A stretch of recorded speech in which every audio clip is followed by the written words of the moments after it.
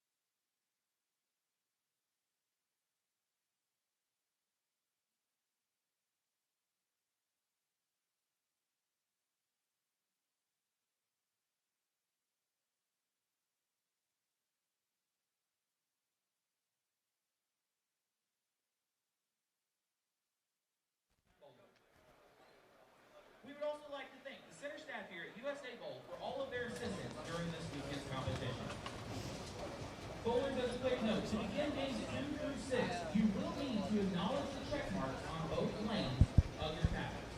Lanes 45 and 46, you will need to contact the front desk to change to the next game. Athletes, your arrows have now appeared, and you may begin your tournament competition. Good luck and good bowling.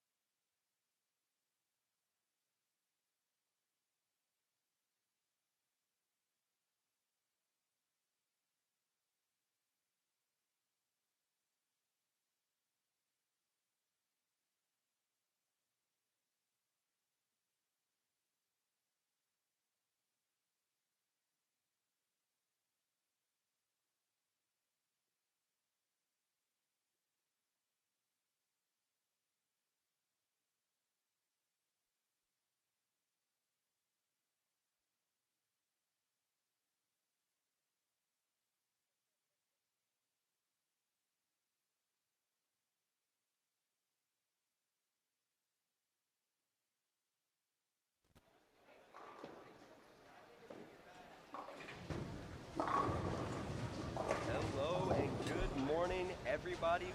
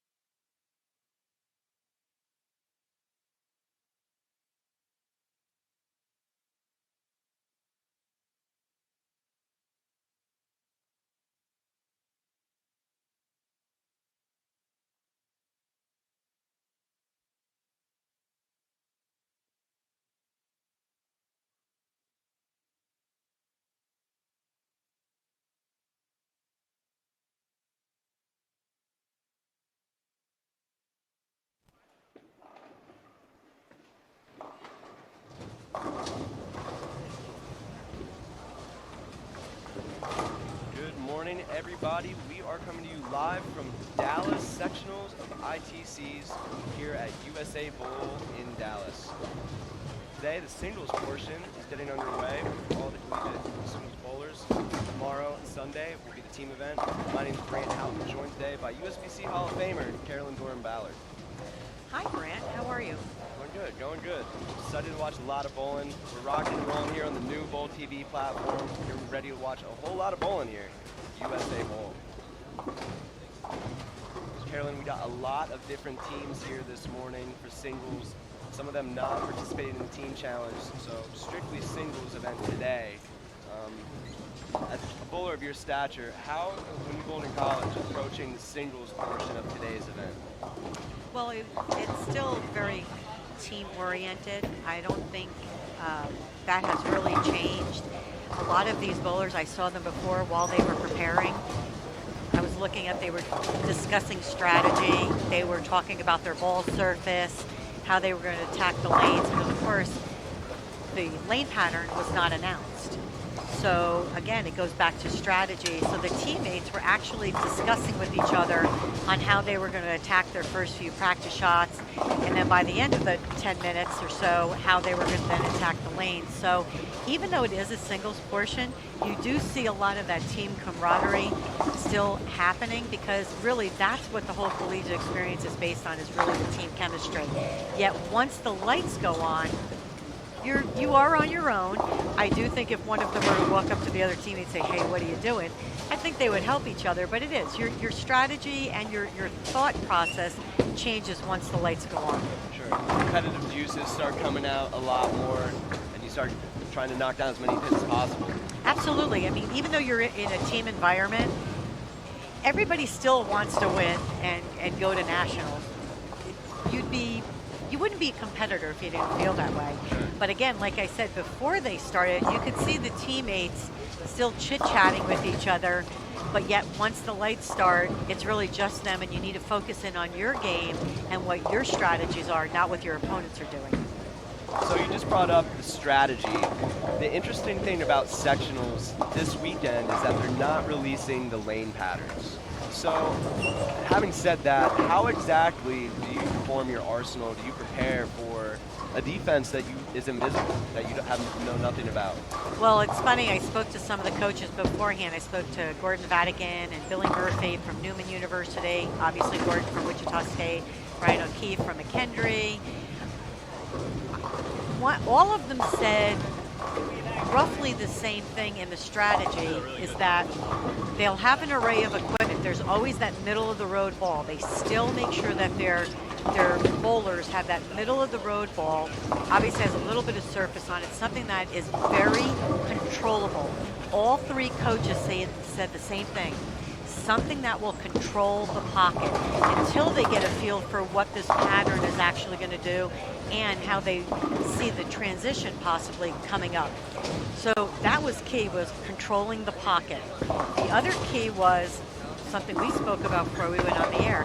All three coaches said, and I told my kids, fill frames until you see what the lanes are doing and what this pattern might be. So control the pocket, make your spares to fill the frames, and hopefully going into the second, third game, once they see a little bit of the transition or maybe where some of the other bowlers are playing, they'll make their decision on where the actual pattern is. Sure.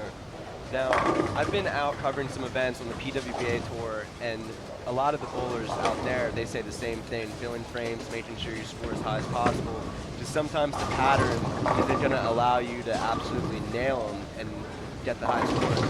So grinding it out with the spares early until you find your comfort zone is really kind of important, especially today.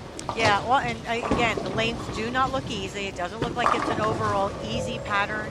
Do I think maybe once the transition sets in, that second, third game, you know, I might see a little more striking going on? Because people, look, out of this many bowlers, I mean, you have, I think there's, how many bowlers are here today? I believe roughly, I mean, looking at the sheet, it was 70-ish or so. Yeah. A lot of bowlers.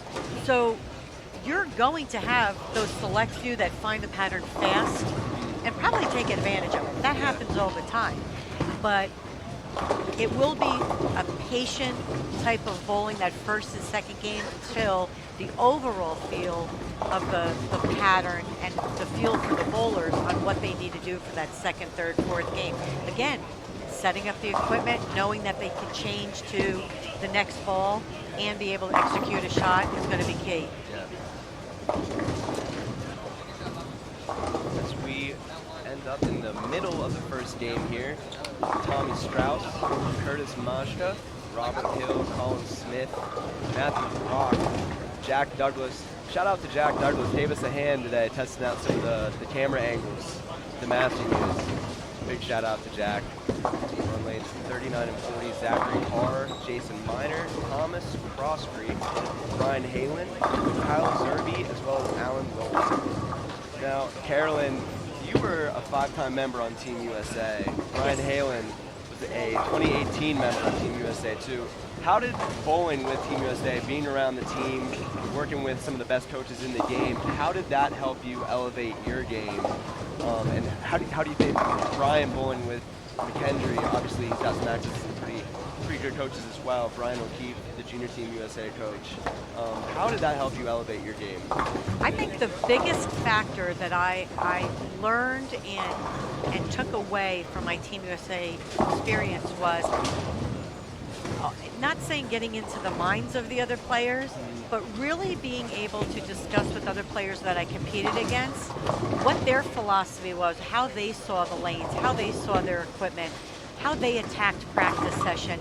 Really just learning other strategies that other players used, especially when they were successful, and maybe trying to incorporate some of that into what I wanted to do with my game.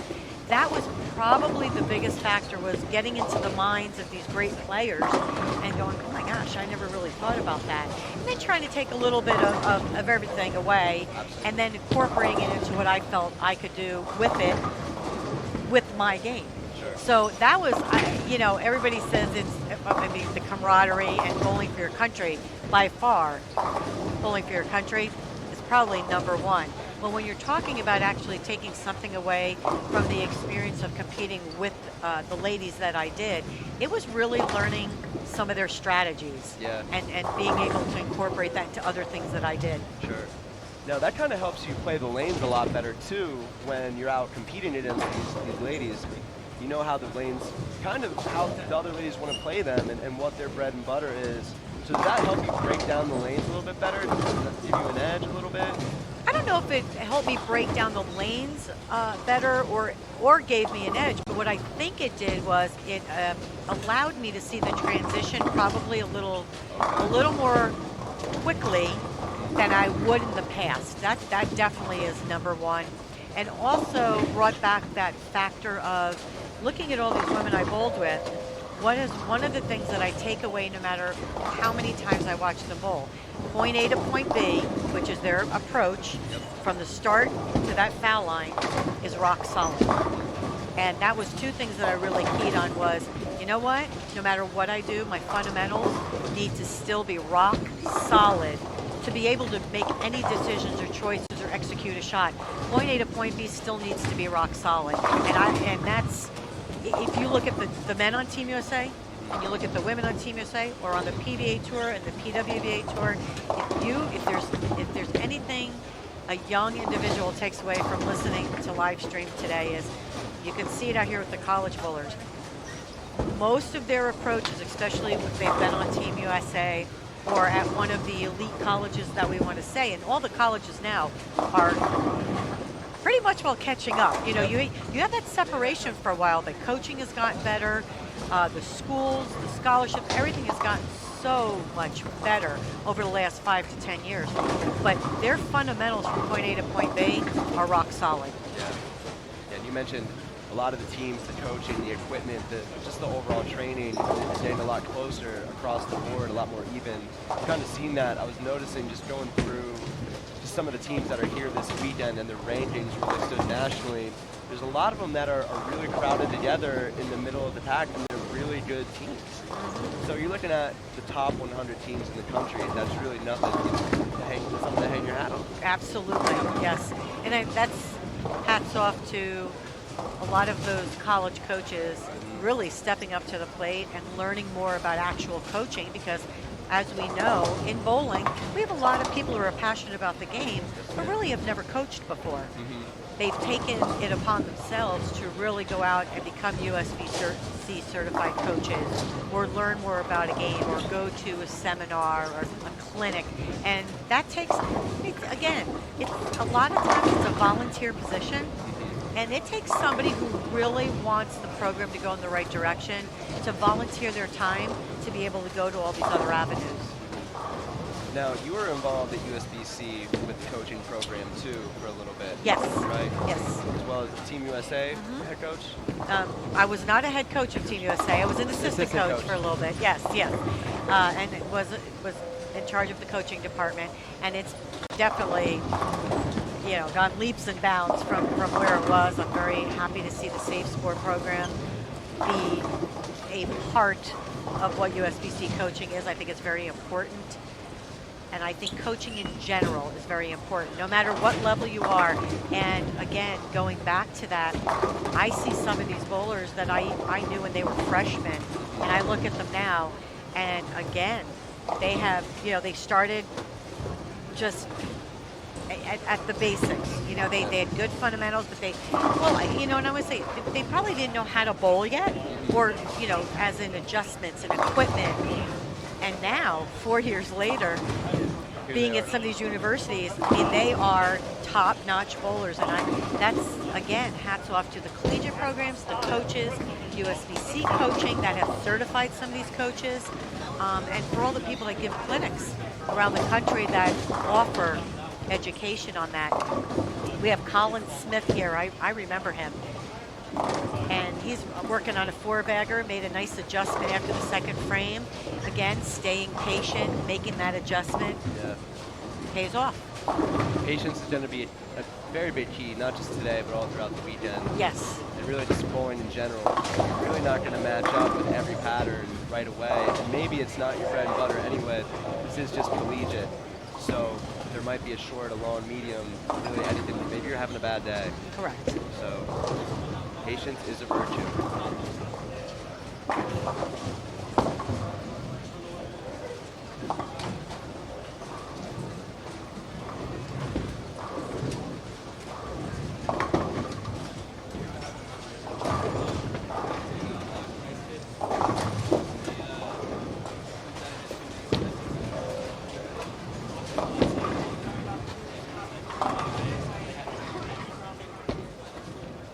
One of the things I think you'll also see, especially out of the men's collegiate bowling, you're going to see a lot more of the two-handed style than you've seen in the last 5 years.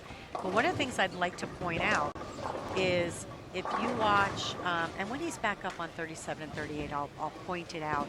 I know we have, I believe, a two-hander here on 41 and 42, 39 and 40, a palm bowler on 39 and 40, and not a typical two-hander on 35 and 36. And what I mean by that is when you see them bowl, we strategize off of two-handed bowling on the fact of a Jason Belmonte, a Chris Vi, where they really get underneath the ball, that left hand gets off the ball, and they let it go, correct?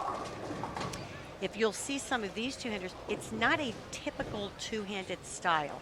And what I mean by that is they're not as underneath it, their hand doesn't get off it as quick, and they get around it. It's almost a version of two-handed bowling. And the reason I bring that up is, I think we talked earlier, Brant, even though you want to try something, it doesn't mean you have to be exactly like someone else. Yes, ma'am. So I'll point him out when he's standing right here with the glove on his left hand. When he gets up, he's more of a palm bowler. And I'm sure maybe he did try two-handed, couldn't really get down the form, opted to go a different way. Again, we can't all be Jason Belmonte or a Chris Vi or a Kyle Troop. Yet, we can incorporate it into our style. And if you practice that enough, and again, repeat, and work on your fundamentals, you can incorporate anything to your game. And I think it's very unique to see that. So I'd like to point them out when I see them get on the approach. So if there are any young kids watching, again, you don't have to be exactly like everyone else. Yeah. You just need to repeat what you do and do it well. And on that topic, it's really funny you bring that up. So I was a one-handed bowler the first 19 years of my life, and I really had a tendency to loft the ball down the lane. And so one day my high school coach told me, hey, why don't you try taking your thumb out of the ball and switch to two-handed bowling. So I was the first person in my center to bowl two-handed and give that a go. So, of course, what would I watch is videos of Belmo. So I tried to mimic him and imitate his style to a T, but he has really big hands. Yeah. And my hands are a lot smaller than his. And so I started to notice that I needed to go to other styles and see what worked for me. Well, like this lane 40. Kyle Zerby Right there. Laura rolls it off his palm. We have 37 here, Robert Hill. So when you watch him next time, he is two-handed, but he's really more upright and almost more as a palm bowler than a two-handed bowler. But again, both of them have really good styles. Yep. Gets off their hand nice. They just incorporated it, differently. differently into their game.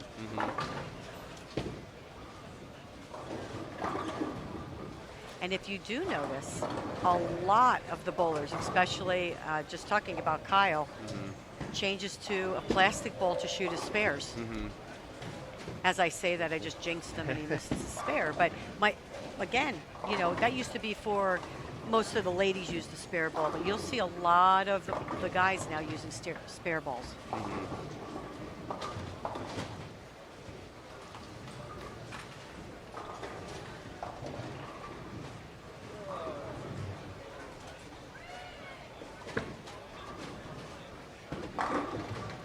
Now, you see some different styles when it comes to spare shooting. Some like to shoot their spares straight with whatever, reactive or plastic. Some like to hook it. What do you prefer? I guess it's different for everybody. I think straighter is greater. Doesn't matter. When it comes to spare shooting, I think straighter is greater. The easiest way to hit something is a straight line, right? Typically, unless you practice it a lot, it's very hard, to get your urethane ball or your reactive ball to go really straight, right? Still have to make sure you get your hand underneath it. I still like, no matter what, especially when you don't know what pattern you're bowling on, or you're definitely bowling on something that's sport compliant or a pro tour condition. I think the easier you can make your spare shooting, the better off you are. And people that try to hook at their spares, if they're bowling on a pattern, I don't know, sometimes it hooks, sometimes it doesn't. When you go to the next pair, you don't know who bowled on that pair, you don't know what bowling balls they used, what surface. It changes where that occurs. So to me, again, I think straighter is greater. However you can get that done, I personally I use a spare ball. And again, I tell this to my kids. I stand in the same spot. I use my same target no matter what I'm bowling on. So to me, that makes it really simple. Sure. Using the KISS method, as they say. Keep it simple, stupid. I'm the same way. You really don't want to, bowling on sport patterns, you don't want to stress yourself out. So the more you can simplify something, the better. Correct. And again, we'll point someone out here. This gentleman here is, I believe it's Tommy. Is it Tommy Strauss? Yes. I saw him bowl earlier, yeah. Yeah, Tommy. Tommy likes to hook at his left side spares. And by the way, I don't want anybody who's listening, they're pointing him out. I'm just using him as an example. I don't want anybody's mom and dad saying, ooh. But he actually is throwing it pretty straight today. But he does like to hook at his left side spares. I noticed that. The last one, he barely got it there. So whether he'll change that during the day, not really sure. But he's a good example of, again, wanting to hook at the left side of spares, but throw straighter to the right side. No need for a spare on that one. Not only that, if you really watch a lot of and I'm going to go back, like I said, the powerhouse teams that were up there for many years, the Wichita, the Nebraska, the McKendree, San Jose, Vanderbilt. If you watch those schools for many years, all of the players shot at their spare straight. Mm-hmm. Very few, very few hooked at it. So that was, again, a strategy that that program used, and I think that definitely benefited the players as they moved on to, you know, their pro careers or good amateur career. One I point out when I say Wichita State, Sean Rash. Sean loves to hook the lane, right? But he sure does throw straight at his spares. Yes, he does. Jason Belmonte throws pretty straight at his spares. The guy's two-handed, has the highest rev rate on tour. So there again is that comparison. Liz Johnson, Danielle McCune throws straight at their spares, right? So again, there's something to the method of the madness of straighter is greater when you're shooting at spares. Absolutely.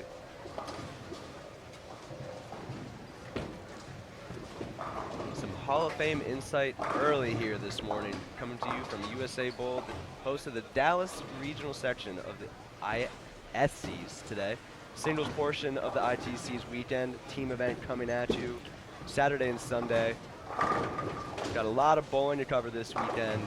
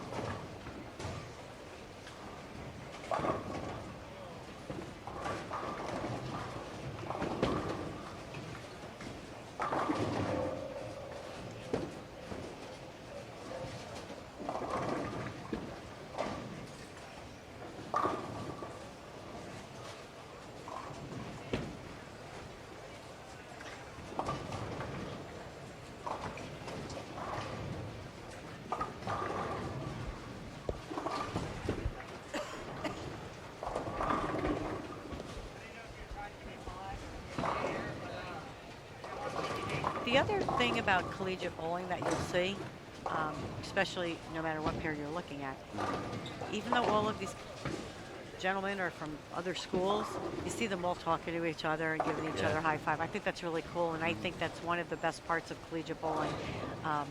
I know I talked to Jen Murphy 2 weeks ago. We were bowling league, and I was talking to Andrea Fleming. So they both bowled for Nebraska. I bowled for West Texas. And we're good friends, you know, all these years later, but we were all talking about how if we could go back to one time in our life, it was collegiate bowling, because it just really, again, we bowled for different colleges, but we became friends. So there's just something to be said about the camaraderie, even though you compete on different teams and you're trying to get to that national championship. There really is a time frame there where, you know, friendships outlast the 4 years of bowling. Absolutely. You know, you're traveling a lot in college, going from tournament to tournament, and you see a lot of the same faces too, forming those bonds, traveling together too, not just with your team and seeing different people at the different events. It's definitely fun. Correct. Different cities, different memories. Then of course you get to a bigger tournament like sectionals and ITCs, and I don't know, for me it kind of seems like the moment's bigger, it's a little bit more special. I would agree with that.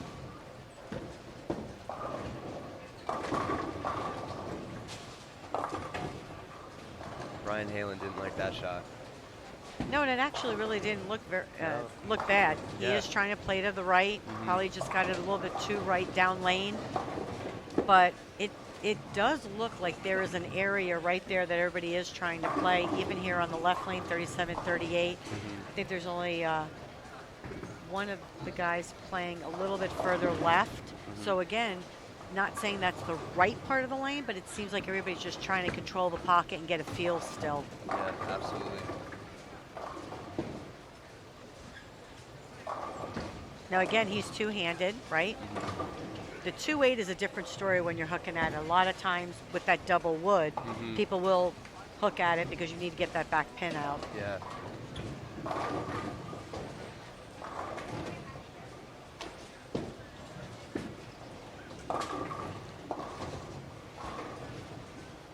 strike here. Brian can max out at 190 on his last ball. Looks like he's going to try out something a little different here. And we actually, with these pairs here, it looks like a pretty good game. We have a 199 by Colin Smith. If you notice, all his spares made except for the first frame. Yeah. Again, a couple of those guys grinding out. Robert Hill, all, you know, we were talking about spare shooting. Not many strikes, only 2 strikes in the game. All spares can, you know, mark for 190, which right now seems to be a pretty good game. Yeah. Just kind of looking around. The scores are a little low, just from the pairs that we can see. Rock Kostrick over here has 2-teen if he marks in the 10th. See where he's playing the lanes when he gets up on 35 and 36.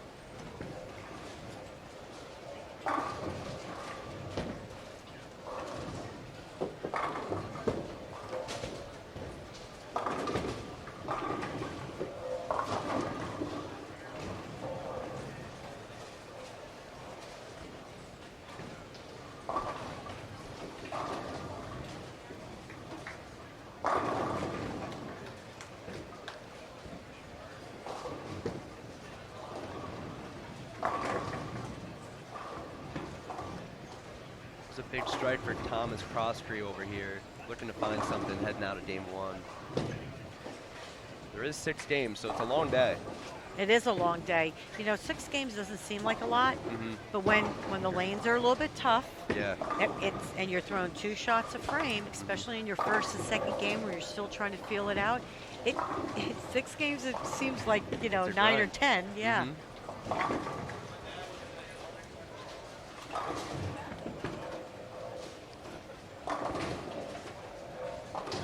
And there you mentioned the camaraderie. Brian's going over to talk to another McKendree teammate about the lanes, check up on him, his name's Thorsten, how he's doing. So it comes into play, you know, they are switching lanes, they're jumping pairs. Get a little bit of info before you head to the next one. Exactly, that's exactly what the coaches are doing. Hey, what did you see? They're going to chart these pairs for the players. Not only that, after this 6 games, depending on how the breakdown was, even though the guys actually have a little bit of a higher rev rate than the majority of women, it's still good feedback if they get to a pair and go, hey, you know, Kyle said 39 hooked more than 40. You know what I mean? So it's good information also for this afternoon squad. Yep.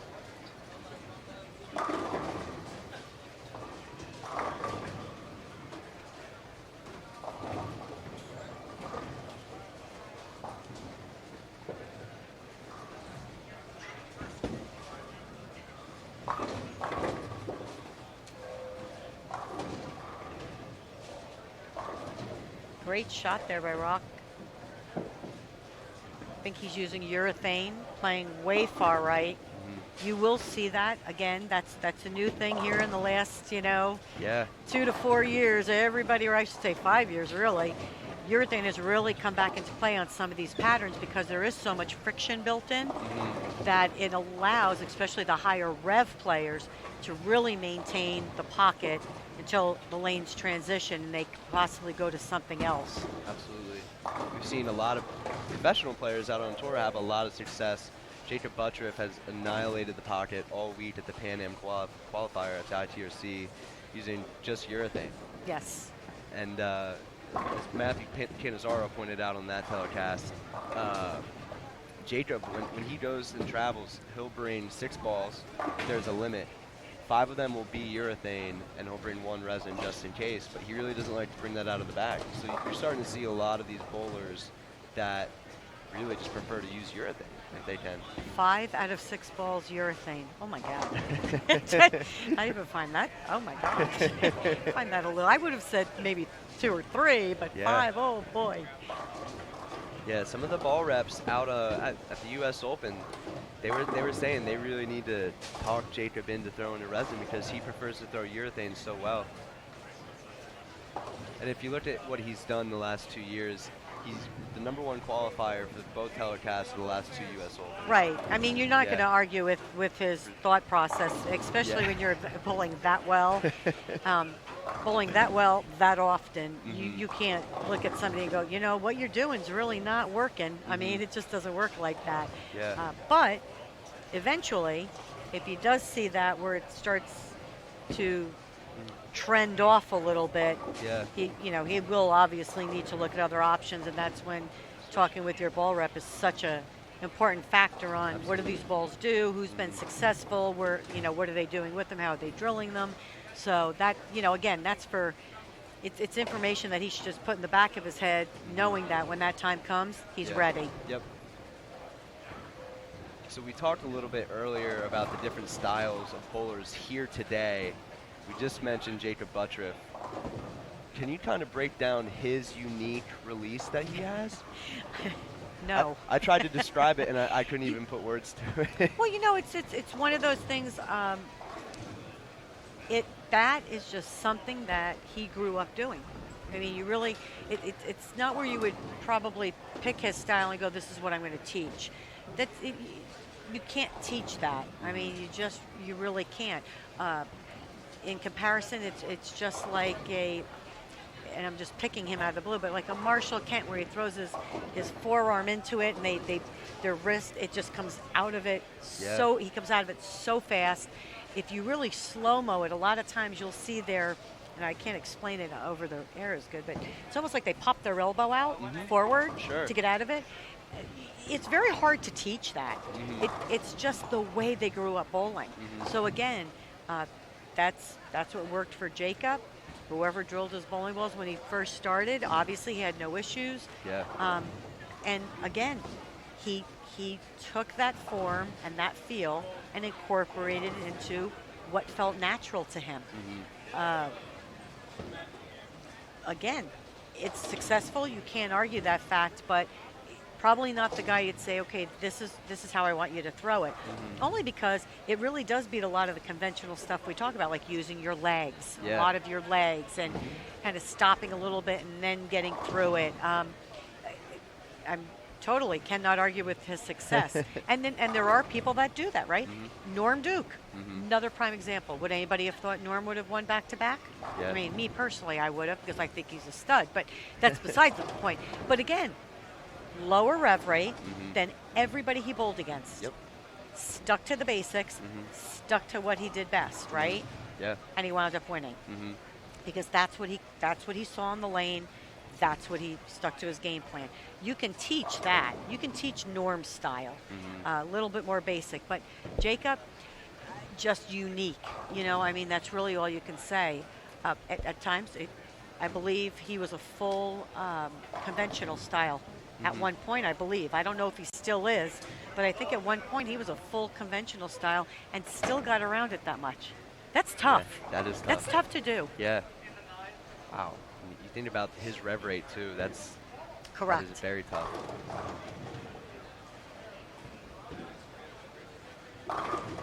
And we talked earlier about styles and spare shoeing.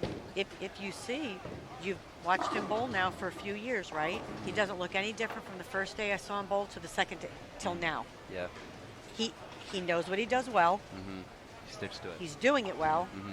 He sticks to it. Not trying to be something he's not. And again, that goes back to when we talked point A to point B, your approach. It's all about you, right? What feels comfortable, what you can do, how can I repeat, and you incorporate that into your game, and that's who you are. Every now and then you throw a trick in there and a hand release, or your feet get slower, or you're faster, or whatever it be, but really the basics of your game very rarely change. Sure. Just trying to fine-tune those basics. Right. I mean, they had a picture when Norm was winning, and then when he won at 18, the style was identical. Yeah. I mean, he didn't look any different going to the line today as he did then. I mean, it just... It's the same. It is the same.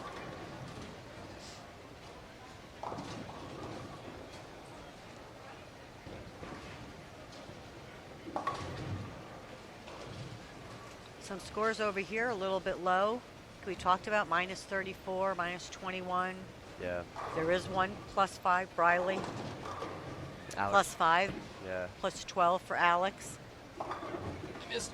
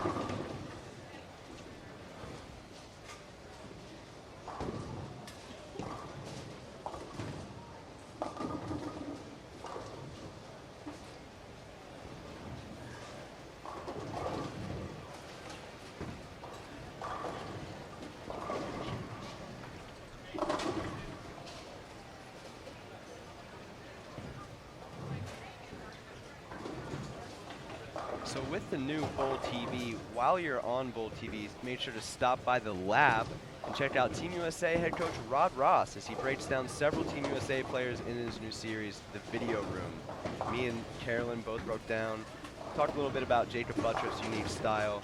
Rod goes into a little bit more depth inside the video room, breaking down Jacob's release, his lane play, and that love of urethane. So make sure to stop on by the lab and check out some of the content that Rod has for you.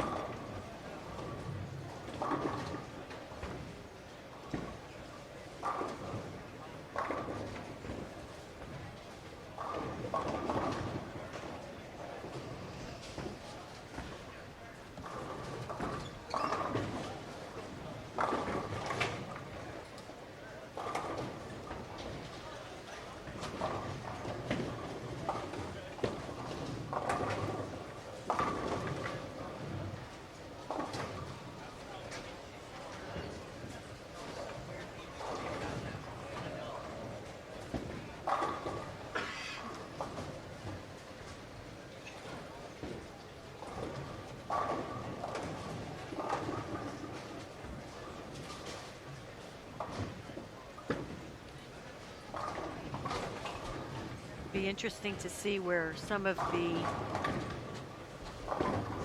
guys play coming to the next pair based on what we saw the first game.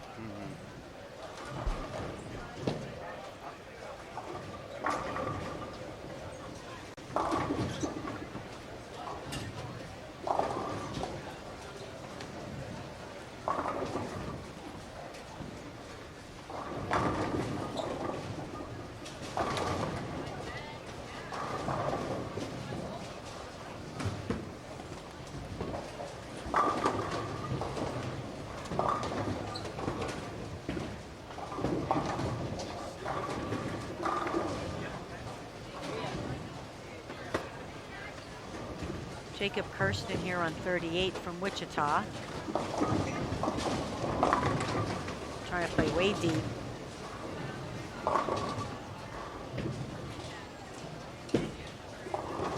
We do have quite a few shockers here this weekend.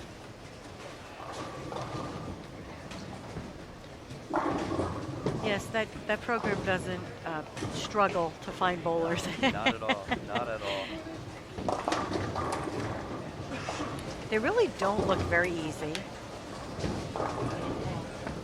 Some of the guys look like they're trying to play like a 13-14 out to 7-8, but yet when they miss left, there's not really a hole build up in the middle. Yet I think the pocket control from maybe that 10-11 out to about 6 was maybe a little better to start, but doesn't seem like there's a defined spot yet.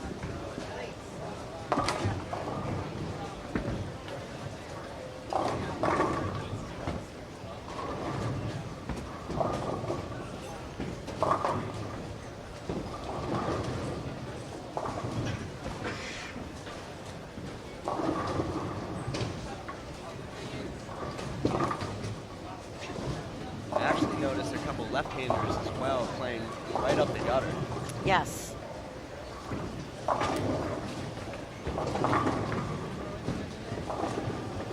As I say that, I look down at Wesley Lowe and doing something similar.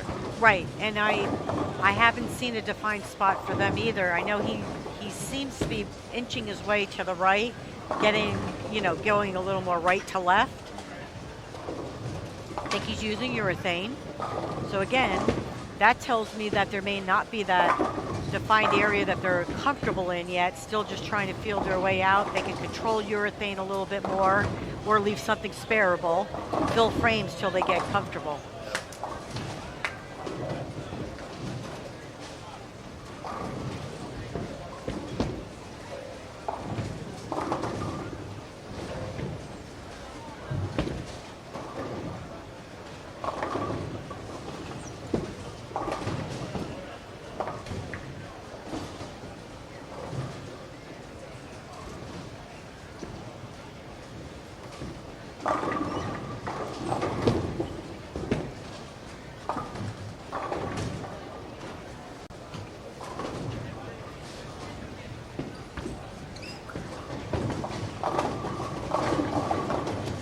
Ross Scroggins shooting at a split on lane 36. I don't know if anybody recognizes that name. That is Mike Scroggins and Melanie Scroggins' son Ross. Mike, a multiple PBA champion. Definitely. He's definitely a familiar name within the bowling community. Yes.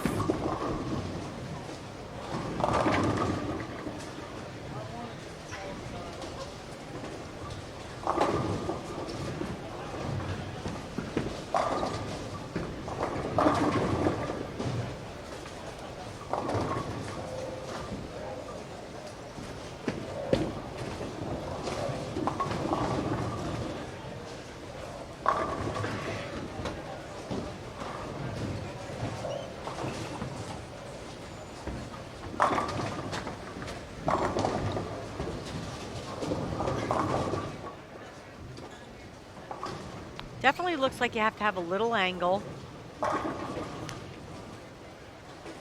Riley Howe over there had a pretty good look. Moved a little left. Again, he's going about 12 to 6. A little bit of angle because there is not much playable hold right now. No. Or it doesn't look it on the pairs that we're looking at.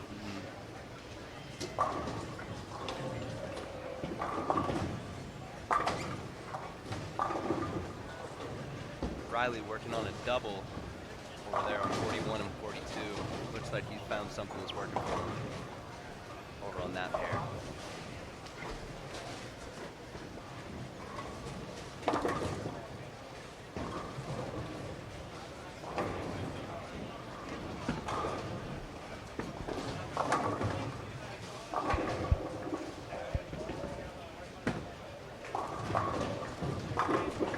Daniel Hall playing way out.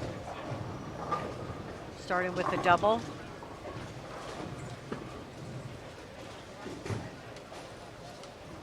Actually playing him how Rock did when he shot 2-teen that first game on 35 and 36. Way right with the urethane ball. So there is friction down lane around that 5, 6, 7 area. Yeah, right up the gutter.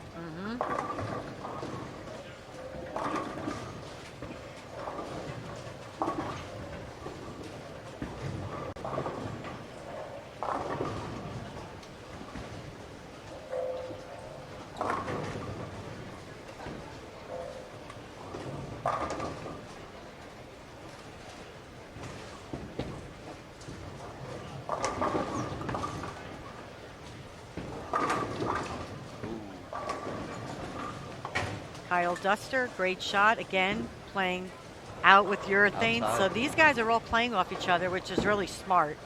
+9, +11.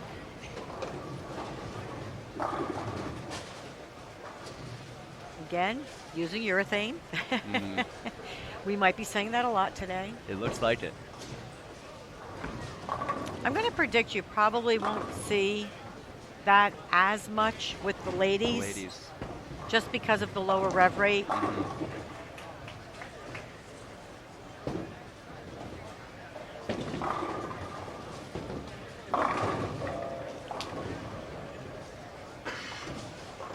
Looks like they have a little bit more margin for error on the outside. Yes. Tyler Thompson on 38. Looked like he had a pretty good shot. Might have missed to the left. Just a little bit. And again, he's a two-hander. So one of the things I would say they have to watch for is just over-rotating just a little bit. But they sure can throw it hard, and they can throw it straight. Yes, so they can. It would be to his advantage to probably just cut back on, on trying to get around it so much. Just stay in that same spot.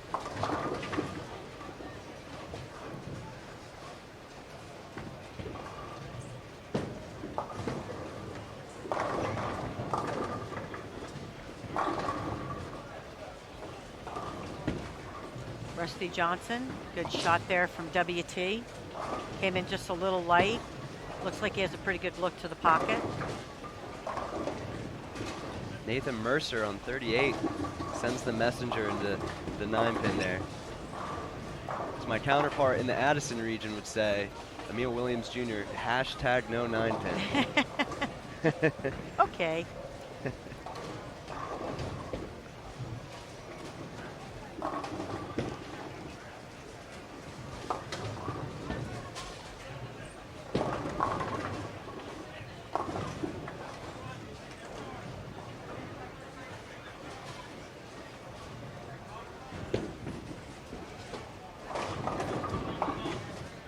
So for those of you viewing back home, this is the new Bowl TV platform with a few different features.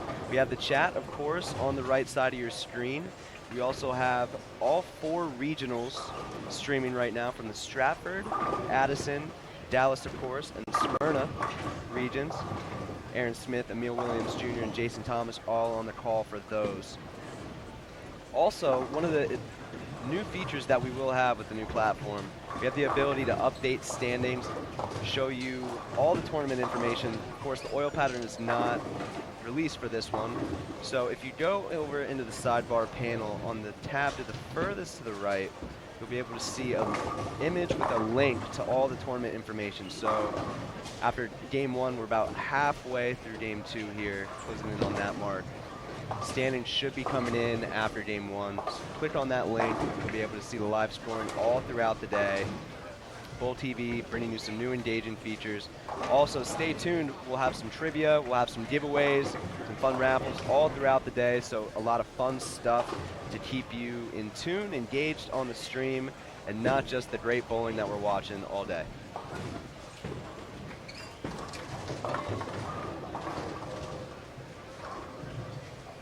Good old Stoney.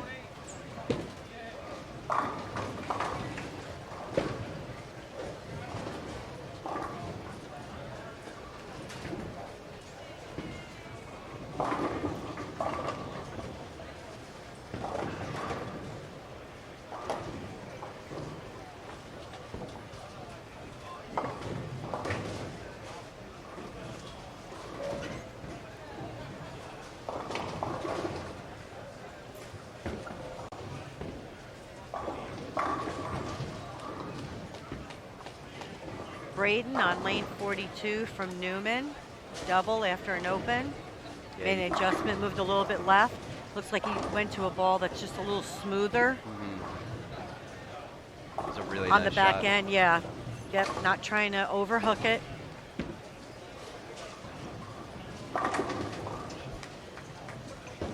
Nice shot from Joseph there. Yep, two-hander again, using a ball that he's actually using a ball that's going to hook a little bit more on the back and Yeah. idle, but he's deep enough where he can get it to right. And of course, going to use his ball speed, being two-handed, Yep. to get it down the lane a little bit easier than everybody else. He's working on the front 3 right now.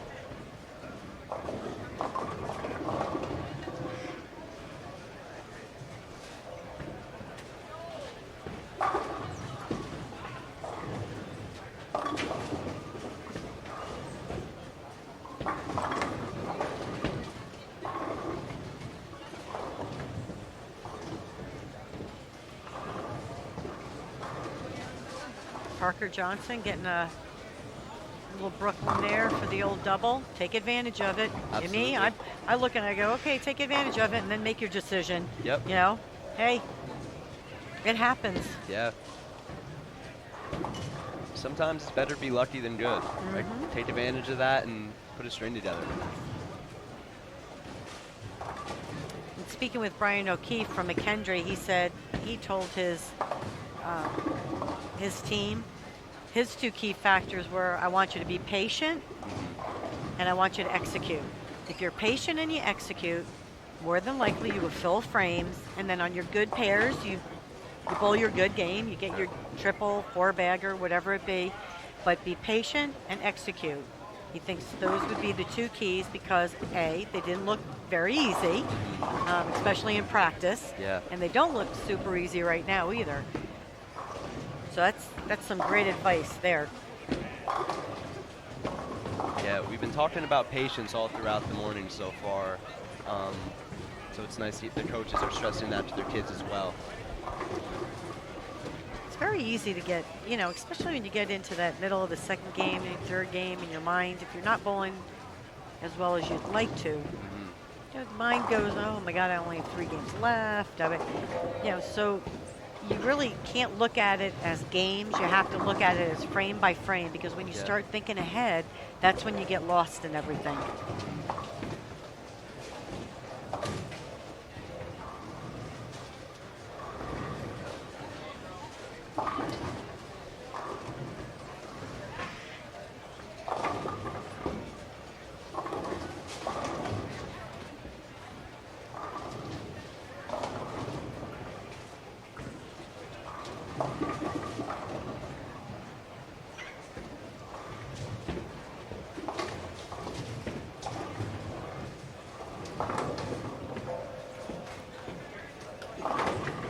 Trevor Disberger with the double. Again, moved in just a little bit. Watched him in the beginning of the game. So I think angle right now is the key for the bowlers who want to go around it just a little bit. I do think there is this, as you can see right here, at Daniel Hall. He's playing way out with that urethane ball straight up. If you can get your hand in the right position, looks like a good area. We saw a few of the guys in the first game play the lanes the same way, grind out the 190. Yeah.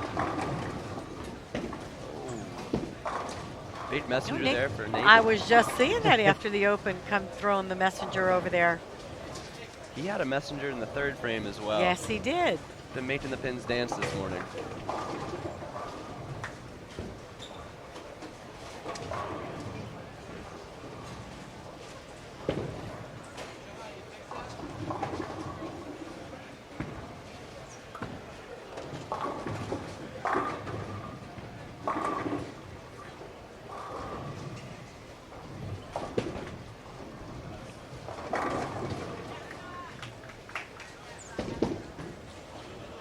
A nice shot from Scott Ketch.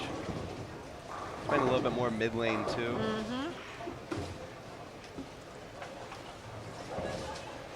Good spare by Alex, struggling a little bit, but made the 3, 6, 9, 10. That's not an easy spare to make. No. Especially on this.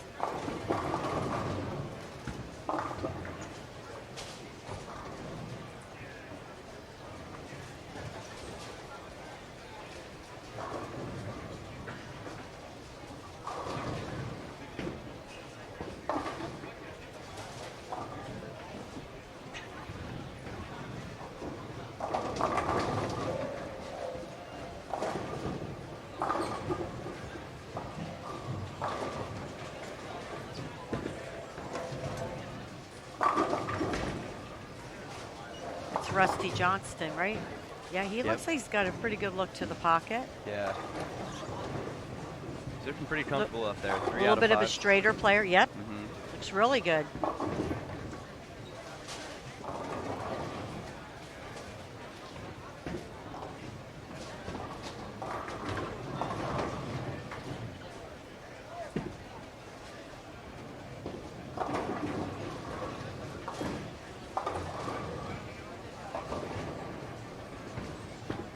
Joseph ending his string at 3 there, but with another good shot. Yeah, just missed on that 7-pin. No, and Joshua making the adjustment. I believe he's throwing urethane now up the left. Went high the first few shots. Great, great adjustment.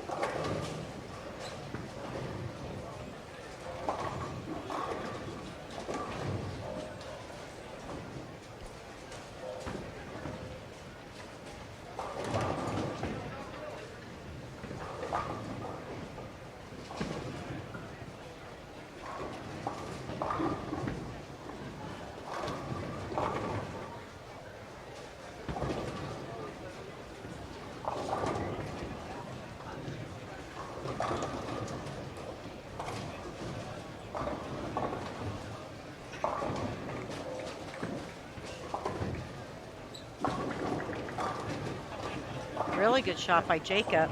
Yep. Oklahoma Christian, that university has come a long way. I remember when that program first started. Really has. Ottawa University, I remember that when that first started, and just the programs have grown. More kids are going out for the team. I guess really is what I want to say, not the actual initiation of the program, but I think over the last 10 to 15 years, you've seen a lot of those, like we talked earlier, even the smaller universities now have so many more kids going to that school to bowl, and that's what I think is fantastic. It opens so many more opportunities. You know, a big university is not for everybody. And again, I'm not putting anything down or any programs, but some kids just a big university is not, they don't want to go to a school where there's 50,000 people. Yeah. They rather be at a school where there's maybe 8 to 12,000, more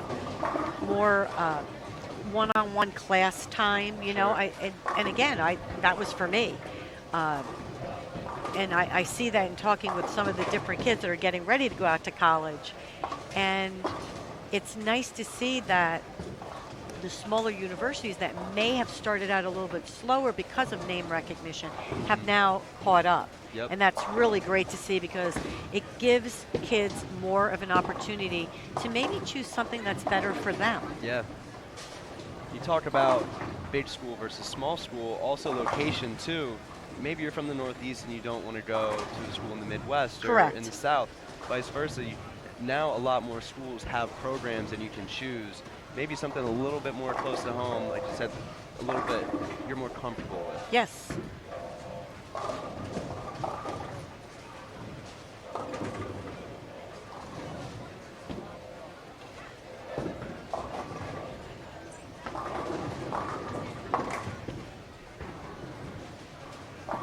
Patrick almost gets the pin to hit off the back and for that messenger.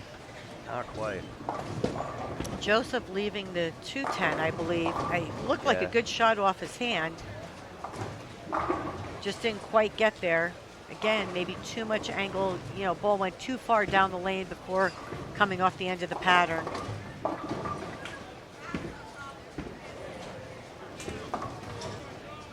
Joseph really has a nice smooth ball speed, nice smooth release.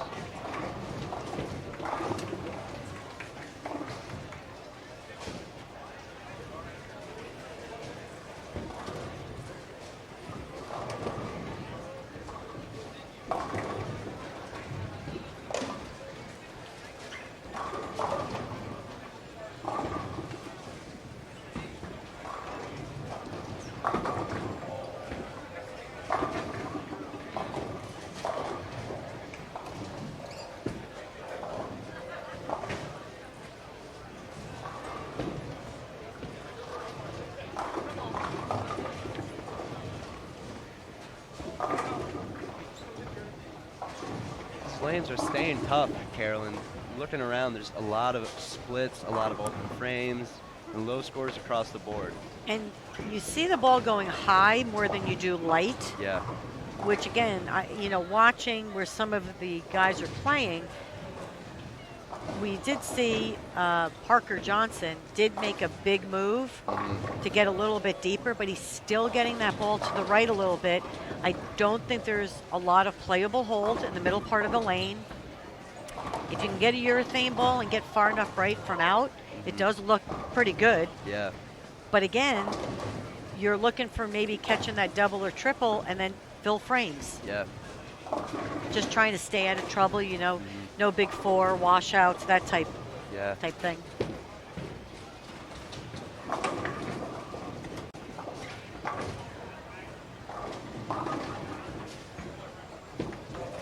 At an event like this, a big four or a split or a missed spare really might be the difference between you moving on to nationals or just missing the cut. Oh, sure, absolutely. And you don't know that. That's a great shot. Yeah. I love that. The people on this pair earlier who were doing that grinded out that 190, like I said, but Daniel seems like he's been able to stay in the pocket. Yeah. Absolutely. And when you're bowling, you don't know necessarily what the scores are going on around you. I mean, you can ask your coach, he'll give you an idea, but every pin counts. So, you're on a double, you leave the Greek church, don't miss them all, or get one, get three. Yeah, absolutely. It makes a big difference.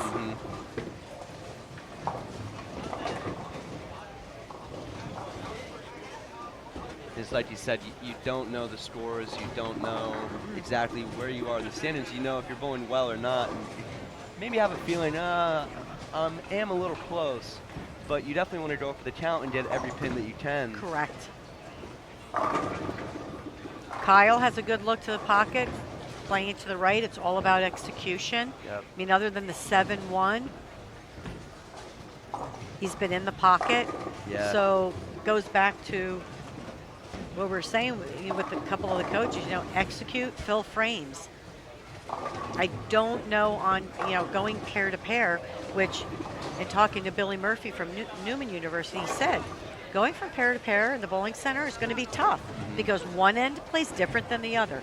The middle part of the house always plays different. So again, you're going to go, you may think that the high end's tight, but the low end hooks more. And I'm just using that as the example, but pair to pair and making good shots when you get to that pair to get a lane read is going to be very important. Yeah.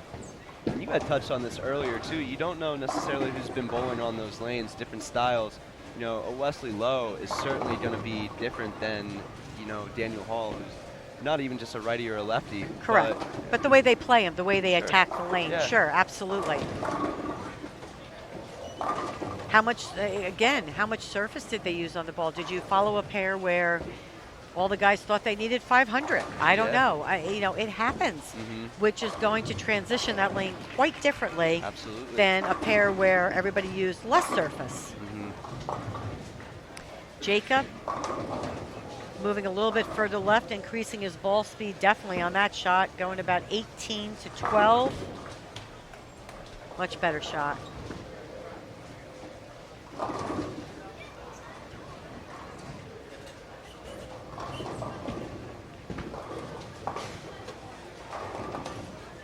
Joseph looking to get back on the wagon here. The 6th frame. Parker working on a double, made the move, using a very aggressive ball. Joseph seems to be running into some trouble now. 6, 7, 10. Like we said, you want to stay out of trouble, away from those splits. And one of the keys might be on this one. One of the keys also on this pattern might be playing more with your ball speed than changing balls and moving left to right. Just increase that ball speed just a little bit, get the ball further down the lane instead of making that big move. Because sometimes when you make those moves to the left or to the right, a little bit touchy, where just staying where you're close, maybe increasing that ball speed or slowing it down is the difference between getting to the pocket and carrying. Sure.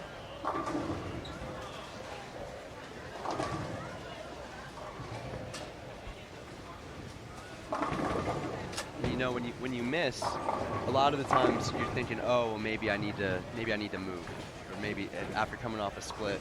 So it's kind of where patience comes into play and trusting yourself, and maybe switching up something where you don't necessarily need to move your mark or you don't need to move your feet. Just a little intricate move here or there, ball speed, what have you. Yes, that's really a great point. The other part of that is you have to be honest with yourself. Did you or did you not make a good shot? Yeah. We're really, Paul Fleming and I do a lot of lessons, and Dylan and I do a lot of clinics. And one of the things we're really trying to teach the kids now feels very hard to teach. So what we're really trying to teach them is to step back from a shot. Did that feel good or did it not? Or did you like it or did you not? And why didn't you like it or why did you? Just to start teaching them a little bit more about their feel and ball motion. So at this level now, you should have a little better feel for your game. Sure. So you have to be honest. Did I or did I not throw that one well? Because you can't move off a bad shot. Yeah. You just can't. You have to execute first, throw a good shot, and then make that move.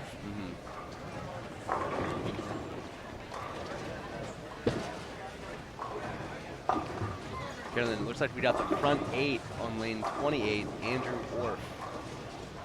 So it looks like somebody's scoring down there.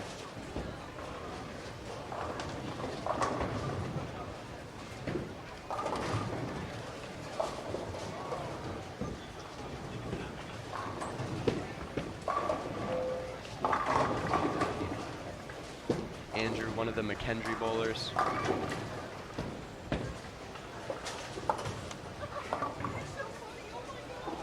I would expect that team to be able to play off of each other and line each other up. A lot of communication on that team. They preach a lot of communication in that program.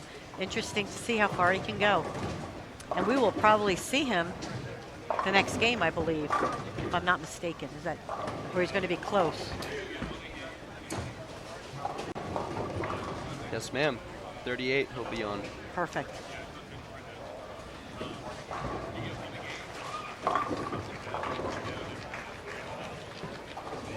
I hear people clapping, so I'm going to go out on a limb and say front 9. Yeah.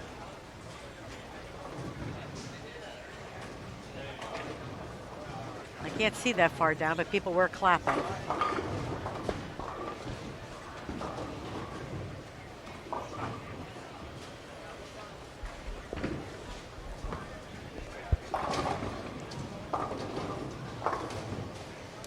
Wesley Lowe was working on a triple, left the 5-count washout. He'll shoot about a 180 game.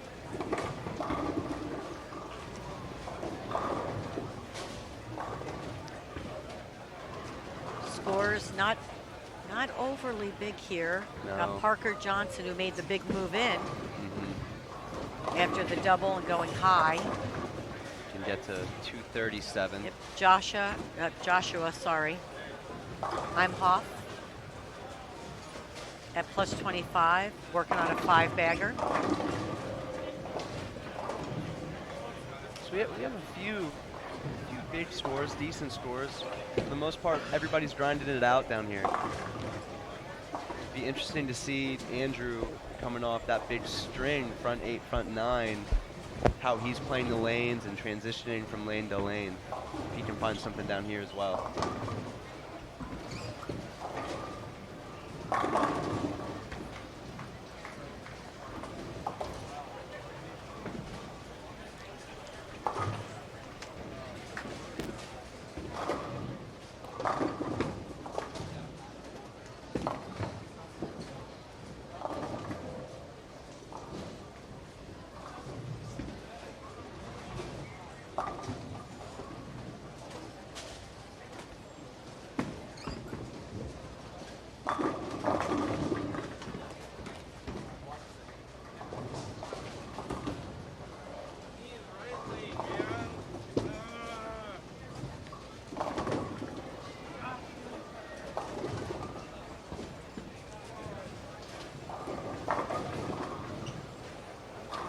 Joshua keeping a string alive, 6 in a row.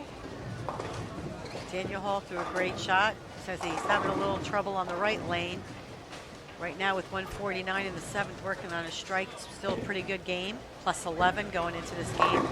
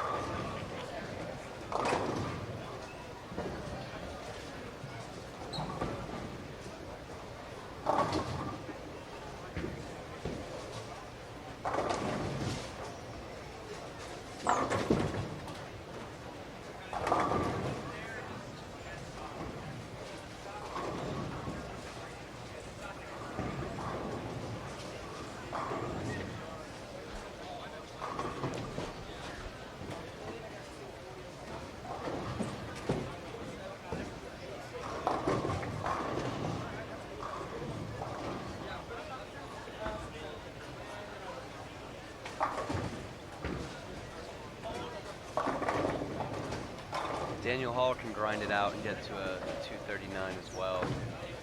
There's a couple bowlers that have put themselves in good position to score well here in game 2. Like you said, Carolyn, we've been preaching this all morning, just grinding it out. Daniel doesn't necessarily have a big string, but he's stayed clean so far through 8. Absolutely, and that's what I'm saying. The lanes, you know, again, going through a transition, but it doesn't seem as if there's that one defined area to play. I'm going to assume there was another strike there. I hear clapping. Starting to see some people crowd around too.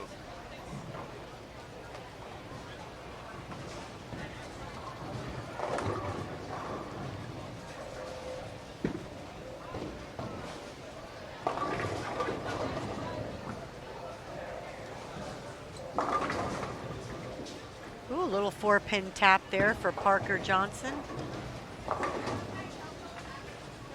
Puts him in the 220s. With one more, he'll be in the 230s.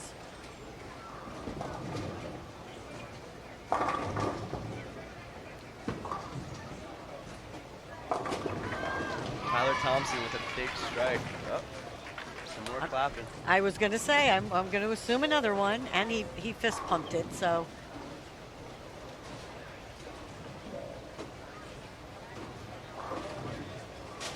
I would think that should be 11, 10 or 11? I think that was 11. 11, okay.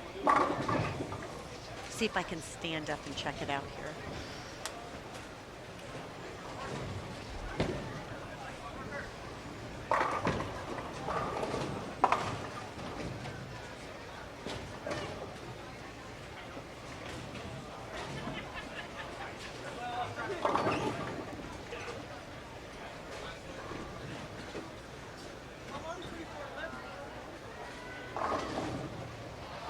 Oh, I think he went Brooklyn and left the 6 pin. It looks like well, he was smiling too when he let that one go. Still an awesome game. I think that's two. I can't see it. We'll check on it, but I think it's $2.99. I think it's a 6 pin he left. Yeah, somebody just said it behind me. $2.99. Congratulations to Yes. Andrew Orff. We'll see him game 3 here on lane 38. And Joshua still stringing them. Yes, he is. 7 in a row. He'll have been on 7 in a row going into the 10th frame. Went a nice game for Joshua. A chance to score pretty big here. Highest game we've seen so far here on the TV pair. Parker Johnson, after making that move, 236. He has he made the move left. He's getting it definitely further right down the lane, but again, not throwing it super hard. Yeah. With an aggressive ball. So, yet we have Daniel Hall working on a strike, who's been using urethane and cream in the pocket too. So, I mean, they're, again, two totally different ways of attacking the pattern.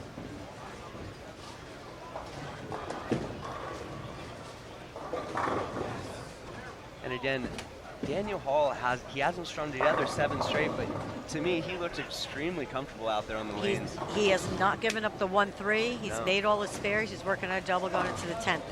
That's a great game. Great game.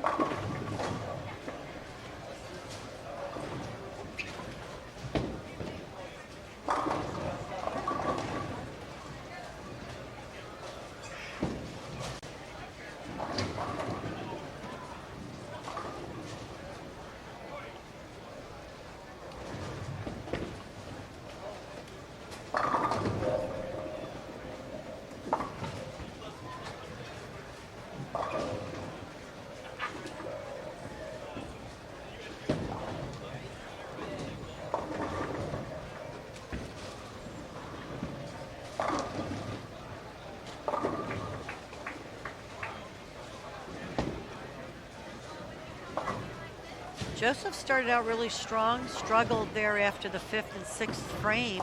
Just seems like his angle, he's not getting as far right as he was when he first started. And again, he missed a little left in that 5th frame, went a little high, or I'm sorry, he went light, left at 210. The next shot he went high. So which you see a lot of, you go light and then you just try to give it that little extra. Sure. That's where it comes back into play. Great shot on 37 by Scott, converting the 210. Looked like he threw the 78. backup ball there on Yeah.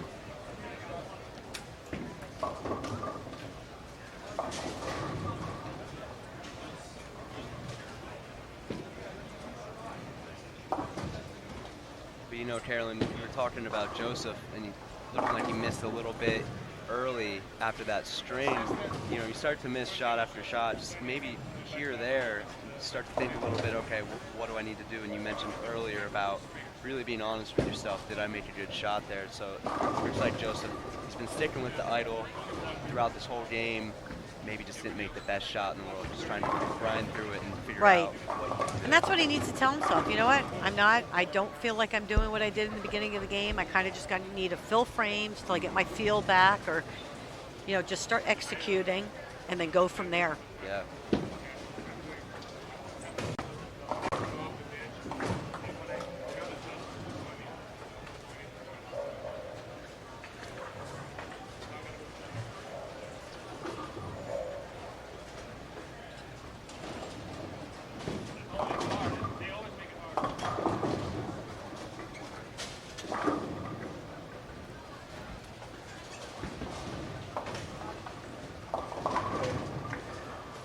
Joshua Imhoff looking to finish off a big game 2 here, the 10th.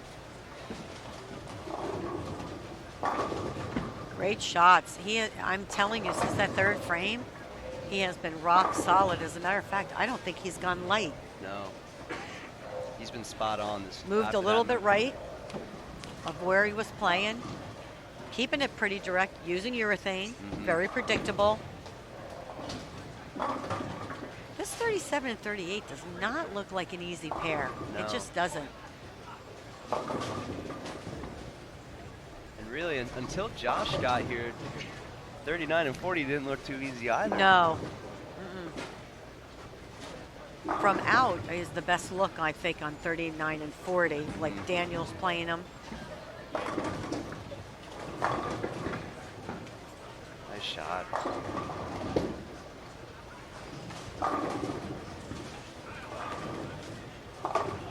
Daniel Hall now looking to put a nice finish on his game 2.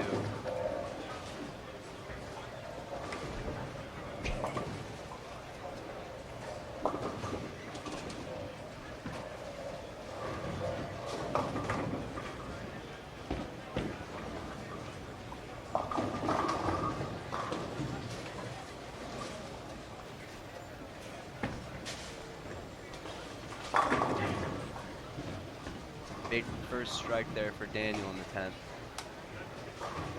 He's fired up. He's bowled a great game. Yes, he has. I think that's the first light hit Joshua's had. Yeah. Great game. Great adjustment. 265. That'll take him to plus 90 He's having after 2. a good day so far for Josh.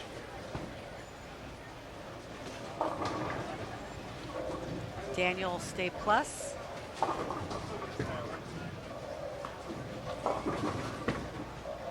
Parker Johnson will be plus 38 after 2.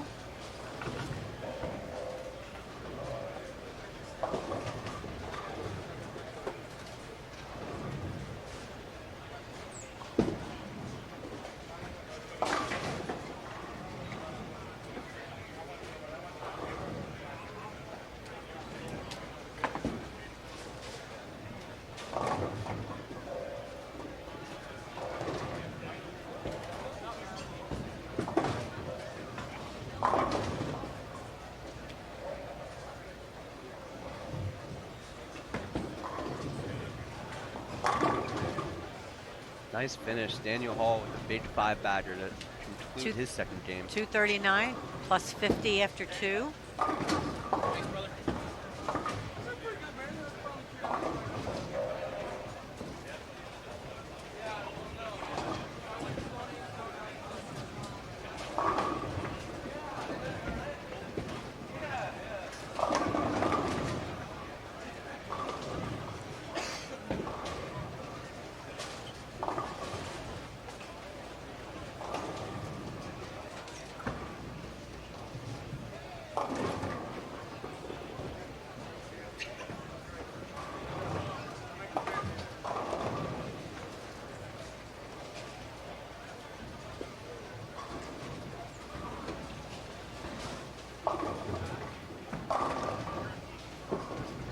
Wesley Lowe now starting game 3 on lane 43. 44, excuse me. Just had a big split. He didn't like that 43 ball. Yeah, 43 and 44. And interesting, I didn't look behind me. I was wondering if he came over to watch where Joshua was playing at all. Not as if I don't think Wesley can figure it out, but if you do come off a game where you're struggling a little bit, it is nice to, even though he's not going to be on 39 and 40, this is the, the higher end of the building. Maybe get a little bit of feedback as to how the lanes are playing. Definitely. I always watch. I always try to make my way down around the 8th or 9th frame just to see what's going on. Even, the 5th or 6th frame, just to, not saying that it's not going to change by the time I get there with another 5 frames to go, Sure. but at least gives you a vicinity, an idea of possibly where some of, the ladies would be playing. Or I just look at, I've always kept it really simple. I just want to know where their ball's hooking off of. Yeah. After that, I can kind of figure out where I need to be. Yeah. So if I see they got their ball to 8 and that ball hooked, I know I need to somehow get my break point around 8, whether it be a little bit straighter or a little bit more left to right.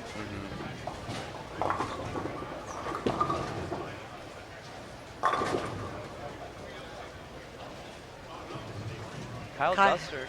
He did. He changed balls on that shot too. Yeah. A little bit better reaction.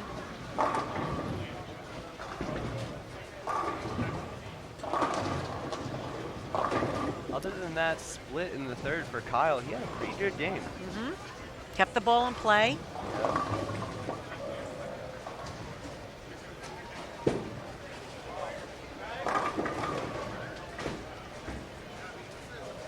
I do know Wesley Lowe has he tends to have a lot more ball speed. Sure.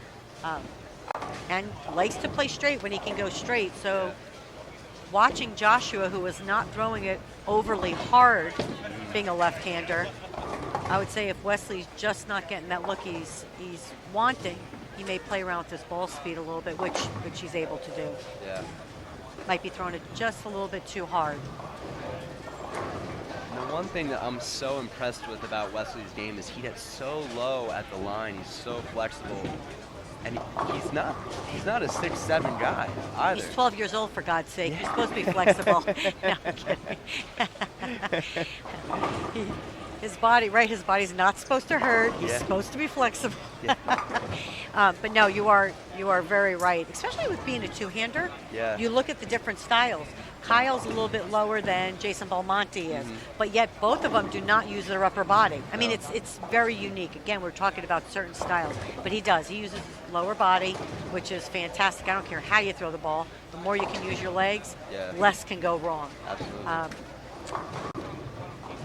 With that being said, he does have a lot of ball speed. He tends to shoot through that break point just a little bit. So I was saying, if he's not getting the look he's wanting to see, the first thing I would think is just slow that ball speed down a little bit, get it to read a little bit earlier, and control that pocket.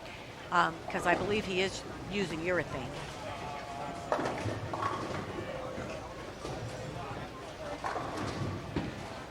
Andrew Orff just got his third game started with a 6'10" conversion. Sitting at plus 119 right now after 2. And it'll be interesting to watch him bowl this game. Great tip for anybody that's watching. You're coming off a big game. You had the front 11. You just shot 299. I mean, your heart is still racing. That adrenaline is still pretty strong because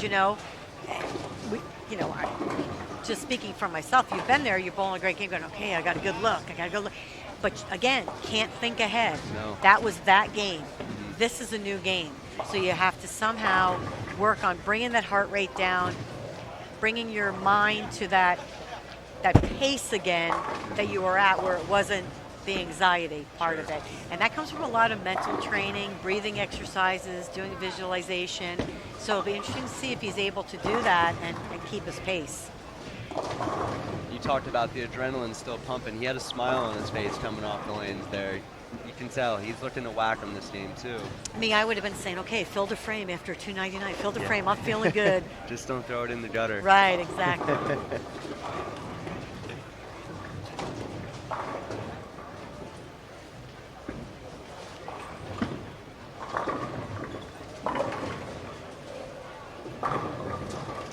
Brandon here on lane 38, playing the lane similar to how the bowlers from WT and Wichita were playing him, playing further left, ball that's controllable on the back.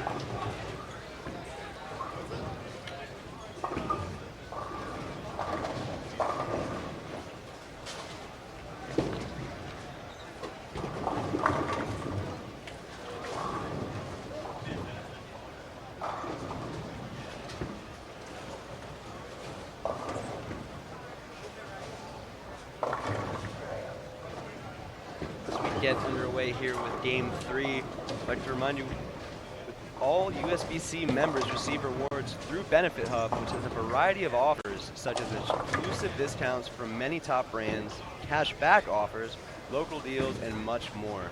So stop on over to bowl.benefithub.com where members score more. It's a little bit of bang for your buck for your USBC membership there. All you got to do, once again, that image, the bottom left hand of your screen is linked, so click on that and check out what you get, some of your member awards as a USBC member.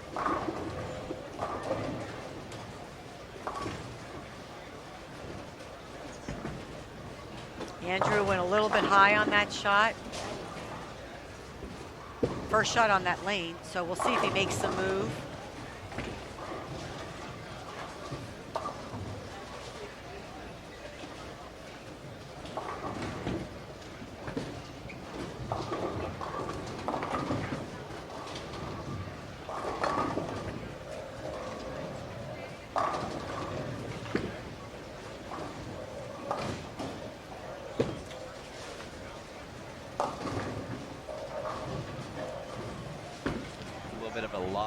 Chase. Yep. Left lane. Two-handed style. Yep. Might be close there, you know, throwing it straight. Yeah. As they did on that, where Daniel did. Just move his feet a little bit further right or make that parallel right with feet and eyes. Just keep it in front of him. Yeah, it doesn't seem that far off.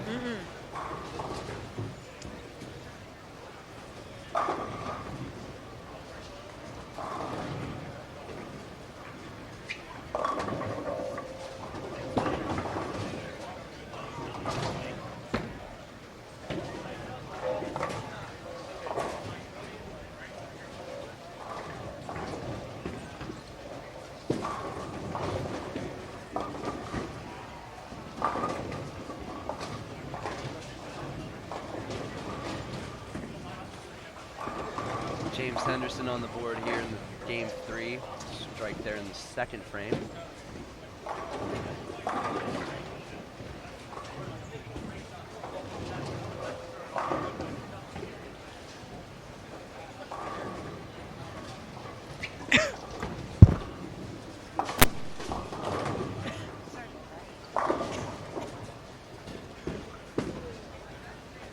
I apologize. My cough came up quicker than anticipated. I apologize to everyone listening. Anything in the chat room? Any questions? I saw mostly just some questions on the new platform itself, but that brings up a good topic. If anybody watching has some questions for Carolyn, feel free to shoot them into the chat. We'd be happy to answer them.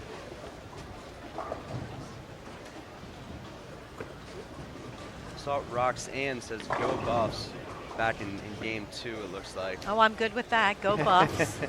I'm with you, Roxanne. So a little fun fact, Carolyn, you of course bowled at formerly West Texas State, now West Texas A&M. Correct. And fun fact of the day, they had a pretty special accomplishment, didn't they? Yes, we won back-to-back national championships at the ITCs. Yes, correct. And as it stands today, that team is still the last team to go back-to-back. That's, yes. That is, so I heard and I read on bowl.com. Yeah, it's pretty awesome. I didn't, honestly, with the talent there is today, I really would have thought that, you know, and maybe this year it might be beat, but I really didn't think that would stand the test of time. I really didn't. I'm proud of that. We worked really hard for that, and I think we finished third the following year. But again, we talked about this earlier.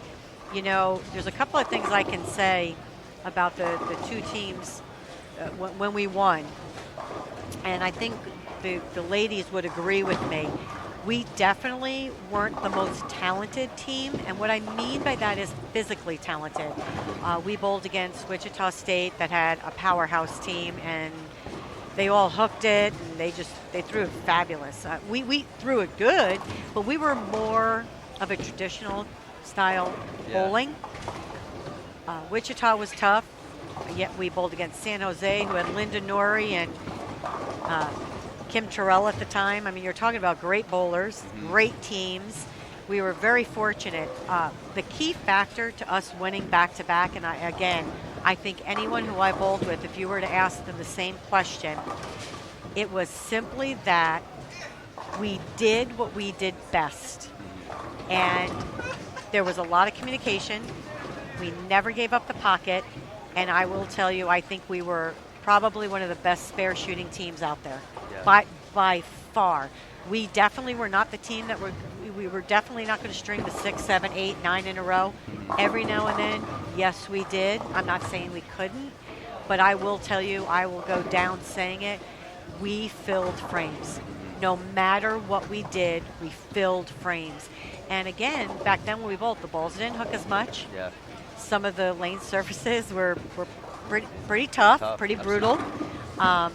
So I take pride in the fact of we weren't anything fancy, but we stuck to what we intended to do, and that was hit the 1-3, make our spares, and then on the good pairs, when we executed, you caught your 3, 4, 5 in a row. Yeah. And I think today, as we talked about, Yeah. every coach said the same thing. They don't look easy.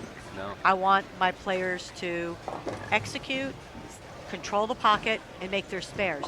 So whether it was 1988 or 2019, coaches are still saying the same thing to their students. Yeah. Just the balls are different, the way they attack the lanes are different, but the actual fundamentals of how they feel their team can be successful remains the same. Sure.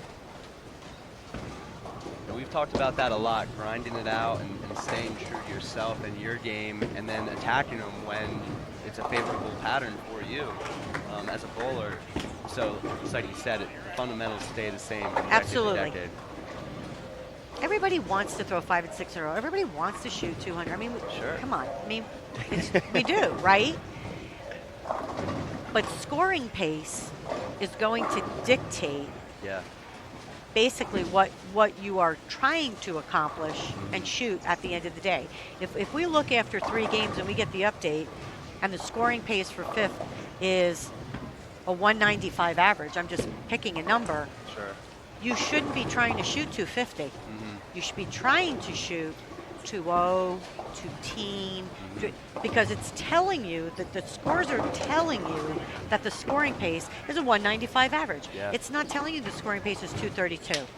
So your mindset should be totally different. And to shoot 195 or 190, you're filling frames. Yeah. You're not throwing 4, 5, and 6 in a row. No. So we try to really instill that. We do in adults too, but mostly the kids that we work with is scoring pace is going to tell you how your mindset should be. Sure. And again, if you stick to that, you'll find that the block will go by a little more easily because you're not leaving the Greek church a lot. You're not big 4 washout. And again, spare shooting becomes critical. Sure. We saw that a little bit in game 2 with some of the bowlers on our featured lanes, where they miss a couple shots and they have a couple splits in a row, and all of a sudden they're scratching their head to try and get back on board and get a string together, but that might not be the case. Correct. It really goes back to, I mean, Gordon Vatican, his exact words to me, or I shouldn't say exact, but they were, or close to it. I mean, Gordon said to me, they don't look easy. I want my kids to control the pocket. I want them to make their spares.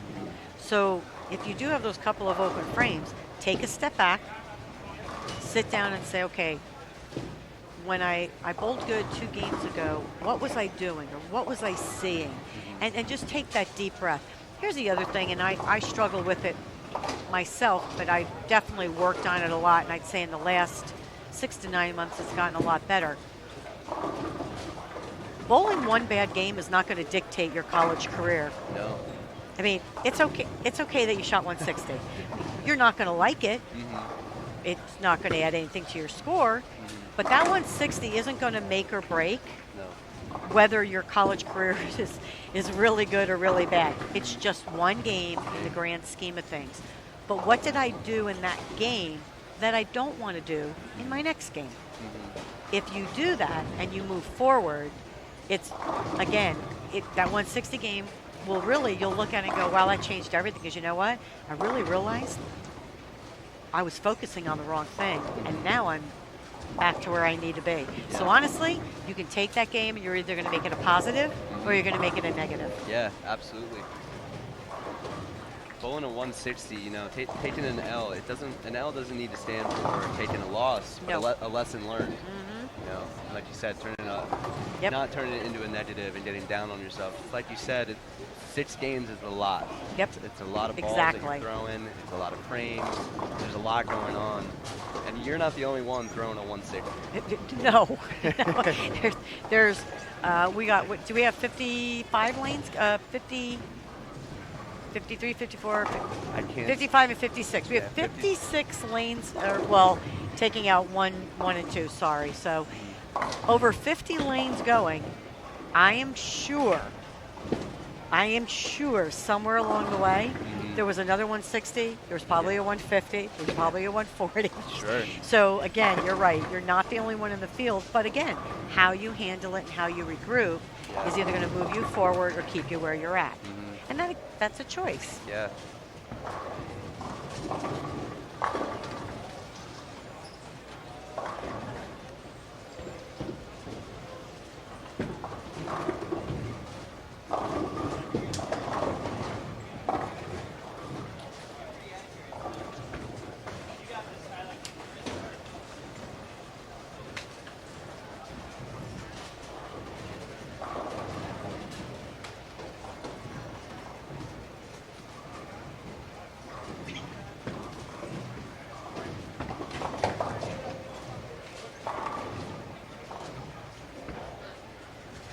Carolyn, we had mentioned this to start off the broadcast. 5 men and 4 women will advance out of this region to the next round. The total amount of bowlers, just based off 3 per lane, is 168 we're looking at. Okay.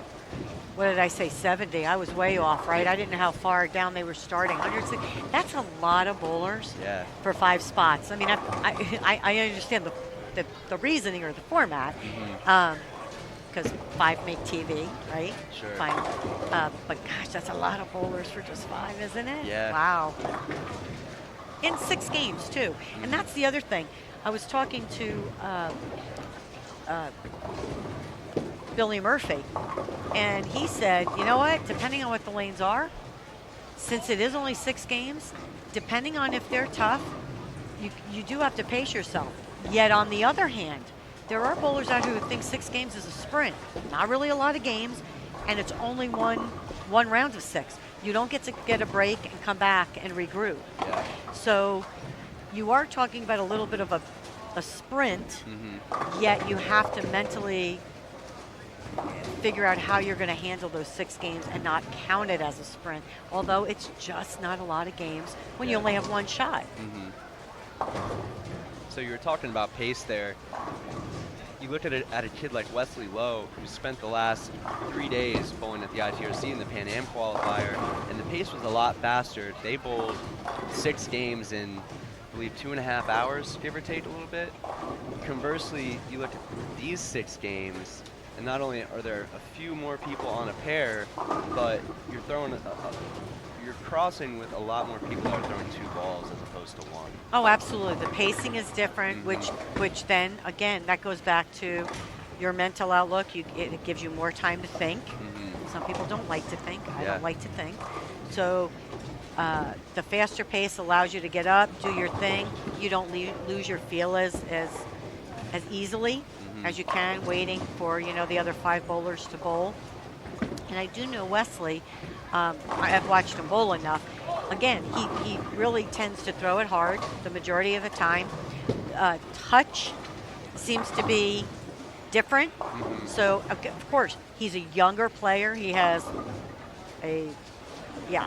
many years to advance, and he's still one of the hottest young stars there are on the lanes. But again, he's still developing that touch, that sense to, okay, I just left Pan Am trials. We're bowling fast. I could throw it slow. I had no problem adjusting, and now I'm waiting and waiting and waiting. And actually, he's on a pair with 7. Okay. So that changes everything. You're again, anxiety. I'm anticipating my shot. I want to bowl good. I'm only minus 13. I want to pick up pins. Maybe that's why he is struggling with throwing it hard today a little bit, where I think he could be a little bit softer, give that ball a little more time for recovery, especially if you're using urethane. There's a lot that plays into it. Not only that, and I'm going to say this, I'm going to go out on a limb on this one. You have some stars in the field. I mean, you do. They're Team USA members, or they've bowled against the pros in the U.S. Open because they got a bid to bowl, or whatever it be. That's a lot of pressure. Sure. And I'm not sure I tend to agree with all of that, to be honest. I have views on everything, of course, but I tend to think, you know, you're still a kid. I don't care how great of a bowler you are, you're still a kid. Your mind is still a kid. Your body is still a kid. It is. And I think when you have that pressure of, my face was on Bowler's Journal, or, you know, everybody says I'm one of the best because I'm on Team USA, or I bowl great in a regional. That's a lot of pressure for somebody who's, and I'm just picking an age because that's when they start, 17, 18 years old, to handle. Sure. Especially when you've been doing it since you were probably 12 or 13. So I think that also comes into play with some of these bowlers, and I think it's tough at times when they're not bowling up to their satisfaction or what they feel their level is at this point. And it's hard. I think they battle a couple of other things besides just wanting to bowl good for their school and them. Sure. Yeah, absolutely. I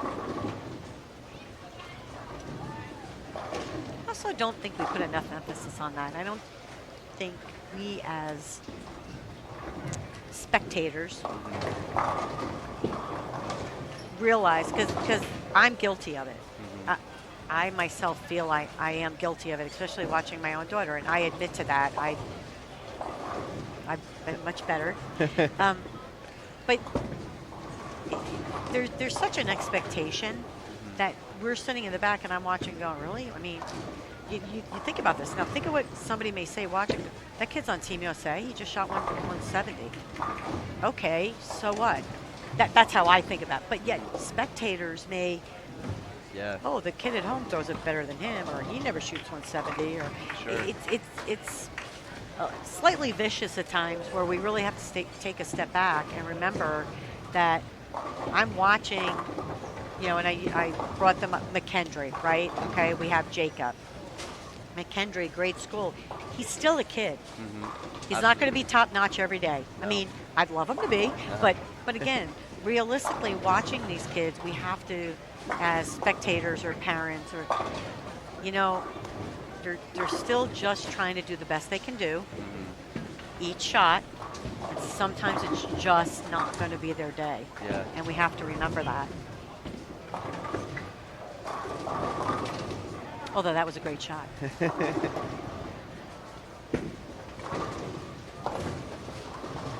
And you know, bowling's one of those sports that it might not even just be, it might not be your day, but it might not be your frame, or it might not be your pair, or your game. We've said this a lot throughout the broadcast, but 6 games, there's a lot of opportunities for stuff to go right, and then conversely, there's a lot of opportunities for things to go the other way and go bad. It's just about picking yourself up off the ground and keep going. I think that all adds up also to letting people who are listening today or in future Bowl TV events, the mental game is just as important as the physical game. We put, I know I did in the beginning, I don't anymore at all, but we put so much focus on, God, I gotta throw it good off my hand, or gotta get my thumb out of it fast, gotta make sure I catch it, gotta make sure. Yes, but that all goes back to that point A to point B.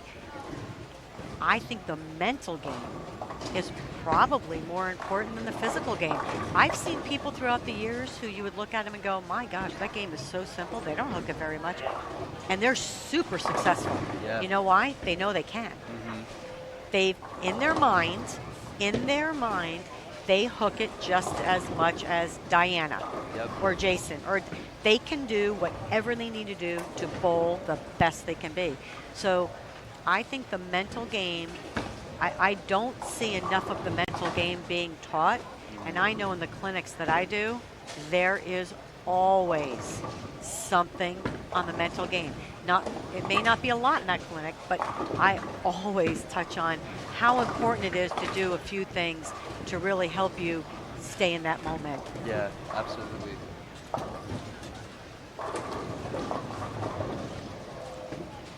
37 and 38. Looks like it's still a little bit of a tough pair. Same thing with 39 and 40. It's hit or miss. Yeah. Justin on 35 and 36, though, made a nice adjustment. It's on a 4-bagger. It's going to be interesting to see how in the games now, in the final frames of this third game, and then 4, 5, 6, how the transition is going to start to play in, and the adjustments that the bowlers are going to start to make even more. You know, not just adjusting for the first time, but the second, the third, and the fourth. Absolutely. The lanes are always changing. I mean, they're always changing. With every ball that goes down a lane, something is going to be different. And at times, it comes down to who makes those decisions the quickest.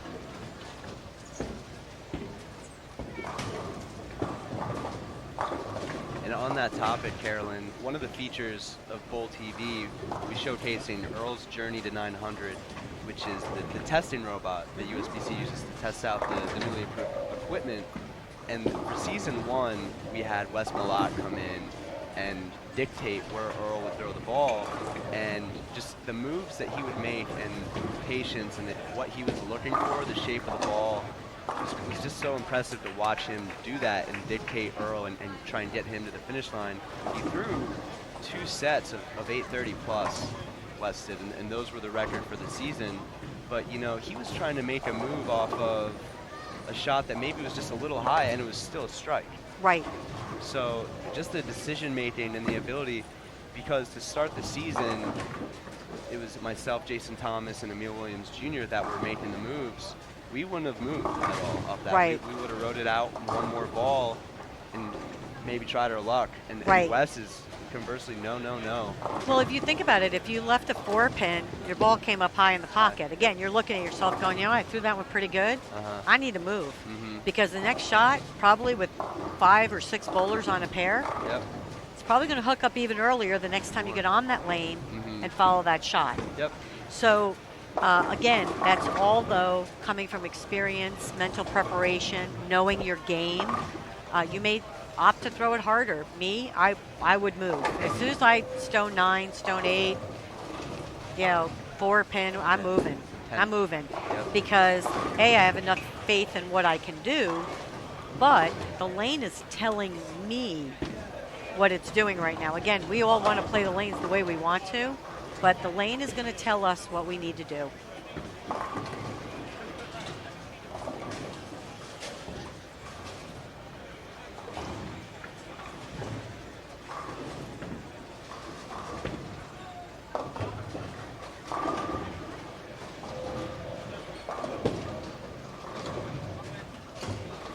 Holly had asked in the chat how many advance. So just for everybody else watching back home, top 5 men will advance on to the next round. Top 4 women will start singles later this afternoon for their set. Now that's interesting. Is that based on numbers? Yep. Solely based on numbers. Yep. Okay. So conversely, this region will send 5 and 4, but the Addison region, I believe, is 6 and 5. Just based off capacity. They have a few more lanes at their center. They're able to fit in a few more kids. Another great shot. Jacob, one of the lefties here on lane 40. He's been able to control the pocket using he's using a very aggressive ball with some surface. Now, I will say the few guys that we've seen bowl well in here have been using aggressive balls. A little bit of surface on them. So that might tell you something, again, as you're watching and coming to that pair, what they're using, where they're standing, how is their ball coming off the spot. You can collect a lot of information from 1 or 2 shots. Definitely can.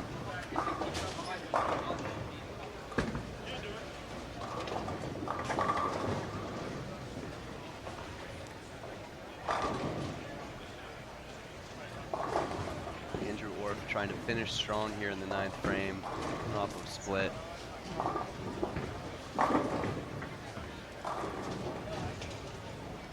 I believe he might have changed balls on that shot. That was a really good shot. Yeah. Looks like he liked that one too. Mm-hmm.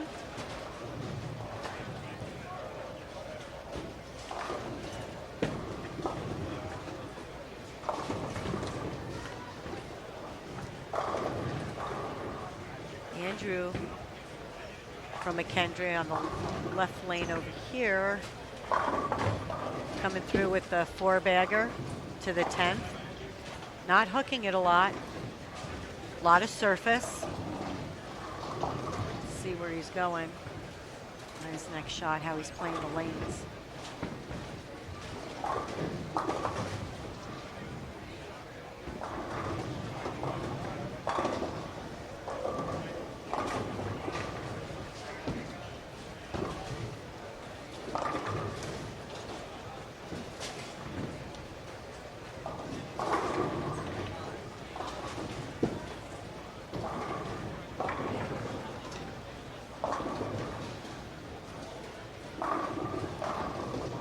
Got the little trip Brooklyn there.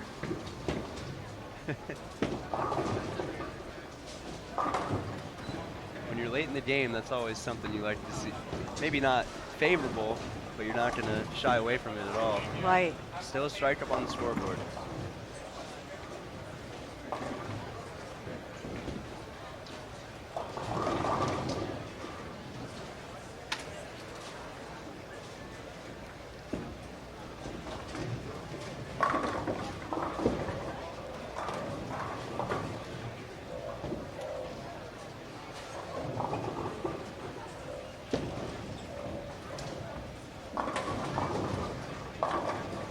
Talking to some of the other coaches, though, there are a lot of young players out here. A couple of the coaches were telling me their team is young, not as much experience, but they feel that building over the next 2 or 3 years, which is great to see because that tells you that people are still, again, college bowling is growing.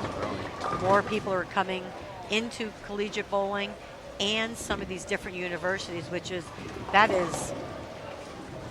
wow, that is just such a step in the right direction. Absolutely. And that goes along with kind of what we saw at this year's Team USA trials as well. The field was pretty young, so especially on the men's side, and that allows them the young kids to get a lot more experience on these tough patterns. With the women, there was a lot of PWBA players, not so much PBA players on the men's side, but you're competing at the highest level, so that you're seeing that you can succeed, you have success against the top competition, you come back and bowl in college, and it helps you finish the second half of the season pretty strong. Yeah, absolutely. And if you look at a lot of the other countries, I know I get the opportunity to travel all over the world, and just went to Japan last September. Especially in Malaysia, Singapore. Those teams, they've been training together since they were 12, 13, 14 years old. Now they're in their 20s, early 30s. They've caught up. We were always the world leader, which I still believe we are. But they've caught up, and what I mean is talent-wise and the mental aspect of it. So it's great to see our trials are attracting more of those youth bowlers, where even if we have those feeder programs, now we've got something to step down to over the next 10 to 15 years. Absolutely. We don't have that lull or that gap, and that's really great to see. Definitely.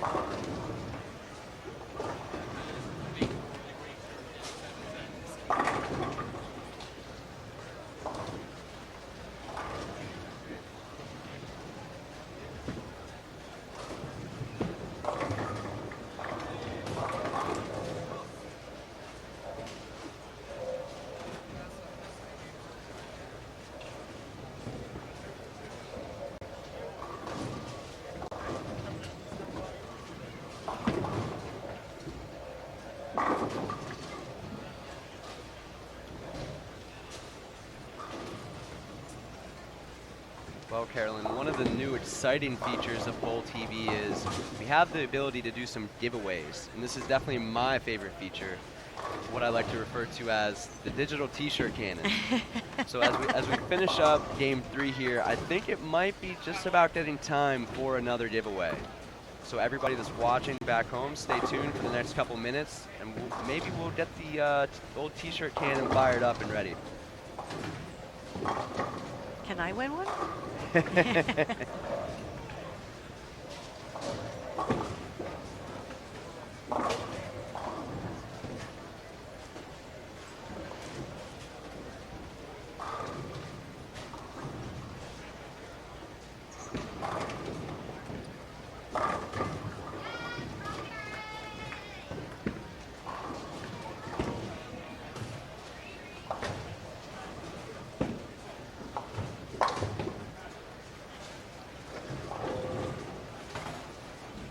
So for those new to Bowl TV, you'll see at the bottom of your screen a notification for a giveaway will start to pop up. You have 60 seconds, 60-second notice, excuse me. And then after that, another alert will pop up. Gives you 45 seconds where we make it very, very easy to enter this giveaway. Okay. Where all you have to do is just submit entry. Just click a button and you'll be randomly submitted into the giveaway. It's all randomly generated. And then we'll see who the winner is.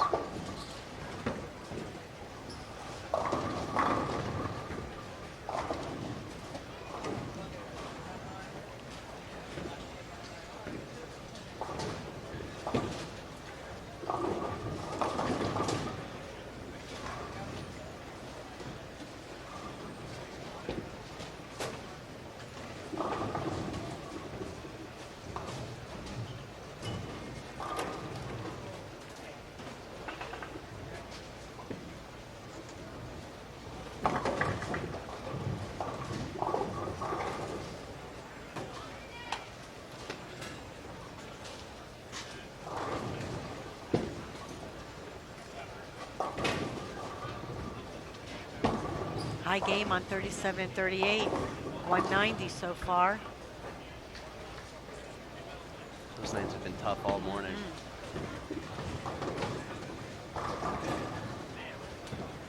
High game on 35-36.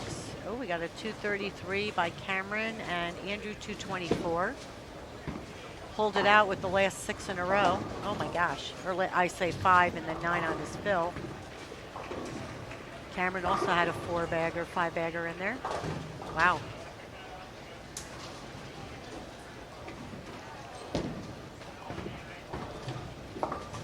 Just like that, we have our winner. Congratulations to Melissa Ramey. Just saw the pop-up. So you won one of our collegiate t-shirts.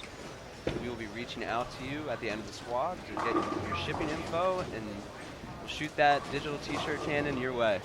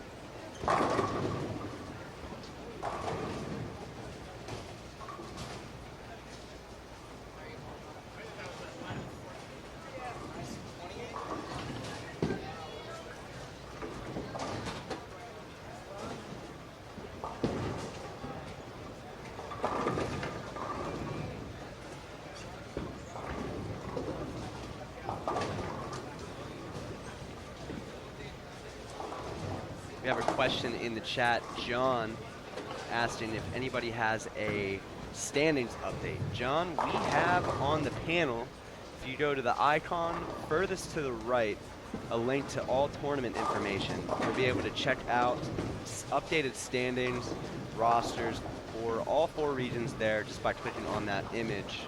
So for everybody watching back home, excuse me, click on that panel and you'll be able to see the updated standings as they come in. Right now, it looks like we only have the updated standings through game 1. They should be working on getting those updated after game 2.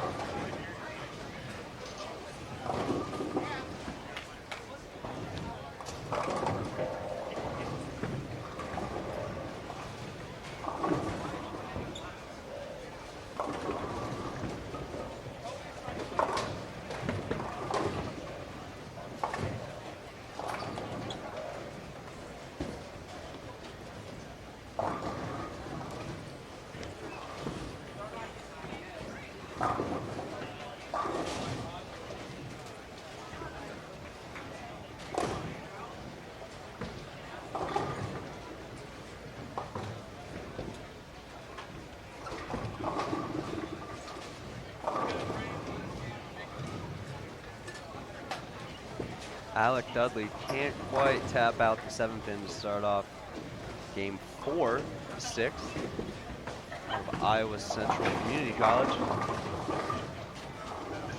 Carolyn, we had just seen Daniel Hall bowl game 2 Yes. on this pair at the front 11. I believe, yeah, he was, and I think he threw a good shot on his 12th one too. So Yeah. he's definitely found. Now again, he stayed with it. He played the same part of the lane the first game, grinded out the first game. I think he was plus 11 or so. Good game here. Yep. Shot 230, Yeah. and then two front 11 down there. Using urethane, playing way out, far to the right, just increasing his ball speed as he sees his ball hook just a little early, which urethane, you kind of want your ball to roll and set, because that's what urethane naturally does. It helps you to control the pocket. So if anybody is watching him bowl, his 3 games have been pretty good, pretty consistent.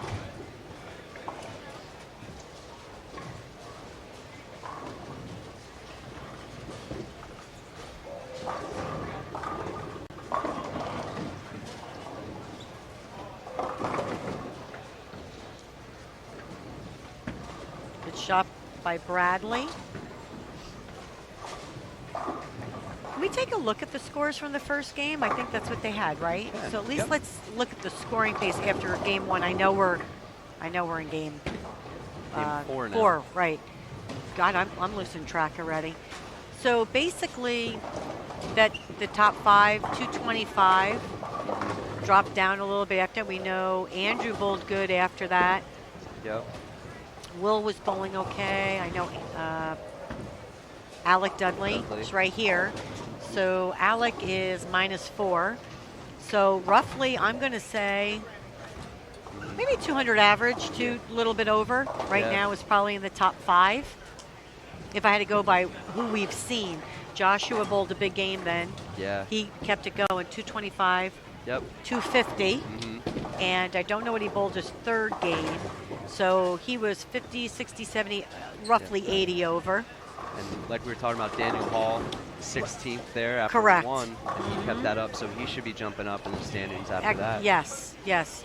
I believe, I don't know what, here's a Weber State here now. Nathaniel Porter, I thought I had seen him. I'll have to check it out. Oh, here's Enrico, -3, and I believe he was 210 after the first game, -3. So that's what I'm saying. Scores may not be as high. Again, you might have your few, right, that are really bowling well. Yeah. But on the tough pairs, just grind it out and then wait for you to get to that pair where you can shoot your 230, 240. Looks like after 1, Alec Dudley's brother Ryan is in first place. He had a big 257 game. So it'll be interesting once they get these standings updated further out to see where all these bowlers, whether they went up or down.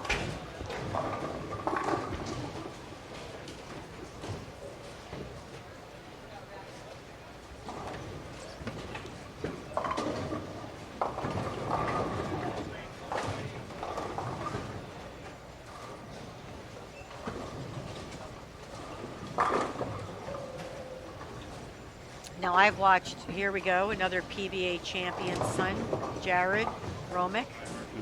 I've seen him bowl since he could bowl. He can hook it, he can go straight. What he's opted to do, he is -22 and he's playing this pair straight. Now the people who bowled well on these pairs played straighter. Yes, ma'am. Yep. Whether it was from that 12 to 10-ish, 12 to 9-ish, or out playing further right, the people who have really tried not to hook it too much have bowled better. Yep. I'm going to turn around and see if his dad is here so I can wave. Let's see. I usually get, I don't see his dad. It is kind of nice. I see half the people from when I bowled college in here because their kids are bowling. By the way, mine's just a freshman in high school. I'm a late bloomer. she'll be bowling in a Pepsi tournament later today, She right? will be bowling in a Pepsi tournament today, and which was, like I explained to you, I'd love to spend all day here, but we have that, and then her and Della are flying out for spring break. Okay. I don't leave till tomorrow, so I was trying to get her ready, so I got to get to Pepsi to watch her bowl and then shove her off to the airport. So we're trying to cram everything into today because, of course, I didn't pack or anything for her. So I was, she was packing, and then I always panic going, did she remember this? Did she remember that? And I'm sure a lot of the parents can relate to that with their college kids. Yeah. Even though I let them do it on their own, I go, did she pack her toothbrush? Did she? This is how I describe my daughter. I'm one of those honest ones. God bless her. She's, oh my God, she couldn't have two different parents, right? She's the one that can add, is the math whiz. But she'll walk over the laundry on the stairs 4 times on the way up the stairs, not grab it to take it up to her room. But she's a math whiz. You didn't see those clothes there? Right? It could be worse, right? Absolutely.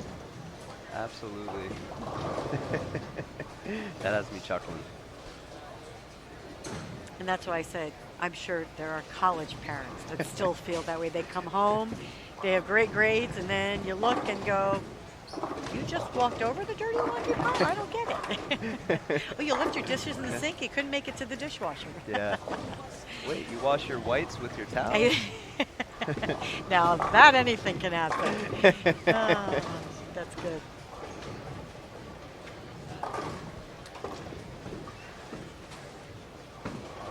Again, another couple two-handers.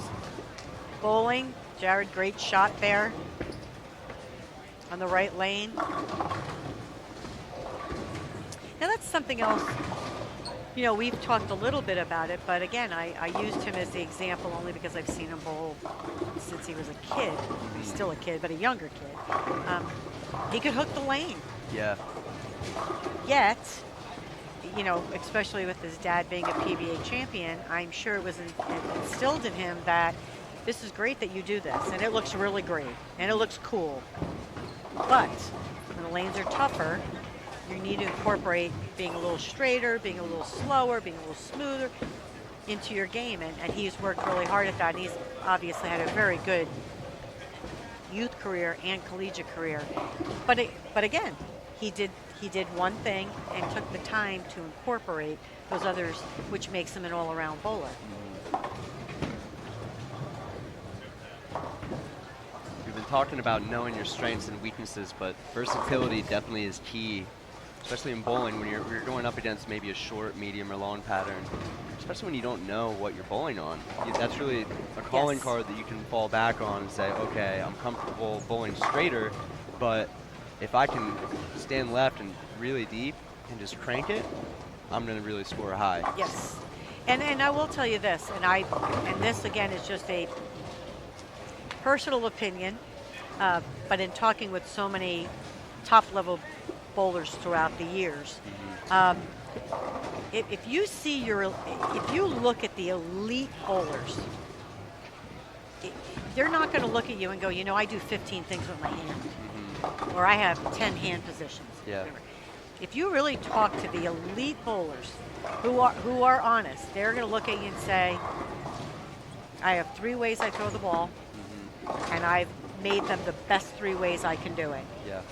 The ones that tell you they have 10, 12 hand positions or whatever, now that's taking out if you use a wrist device or something. So Sure. Please don't hold that Carolyn only said that. People with wrist devices, you have more opportunities because your hand is held in that position. But if you talk to most of the elite bowlers who really, you know, maybe don't wear a wrist device, they'll tell you they have 3 or 4 ways they like the ball to sit in their hand or get out of it, and they do that really well. Really well.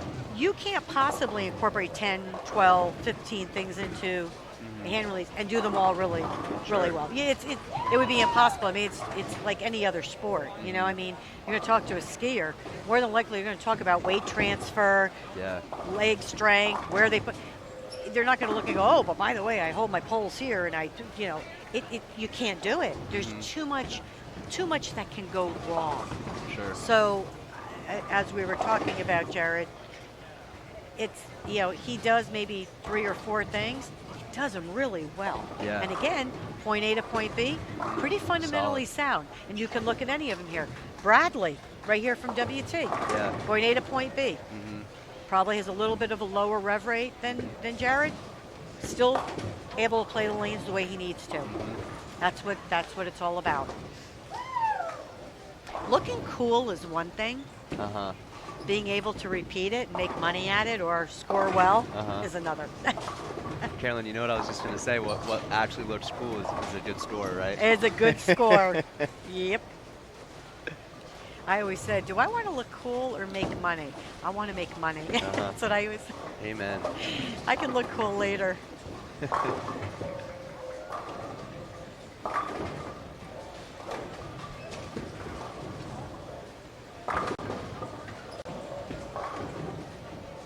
Nice shot from Jared there again. Yep.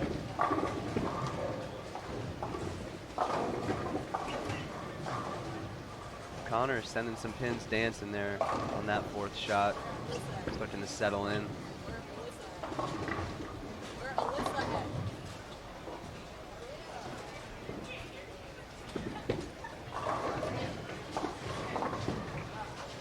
Jonathan. Fire there, double and spare. Made a little adjustment. I haven't checked on 35 and 36 lately. A couple of good starts. Griffin, Bryan. Sam Butler. Actually bouncing back after an open in the 1st. Made an adjustment. And that's another thing. For example, Griffin, he's 112 under. He bowls a great game here. And he's right and back has in 2 more. He's right back in it. Back in it. He's Yep. right back in it. So you're never out of it. It's just when they're tough. On your good pairs, you take advantage. On your tough pairs, you hang tough. Yep.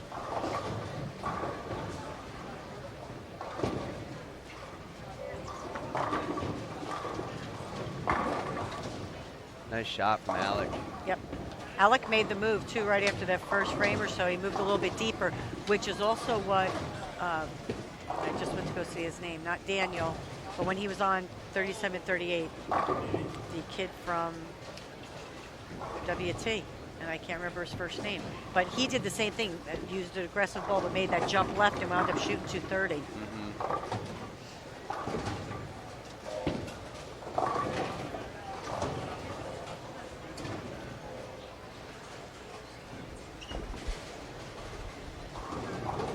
Parker Johnson.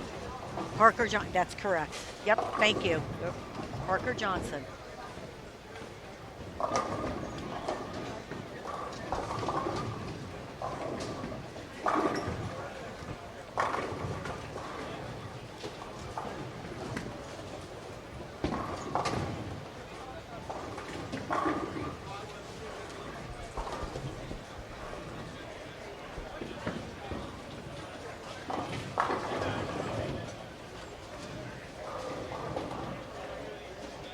LSU's programs come a long way too.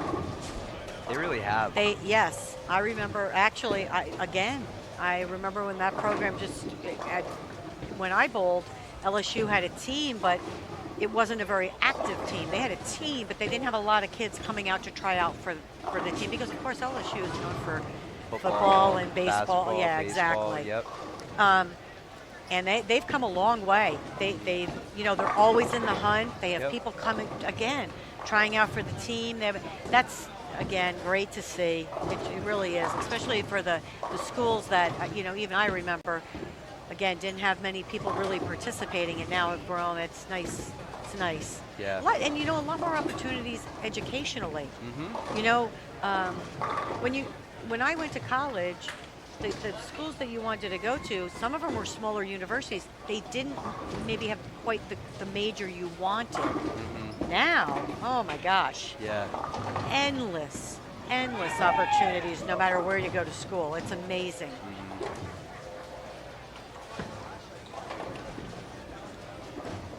And just the fact that so many more schools now have bowling programs, you're not handcuffed at all to go to school necessarily for bowling. You can pick a school that's all around it's tailored to you. Correct.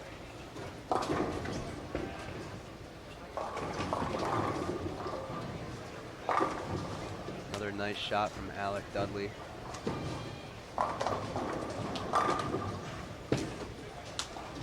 Connor Olson with a big double there too, getting him back on track here in game 4.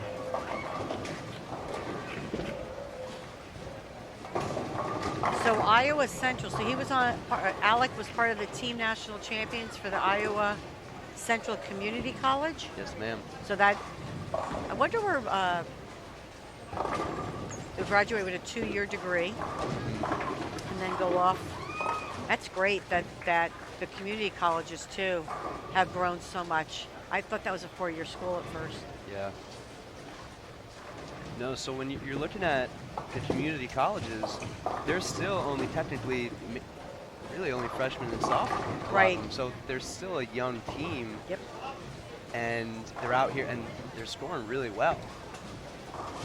And then have the 2 years of eligibility to be able Yeah. to finish out Yep. or the 4-year school. Absolutely.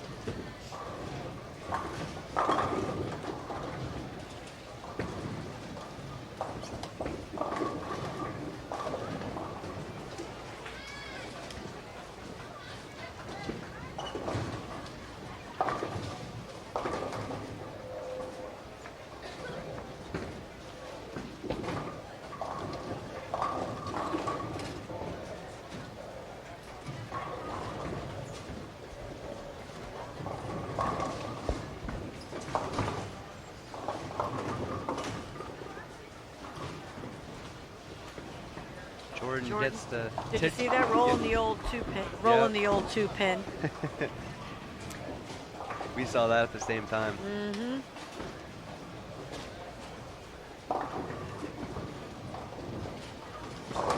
Jared looking to bounce back here to the open in the 5th frame. Another good shot by Bradley. Working on a 4-bagger now.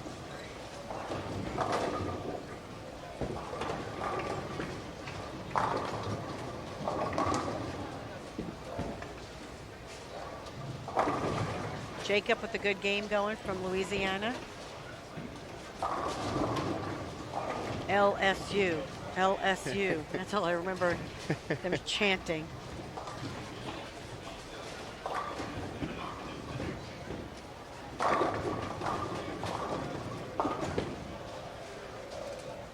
Samuel Butler with a beautiful shot over on lane 36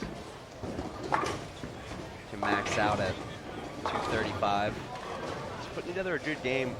Carolyn, we're starting to see the scores get a little higher now. Right. Well, 35 and 36 has had the 1 or 2 scores Big per score. game. That's been a good score, 220, 230. It's 37 through 40, just watching it, have really been tougher pairs. Yeah. But yeah, definitely when they've gone the double or the triple, they've been able to turn that into a 4 or 5 bagger.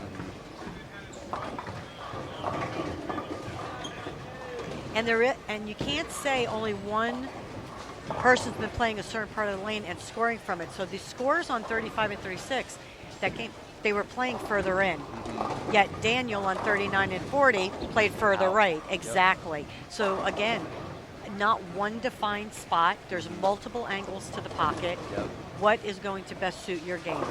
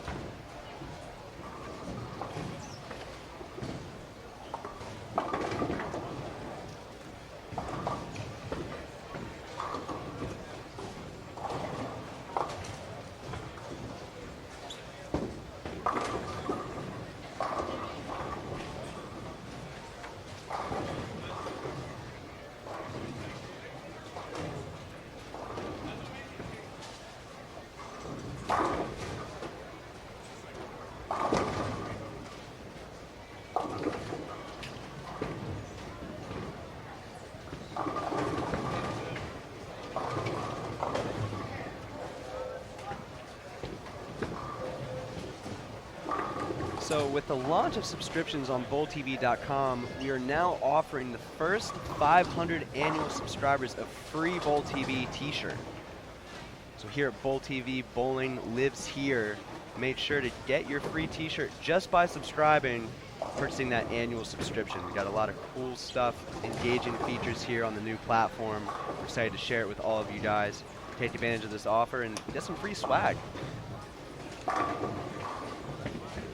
You get to watch bowling, you get some swag, you get, well, look at that. A little bit of everything here on the new platform, Carolyn.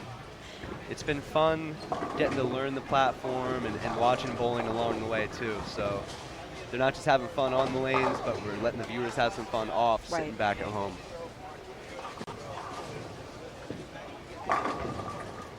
Great shot by, great comeback shot by Connor. Double after a couple open frames. Trying to go a little bit straighter now, increase his ball speed.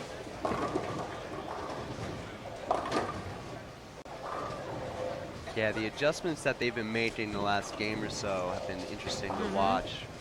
You know, it's like you said, maybe it's necessarily not a move with your feet, but increasing ball speed, or maybe just trying to go straight. Right, exactly. I have a question, and I don't know if you know the answer to this, but we can investigate it. Okay. So the majority of the teams, because this would be a big factor, the majority of the teams, do they drive? Do they fly? So if you're coming from Iowa, I mean, it's a little bit of a haul if you're going to drive. So I'm assuming they flew, which now limits equipment. Yep. Yeah. Correct? It does. So yet a school like Wichita can drive. Yep. They can bring extra equipment. I think you can even during practice. I'm sure they cut it down, but at least you can throw it in practice session, right? Yep. I wonder how much of an advantage or disadvantage that is. So I know with the regions, the 4 different regions, they do try, the selection committee, they try to equal that out in everybody's favor. I know a team like McKendree, they have about a 12-hour drive one way, so they're just on the cusp of, okay, do we drive or do we fly? And then obviously driving allows you to take more equipment to just test out. So I know the selection committee does take that into consideration to give the team some flexibility to make the choice. Sure. But that is interesting because it does affect your arsenal. Oh, Of course, absolutely. you know. Sure, and you know, and here's the thing: is that an advantage or not? Because one way to look at it is, I have to pick the 6 bowling balls I want to bring. Yep. Those are the ones I'm practicing with before I leave. I'm going to change the surface on all of them so that I can make one ball do 3 different things. Because by changing the surface, you can. Yep. Then you are committed to it, you're used to it, you're going in, you know it, and you know your equipment like the back of your hand. If you have more choices, does that make it more confusing? Yeah. Do you doubt yourself? Do you know, your 6 that you have in your main arsenal, or do you say, yeah, but I know I got that other one or out there? So I think you can look at it both ways. At some point, I'm not sure. I think years ago I would have said I want to bring as many as I can. I'm not sure right now. Maybe I would have said, you know, I'm going to stick with the 6, alter the surface, and go with it. Certainly. Makes it just a little more simple. And the more equipment you have, you might be quicker to make a change that it might not be the wrong move to make, or excuse me, the right move to make. So not just making moves with the surface of a ball or with your feet or your eyes or your ball speed. There's a whole other factor of, okay, I know I have this ball, let me go give that a try on my fill ball in the 10th. Maybe it works, but then you switch to the next lane and all of a sudden you're kind of handcuffed. Correct, yes. And as we see, lane 41 and 42, still some good scores there. We have somebody on a 4-bagger, Dustin. Mahan is on a 4-bagger. Ryan Dudley on a 4-bagger with a nice game going. He was leading the field too Yes. after 1. So Matthew on a triple. Matthew on a 4-bagger now because I just heard the clapping. So Benjamin Stedman gets the first one in the 10th for a really good game. So we just talked about the standings. They do have them updated now through 3. So Daniel Hall and Andrew Orff up at the top, Joshua Imhoff, and then Ryan Dudley. And they all bowled right in front of us. As Yeah. a matter of fact, Ryan's right here now, and Morgan Moore from Midland. Mm-hmm. Oh, Rock bowled to the left the first game. He's Yep. hanging in there, steady. Yeah, he's only 8 behind the cut. Jacob Broadbeck is right over here, and he is bowling a decent game, But again, what is the number? Plus 52. So you're talking about 52 over, 210-ish a game, 220. Yeah. I mean, you're not looking to shoot 250s, 260s. I mean, it would be great, Nice. but you're shooting 2 teens. Mhm. You're right there on the cusp of making that top 5. Yeah. Christopher Yadal from Midland as well. Got off to a little bit of a slow start there with a 169, but the scores have been getting better.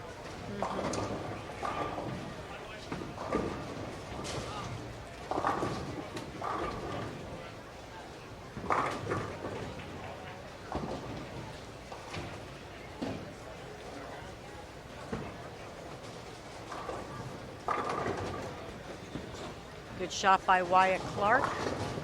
Also, Jared Freed over here made a move, increased his ball speed a little bit. It looked like he was slow on his last few shots. A real good shot. Jacob just opened in the 8th. He marks out 190, 210, and he was, I believe, in the top 5 at the time, or right below it, I think. It's a nice shot from Alec. Couldn't quite get the 10 pin, bounced right around. I've bowled here at USA enough to know that, pair-to-pair carry can be a little tough. Topography comes into play. It does. But that's just, lanes are different, it doesn't matter. Lanes are different. Again, it goes back to who you're following. But carry can get tough, and especially if you're, depending on what pattern you're bowling on. Yeah, absolutely. The right matchup really does come into play. Selecting the right equipment, being comfortable with your game to know what you can use out on the lanes. It doesn't matter where you bowl. I've bowled enough around the world, for crying out loud. It doesn't matter what bowling center you're in. If, wherever that front counter is or the front desk, those lanes usually tend to hook a little bit more because they have more play on them. And the end pair doesn't get as much play, so they often are a little bit tighter. And there are characteristics.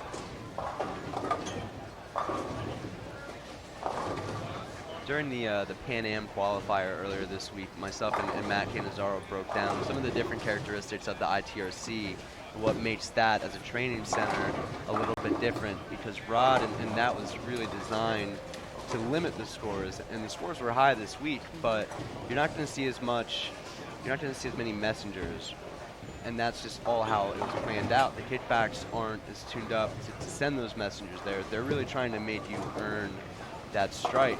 So you look at the topography and just really how that plays across the board. And just going back to every center is different. It's the kickback, the topography, they're going to play differently. Absolutely, correct.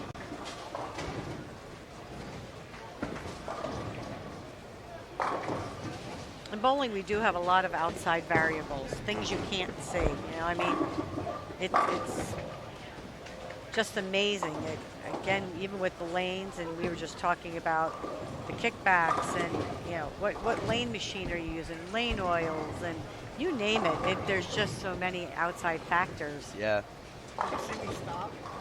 And the biggest factor you can't see, Karen, the oil. Right.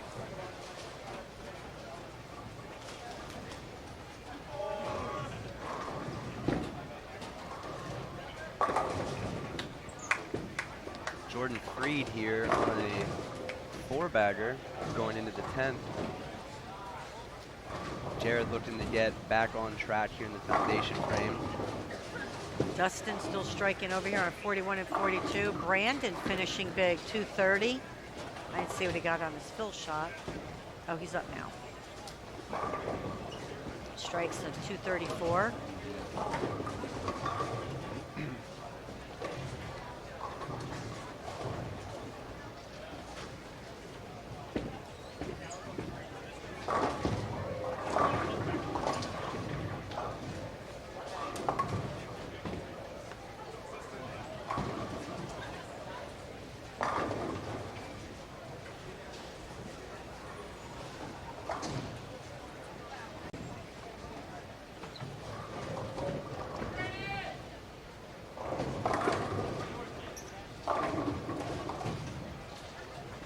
Ryan Dudley running that shot out, getting the first one in the 10th.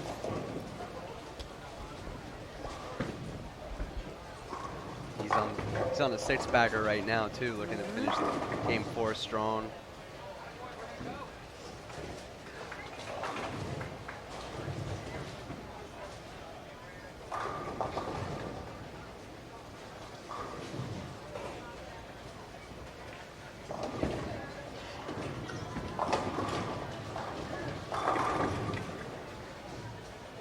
Alec liked that shot.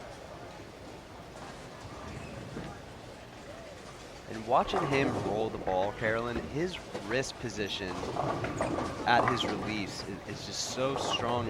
It reminds me of Jordan Richards' hand position. She's so firm at the line. Yes. It's really, really fun to watch.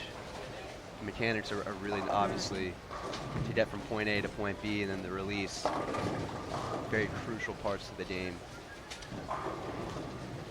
When you have a good release and a good wrist position, that definitely helps a lot. Absolutely.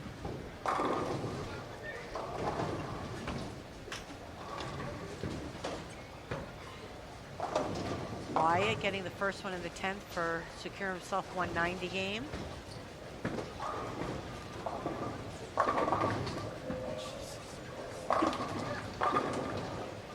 Jordan there. And the first one in the 10th, he's going to wind up with a good game, minus 14. That's going to put him right in the running.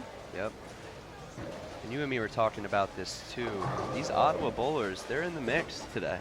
Oh, absolutely. I told, yeah, from the very beginning, right? I was saying that we mentioned him because of the first game.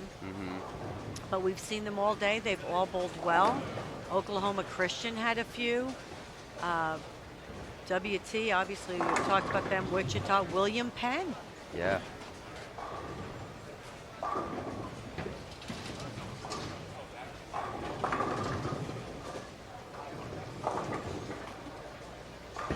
And where,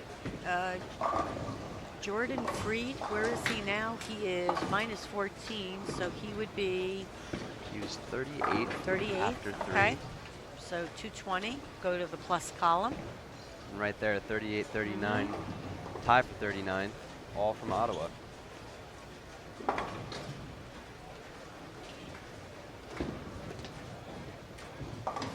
So there's a lot of bowlers still right in the mix. You know, scrolling down the standings, everybody's really in a bunch. Going back to the every pin counts, and you know, maybe you get a split. As I say, if Bradley Solomon with a big 4, important to get 2, maybe instead of going for it here.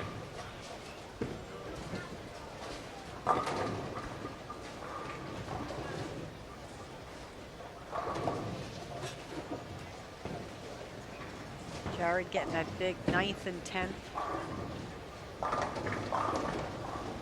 strike to put him in the 200s.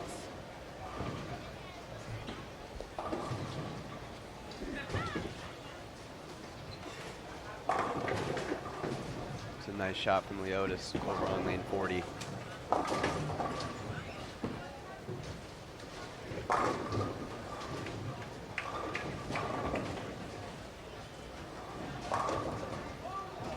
So Jared will be in the 2 teens.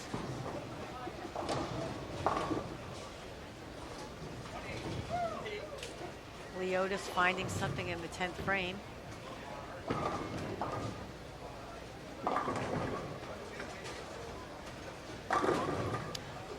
There he goes.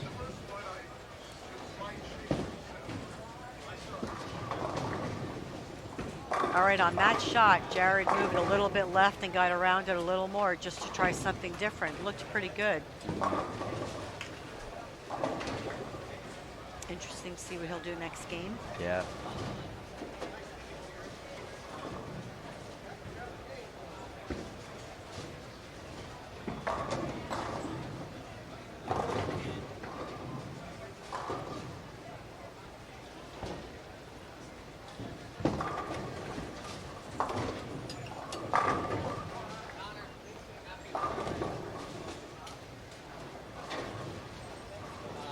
Jared Freed striking out for 189. That's one of those games where you say he threw 3 great shots and you're saying to yourself, now why didn't I do that in the beginning of the game, right? Always easy to say when it's done. Yeah. It's important, though, to carry that momentum into the next game. Absolutely. See if Jared and Leotis can carry their three-bagger in the 10th over into game 5.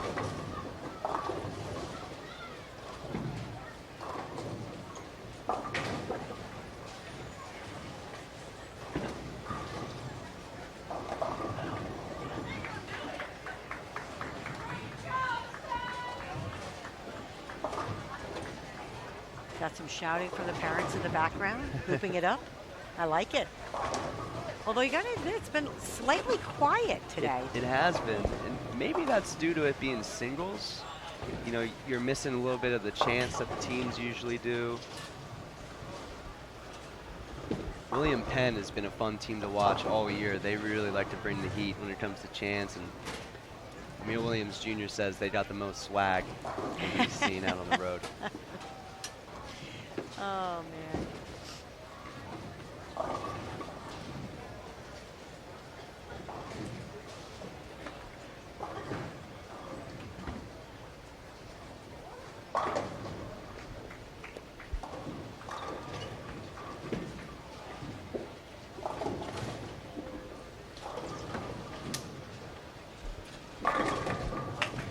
Big shot for Alec. Puts him in the 220s.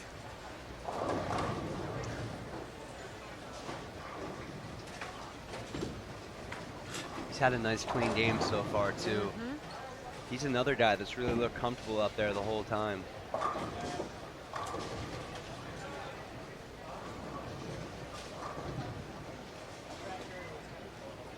We've talked about making adjustments throughout the day, but it's also important to stay ahead of the curve as well. You know, looking from lane to lane, and sometimes that's tough, and maybe some bowlers don't do that. But you know, staying ahead of the curve when you're comfortable out on the lanes, like looks like Alec is. You know, you got to think, all right, maybe he's not adjusting; he's being more proactive. Making the move before it actually is there, right? Yeah.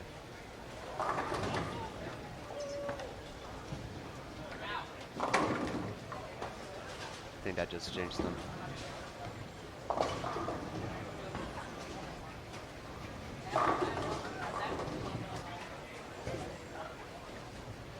He said, "What is that?" Yeah. It's a light 4. It's a light 410. That's what it is.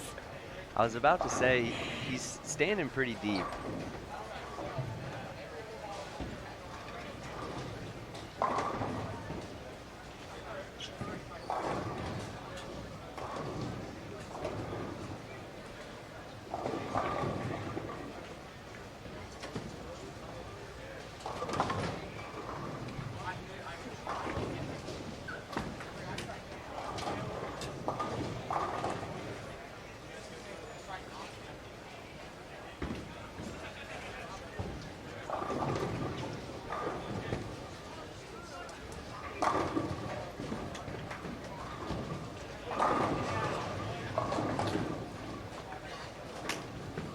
Connor going to end with a strong game here after 2 open frames. He definitely increased his ball speed a little bit, tried to throw it a little bit straighter. So Carolyn, we talked a little bit about travel coming into play for some of these teams. So if you are heading to the intercollegiate singles or team championships, make sure to visit mybowlingvacation.com for all of your hotel and travel needs. So if you're a little bit away, if you're staying to watch your kids, parents flying in, mbv.com has all of your housing and travel needs. We had a couple people point out in the chat, Southwest allows 2 check-ins. So okay. applies. You can have 2-3 ball totes, but again, kind of hoping they have a ball limit there. Some teams bring in not just 6 balls, but some bowlers like to bring 12. Oy. Connor striking out with the last 3, 6, 7, 8 for 235. Last shot, he got in just a little bit because I heard him say it, and it held. So, right there, that tells you maybe a little more ball speed. He didn't try to open up the lane as much.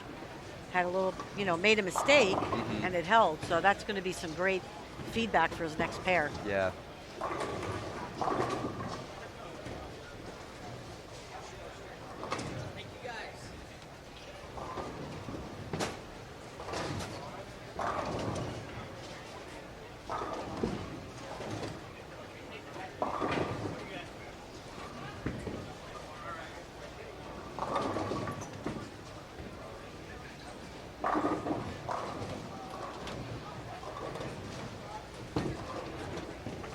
Have a couple of ASU bowlers in front of us. Arizona always had a strong bowling program. Yeah. I mean, who doesn't want to go to school in Arizona, right? Right. Nice warm weather. Great campus, too. Yeah. Beautiful campus. They have a lot of strong degree programs Yes. as well. Yes. A couple of the Weber International players in front of us. We know they're a powerhouse, especially on the girls' side, I might add. Absolutely.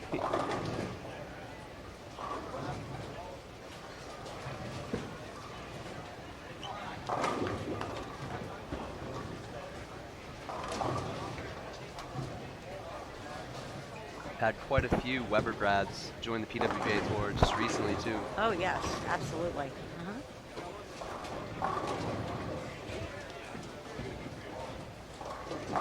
UNLV's program has come around. It really has. Yes. Very glad to see that. San Jose, they've always been a powerhouse.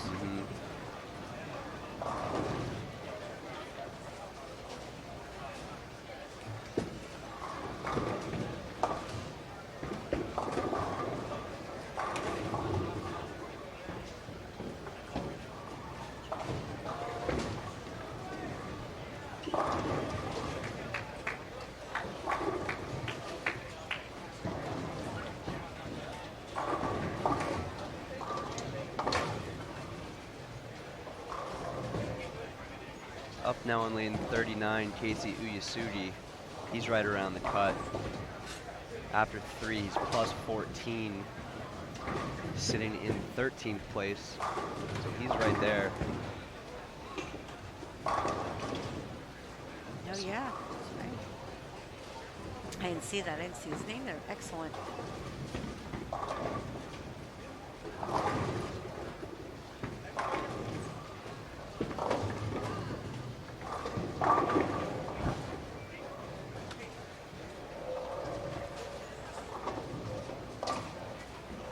We've been lucky enough to have some of these guys that are in the top 18 bowl Yeah. right in front of us. You've been bringing Take a out the watch, best. sure. Yeah.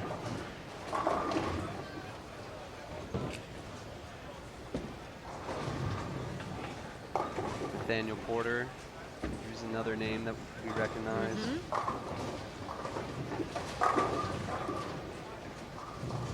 Matthew Dobbs is right around the cut as well. Sitting in 22nd after 3, minus 2. He's plus 20 now after 4. So he had a good game 4. Going to capitalize on that. Big split there in the second.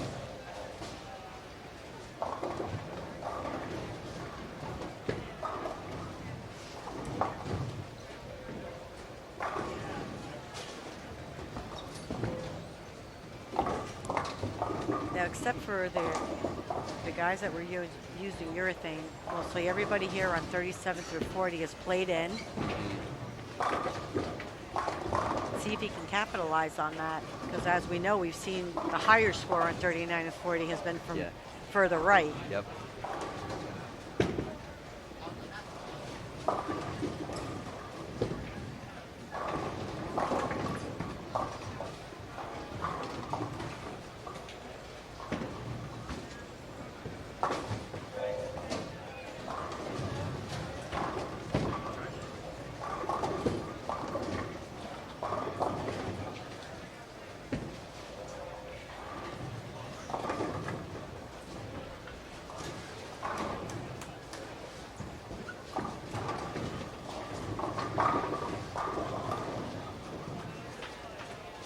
Justin Whistler, minus 33. Where's he in our standings?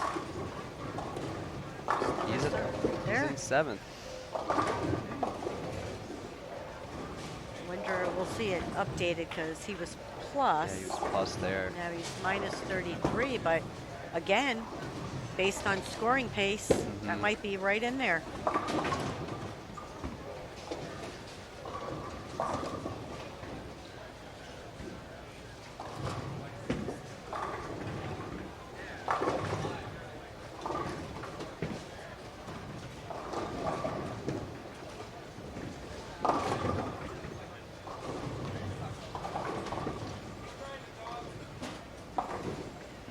Just scrolling down through the standings, Wesley Lowe, 43rd, and he's at minus 17. Charlie Reed from McKendree, sitting at 44th, minus 18.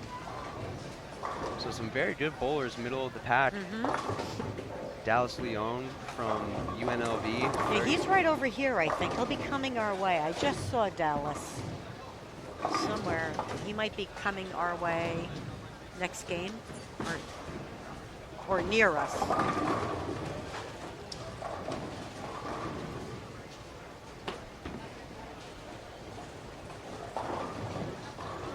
Oh, he's right there. He's at 33 and 34. I knew I saw him. He's getting ready to get up on 34.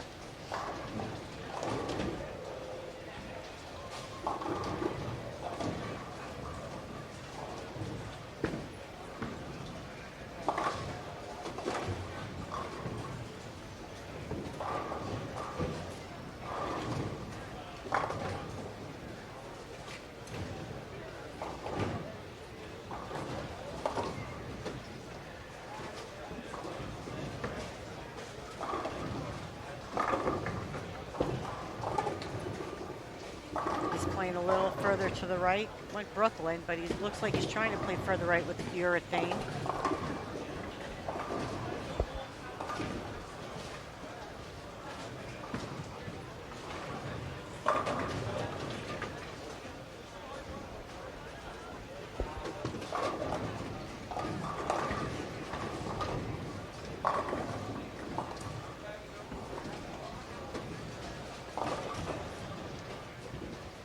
And you'll start to see as game 5 progresses, going into 6, it's one of two things. The people that are on the bubble may not risk making big changes because they're close. Yet you'll see the people right below them. You know what? I have nothing to lose. I'm going to have to move. I'm going to change balls. I'm going to have to do this. So it's interesting to watch that halfway point in the 5th game going into the 6th game, depending on where they are, what their decision-making process is.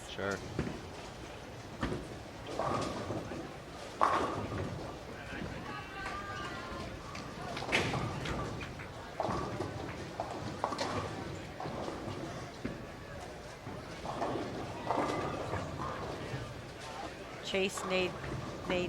Oh, Chase Nadeau. I know him. I had a look. I go, he looks familiar to me. Playing further right with urethane. I think everybody who's trying to play further right's probably throwing urethane. From what I can tell.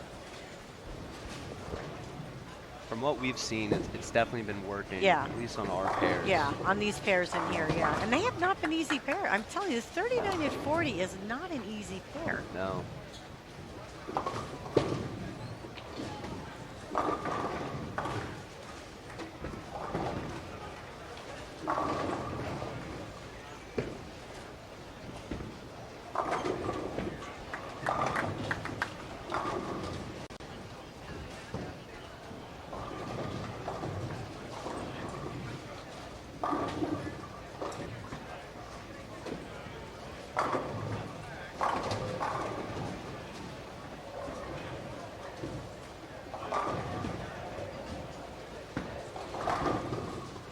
Good shot by Christopher Myers. You like that from one? Midland, yeah.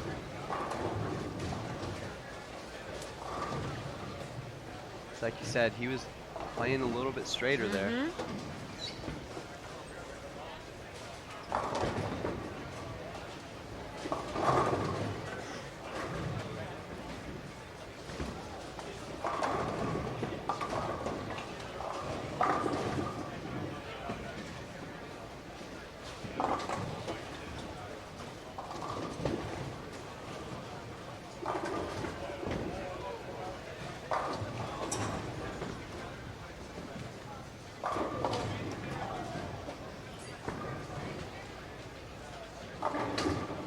One thing you'll definitely see at the Weber International team is, again, we talked about that, is the fundamentals.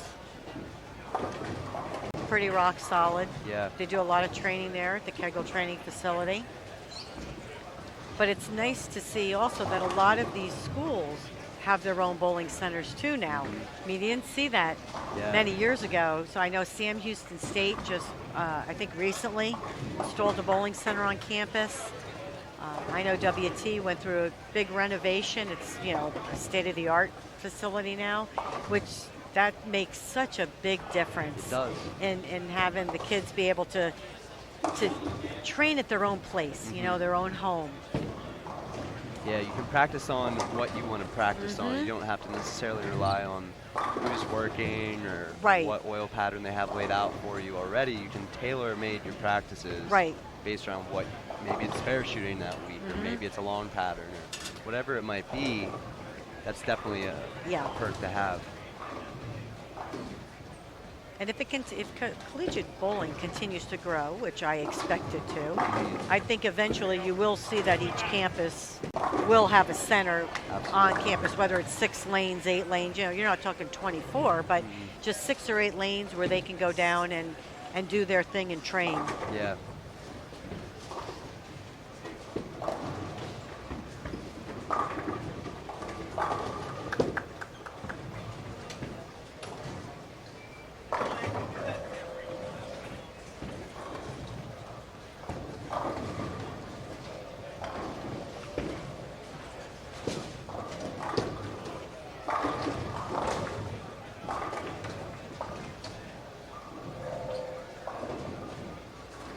Jaden Miller, plus 18, working on a double. Clean game so far. He's in the hunt. Matthew Dobbs and Nathaniel Porter.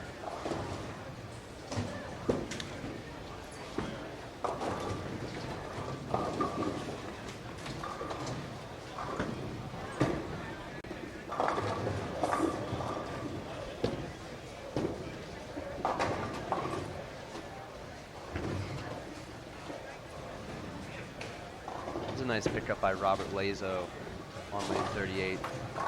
Even the simplest spares, he was shooting at the bucket. At an event like this, where you don't know the oil pattern, and it's game 5 now, with all the transition, even the easiest spares may be hard. Oh yeah, absolutely. And pressure on yourself. You know, I still want to get there. I got a game and a half. If I bowl a really big game. Yeah. I mean, no, it's absolutely. And the mental game really comes into play. Your spare game as well, you see it. Maybe you missed a spare, maybe you missed the bucket in game 2. Right.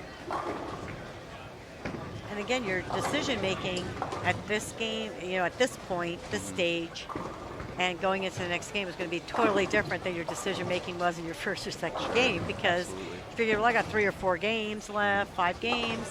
So if I make the wrong decision, I got 4 games, I can pick it up. So you're down now to a game and a half. You know, do you risk it? Do you not? Do you just stay in the pocket, grind out your 2-0 and hold on? Just a lot of different factors come into play.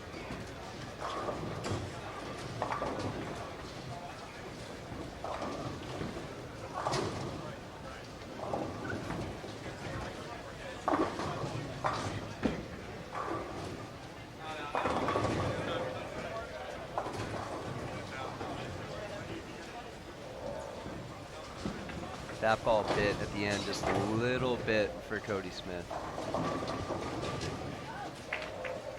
And from what we can see is when you do miss just a little bit in, or you're a little slow, it's gone through the nose. That's what that looked like right there, just a little bit too slow.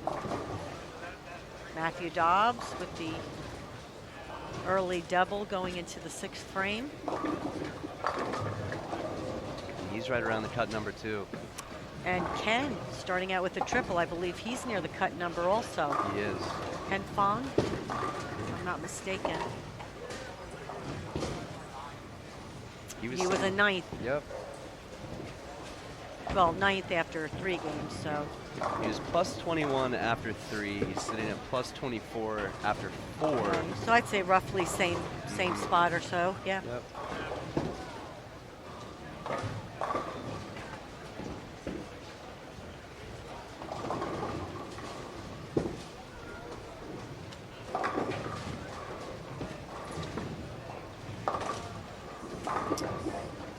Nicholas, I think Borgman, he's plus 16. He started out with a triple.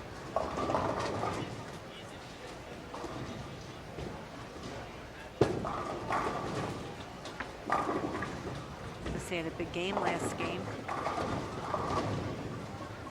Oh, wow.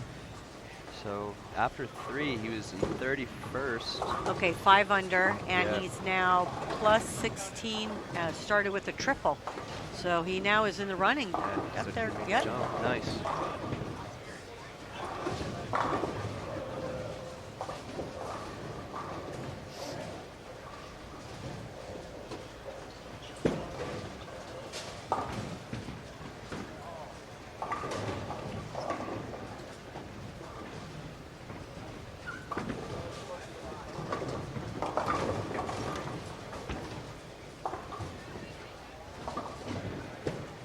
Chase Nadeau just saw a pocket 410. We saw the light 410 on 38. That was in the pocket, a little bit high. Could have left a 4-pin, but left the 10 with it.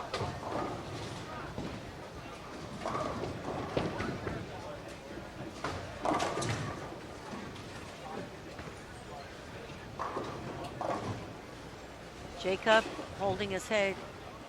Jacob Rodbeck, who was in there from WT, just missed 2 spares back to back. He's holding his head, regroup, he's taking a walk. He was sitting at 11 after 3. Like you've been preaching all day today, mental toughness is definitely key. And he's definitely doing the right thing. If he feels that he's a little out of whack, I mean, he's not happy with the last 2 frames, I'm sure. But he just came back, he took a little walk, he used to sit and regroup. You know what, I got better half of this game, and then another game that I can change and I can control it, can't go back. I mean, we can't erase the frames.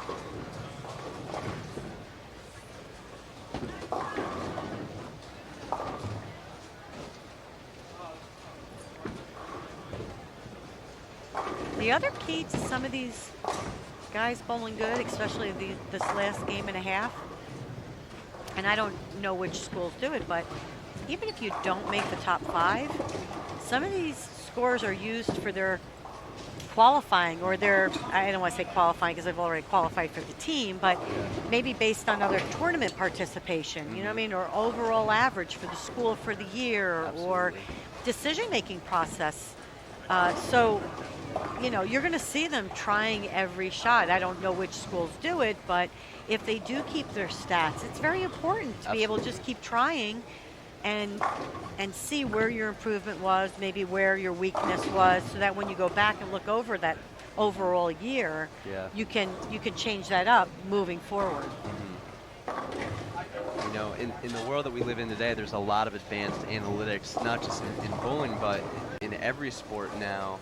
Big shout out to Carl Nikolai of collegebowling.com. Does a great job of tracking all that, how many events each bowler is participating in, and what their average differential is on different tier 1 events and different events that they bowl throughout the year. So certainly tracking this event and the scores goes right along with that for next year and event participation. That's excellent information to have too. Excellent. I mean, if you're a team that's traveling to all these different tournaments across the nation, you know, a lot of the teams are getting bigger now. If you look at a team like Wichita and McKendree, they're going to be maybe potentially 2, 3, 4 squads even deep. So that's very important, is tracking all those stats.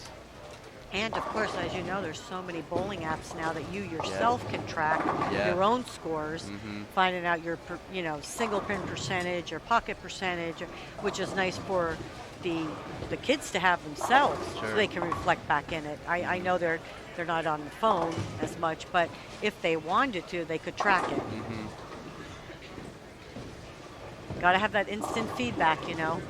Yeah. Now, right now, right Absolutely. now. Yep, absolutely. And a lot of the times when I come to these college events, you see the parents tracking the stats for their kids too.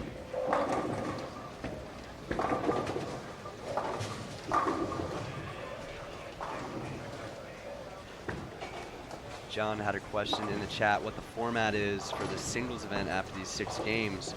So the top 5 men will advance to the ITC championships later on in April.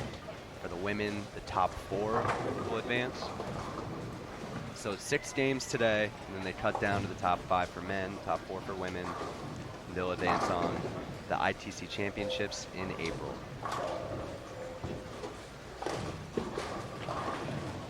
John's been with us all morning, so big shout out to John. Hope everyone back home is enjoying the new Bowl TV, all the different engagement features, the chat, the tournament info panels, as well as the great bowling, of course, that we see on the lanes all morning. Still have a whole lot more to come. The women will take the lanes later on this afternoon.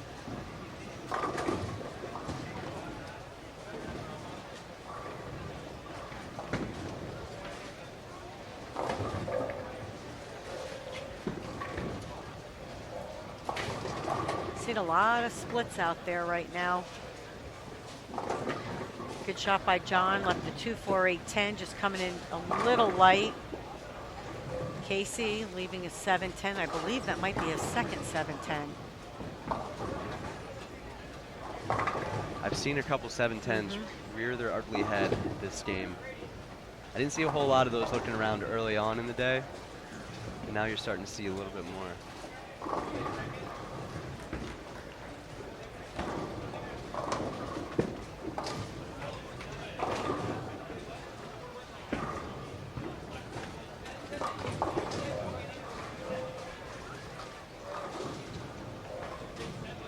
Daniel, minus 134, still striking on a 6-bagger. He'll be up next on 41.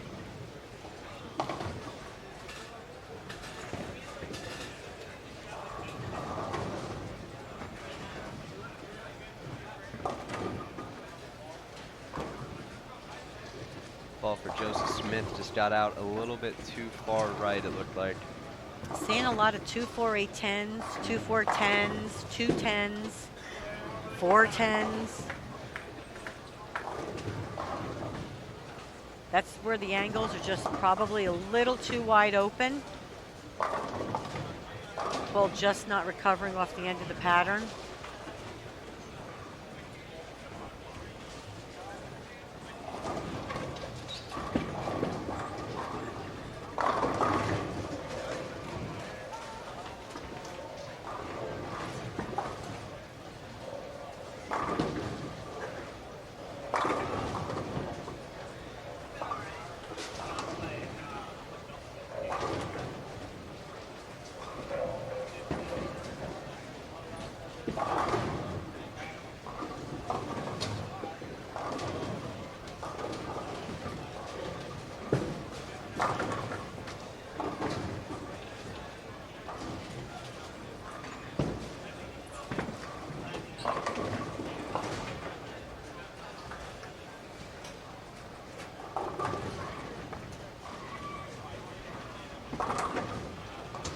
Oh, great shot by Nathaniel.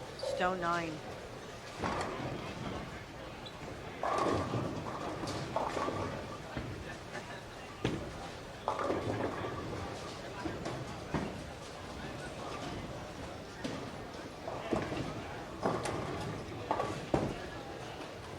Robert Lazo compared 37 and 38. Together a pretty good game here early. 5 of 6. He had that bucket conversion there in the 3rd frame.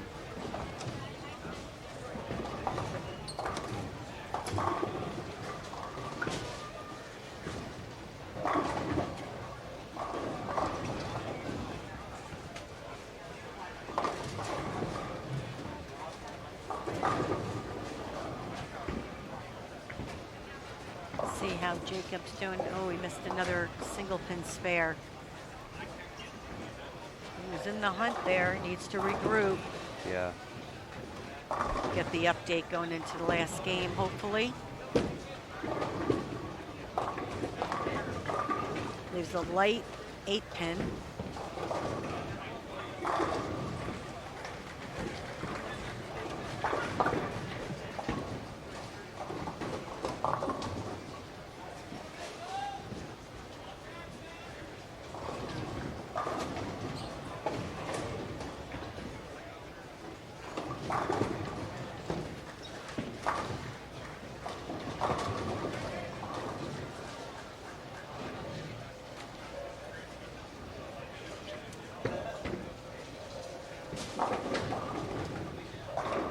It's a nice shot for Chase. A double, looking to get back on track.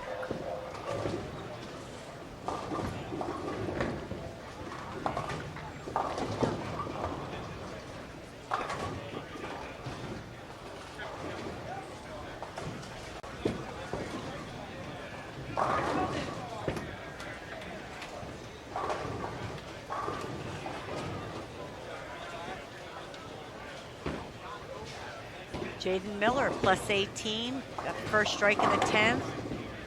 It's a big ball for him. Yep, going up to 220 pace. If he doubles, 230. That's going to be huge.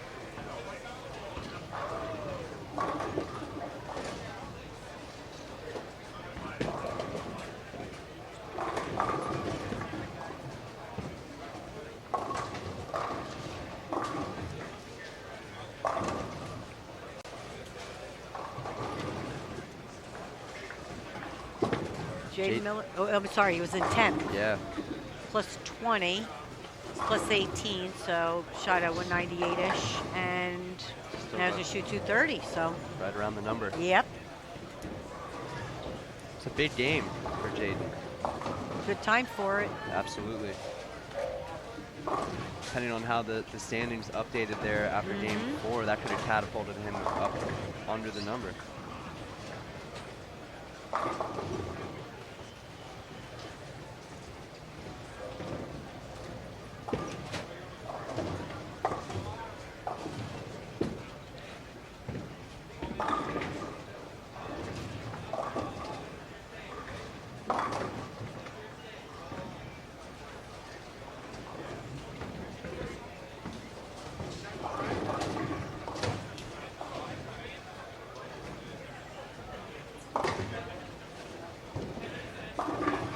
With the glare on some of these scorers, I can't see 2 and 3 lanes past. Let's Yeah. see. Austin minus 64. Musselman, he's on a 4-bagger. If he shoots a big game, he puts himself right back in it.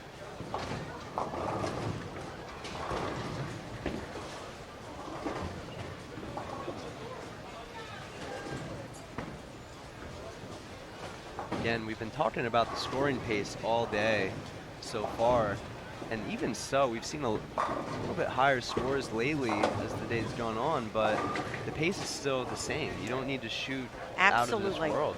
Yep, you're right on the money on that one. That's why I said it, you know, especially if the coaches are paying attention, which I'm sure they are. You know, if someone does shoot a 180 game one says, hey, hang in there, come on, scoring pace is only 215 right now.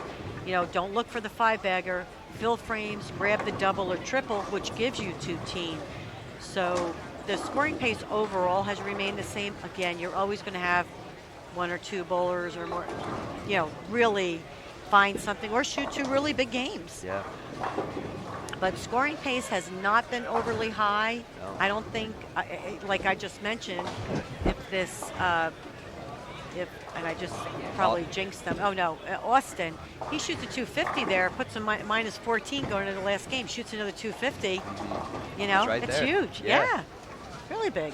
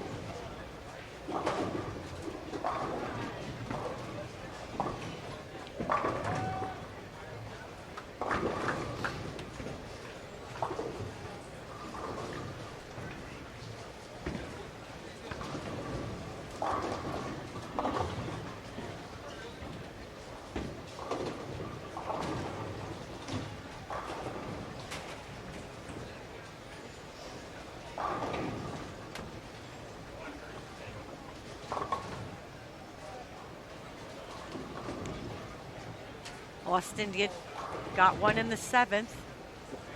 He's looking to climb.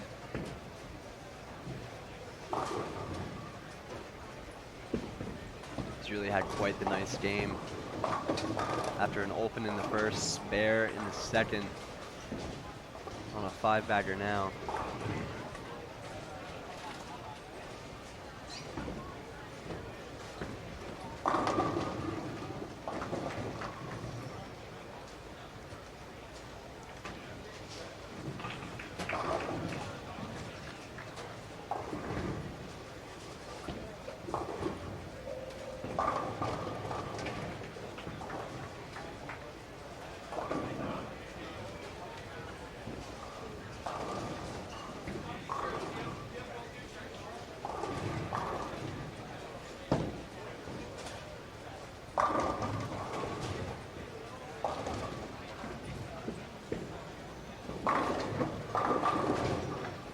Good shot by Marcus. Here's the other thing too. Even if you aren't in the running for the top 5, the other thing that a lot of these bowlers and coaches are looking at is ball motion. When they were a little lost, they changed balls or made the move. What did they do? And it worked. Making notes on that so then at the next event, if they see the same type of motion or same type of condition, maybe they can make the decision just a little bit more, just make it a little quicker to be able to get that 1 or 2 or 3 frame jump on everybody else.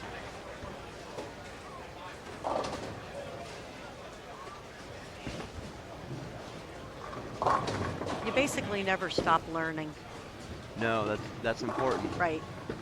Lane to lane, frame to frame, day to day, absolutely.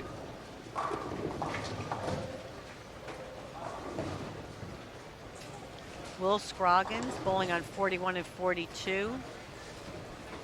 That is Mike's other son. And then they have a daughter, Maddie, who just bowled her high school district last week. Saw her in Amarillo. Bowling runs deep in the family then. Bowling runs very deep in the family. And I think they're all right-handed. Yeah. Yeah, now I just thought about it. Yeah, they're all right-handed, which is so funny. Mike is left-handed. Melanie, I think their mom is right-handed, so. I'm sorry, I said Mike is left-handed, right? I hope I said that. I knew he's left-handed. Or they chose to be right-handed. One or the other.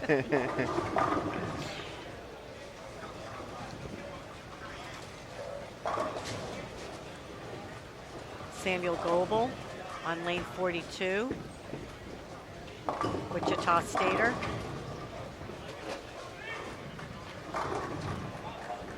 A lot of young talent in that program.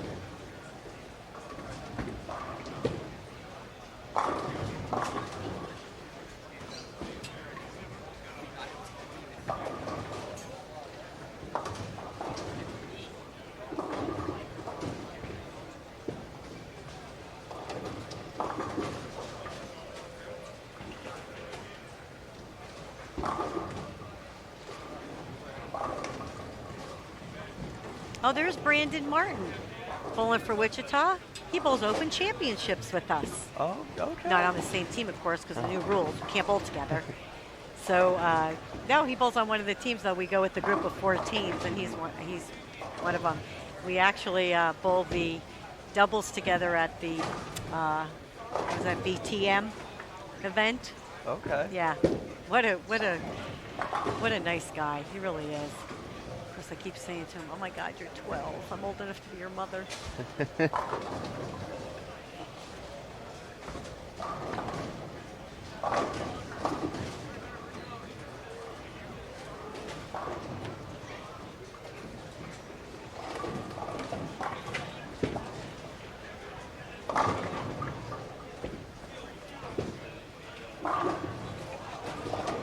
See where he is in the standings.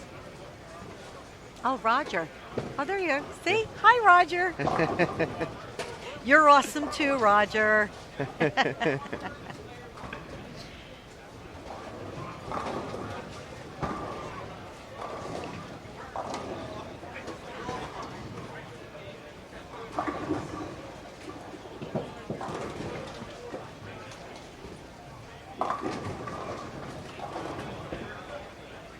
Game 5 here, just about coming to a close across the board. Game 6 getting started on some of the pairs. Jake from Newman University, 223. That brings him to +1. Big game this last game. They have a chance at that top 5.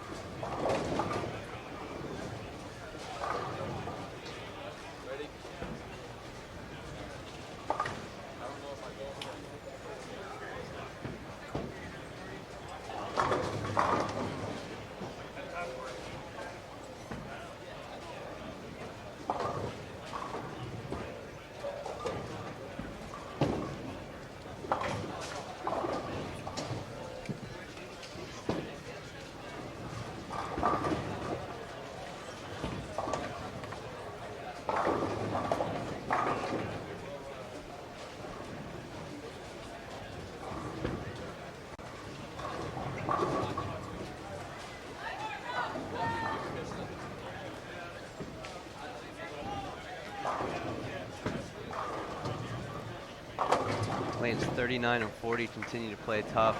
High of 190 there of Matthew Dobbs. We have not had really big scores on that 39 and 40 at all.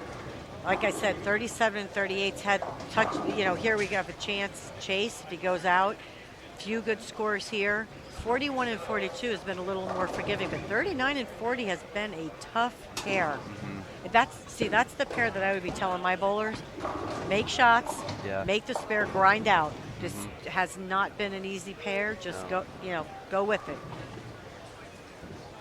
We've seen some really great shots here, and some of the pins just are still standing at the end of it. Cody gets a big strike there in the 10th, first one. Strike out for 2-teen.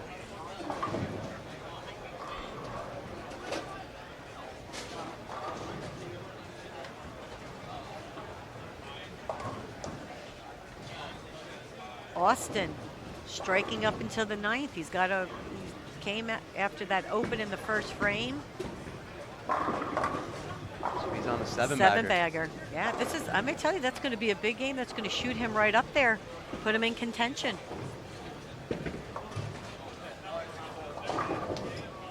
Still waiting on those updated standings, only updated through 3, so once we get some new ones, be sure to let everyone know. Shoot out a link to that. Give you the breakdown.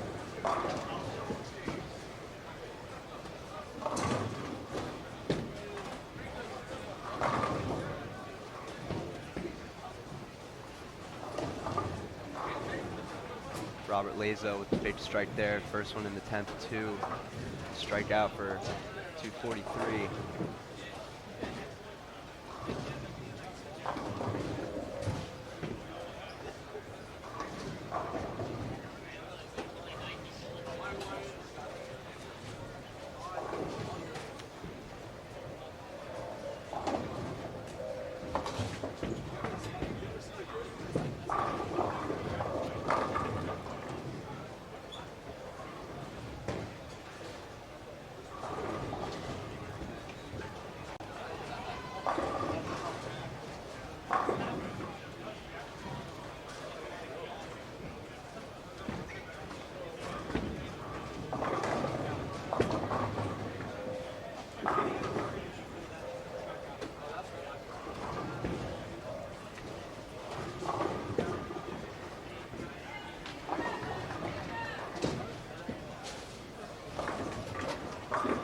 Robert didn't like that last ball. He'll still finish 242. This will be minus 62 after this game.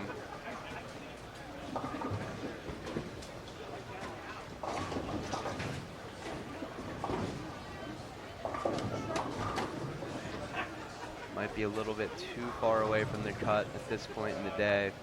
Yeah, I think because actually if he shoots 300, he's still, 262, plus 40, I don't know. That might be close. Might be close. Once we get the update, we'll know.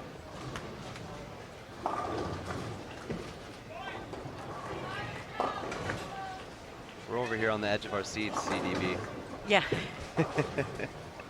Well, I'd like to the updates just so I know, Yeah. you know, some of those bowlers that we've been watching Mhm. as they went from pair to pair.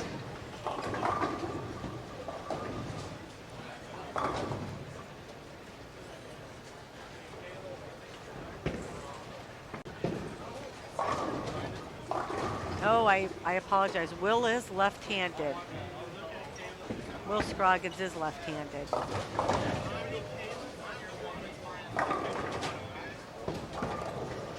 Bound to have one lefty out of the 3 kids. Right.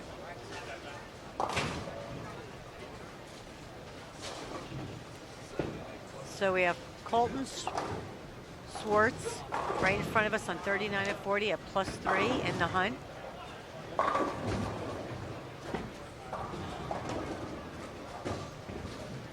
See you coming. Let's coming to the other pair. They're not done yet, so. Joseph Grondin isn't too far out of it, -35. Nope. Austin Musselman wound up with 245, which puts him, you know, roughly 20-ish under, 19-ish. -19. Yeah, -19. He's right there. Big game Big for game. Austin. He builds off that 245.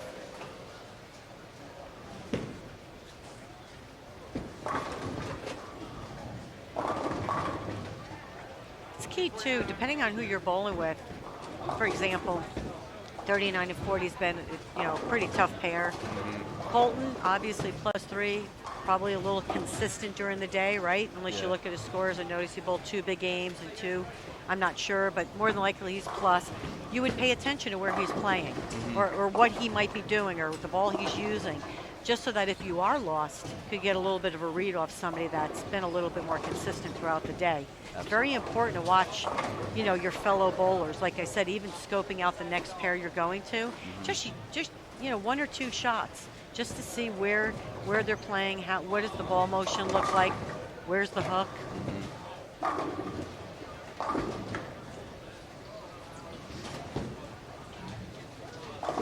You know, as we go into the last game, spares are more important than ever. They've been important all day, but the end is near. The finish line is just about there.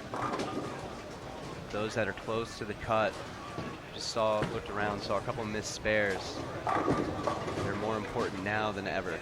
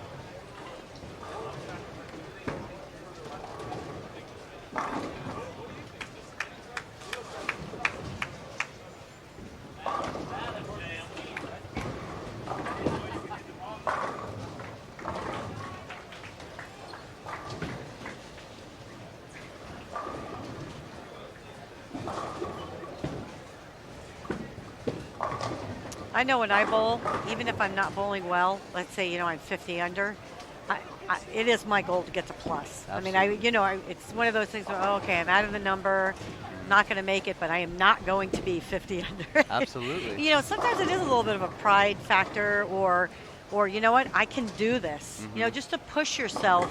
Yeah. Push yourself to do something that maybe you didn't think you could do 5 games earlier. And it really, that does reflect onto your next event. So Absolutely. it is important to just continue to try and see what you can accomplish for yourself. As we wrap up the men's squad here, just a reminder that Intercollegiate Singles Championships will take place in Dayton, Ohio, starting April 16th. Make sure to tune in to BowlTV.com to see the top collegiate singles competitors attempt to make their way to CBS Sports Network. The that television show. Based off some of the action we've seen here today, CDB, that should be a good one. Oh, There's been absolutely. some great Yeah. bowlers Yeah. this morning.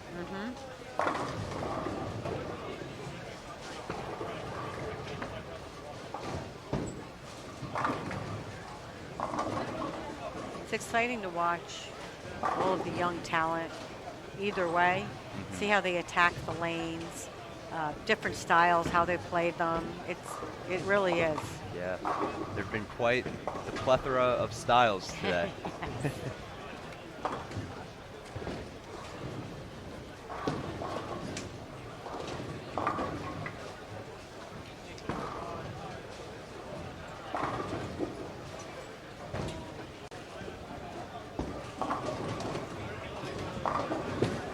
And bowling really helped to put some of these colleges on the map. It really did. You know, I was just thinking about that, really. I was just sitting here, looking at the scores going, you know, LSU, not big when I was there, but oh my God, their bowling team became so strong that it really put it on the map, you know? Absolutely. WT, put it on the map, which is, again, how well-rounded the game of bowling really is and how many people it really does affect or bring into the course of the bowling community.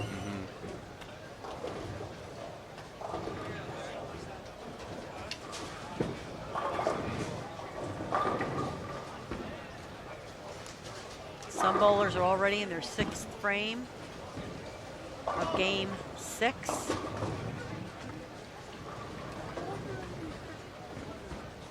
Lanes 35 and 36 just starting.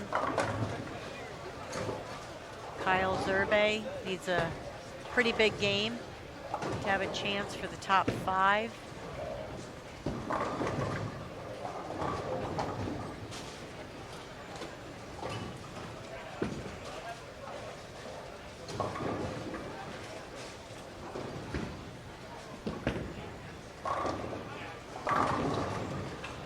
Good shot by Kyle Gilbert, who's only minus 17. So we have the standings now updated through 4. Daniel Hall still in first place, plus 70 after games 4. Ryan Dudley in 2nd. Andrew Orff, Kyle Duster, Joshua Imhoff, all in the cut. And they've been in the top 5, I believe, since game 1, if I'm not mistaken. Yeah. I think so. They've swapped a little bit. Kyle Gilbert, where is Kyle? Because he's now only minus 17. Just needs a big game. So he was tied for 40th. Okay, and Kyle Zerbe over there is minus 37. But the number now is plus 64. 6th place, plus 42, and then it's close. There's a plus 41, plus 32, plus 29. 25. So 64, we've got... So Joseph Grondin, he's sitting at minus 35 right now after 5. Yep, so 22 pins separate 5th to 6th. 23 from 5th to 7th. So it's pretty close, and of course 5th from 4th is only a few pins. Yep. Well, 14. really, Ryan Dudley is only 60 behind Daniel. 970, 910, 892, 878, and 864 rounds up the top 5. Based off how the scores come in for this 5th game, this should really be a photo finish for the cut.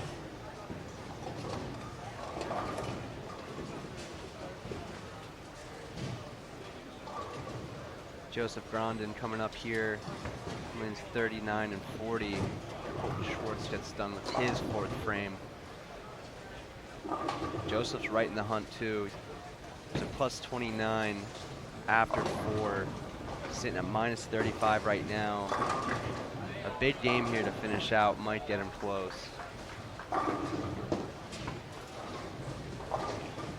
He's gonna need a big game. I think, yeah, they all will with it. 64 over.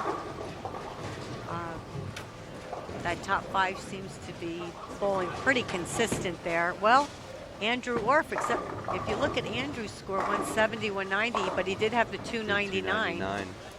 which, I mean, that 220 and 299, that's over 100 right there. Yeah. So even his bad game of 174, that's still. nope, not bad, not that's bad at grinding. all. Yep. And I That's think his low for the day. 170 was Yeah, here on it's right 37 here. and 38, wasn't it? Yep. Yeah, 174 for a low game. That's a good day. When you're bowling on something like this. Okay, we've got Corey Clausing, strike spare, five bagger, minus 12. Huge game here. Where's he at? Oh, he's only minus 12. So it doesn't really matter where he was after the fourth game, because right now, with the cut being 50, he strikes out. He had a big game 5. We just heard some yelling and some clapping. 279. Okay, I'm gonna go check who that was because he was screaming. So let's see who that He's is. excited. Hold steady. I'll be right back.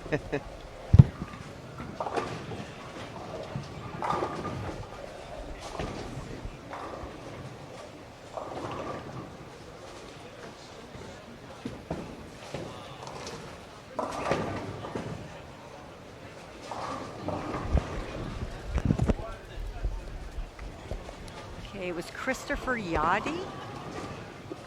Not sure. Christopher Yadeau. Yadeau. Okay. See, I'm not. I He apologize on the name. So where was he? He was right here. Oh, He was he's sitting going to at bounce 7. right in. 41 over. He now Yeah. 79. Yeah. So 14, 13, 12, 11, 111, 121, right?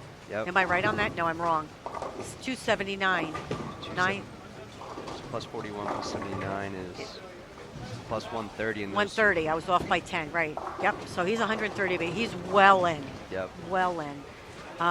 It's a nice finish for Christopher. So it will now, yeah, that was a huge finish because he'll actually at that point, 130 over,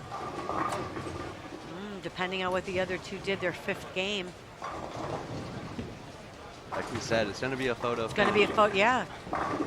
226 for Joshua puts him over that. Yeah, wow.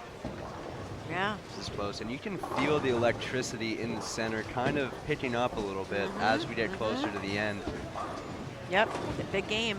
Yep. Right here, Corey, like I said here, Corey Clausing, you're talking 64 over after 4, so the number's probably higher.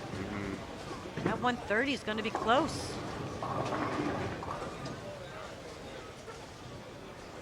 I'd like 5th game. We need 5th game.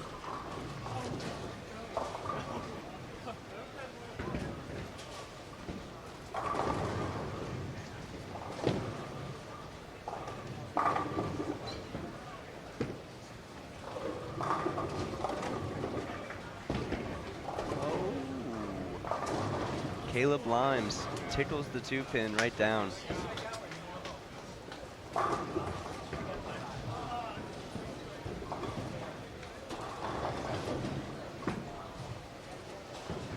.230 for Colton Schwartz if he goes off the sheet. That's going to be shy. Corey, he can shoot 280. That puts him, 80, 70s, 68 over. He needs them all to have a chance, depending on how the other, games went.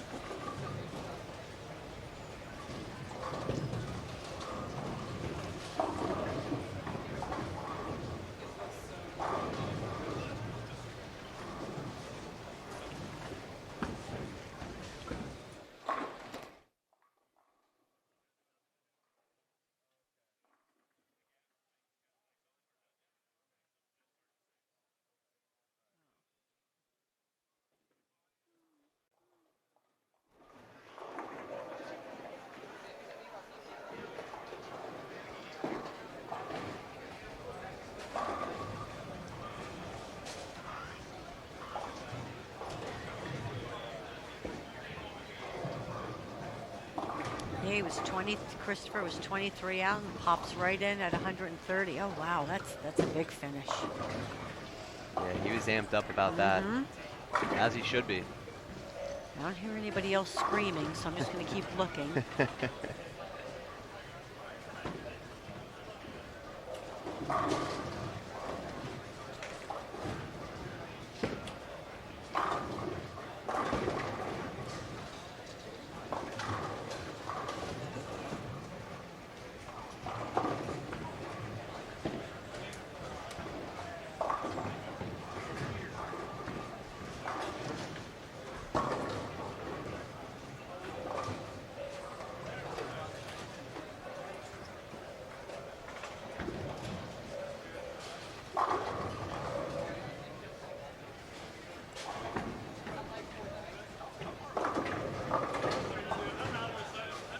Oh, great shot by Justin, leaving the lower 7 pin.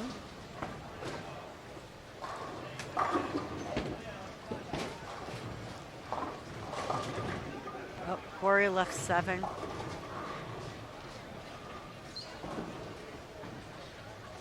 So that'll take him out of the running. I'm not sure if there's any, we only have 43 and 44 just started their 6th game. You do have, oh, Jake is +1 with the front 3. And Jake is currently in, it's +1, so we got to go down a little bit.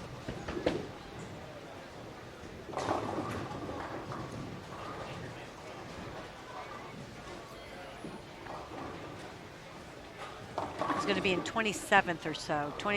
No, I'm wrong.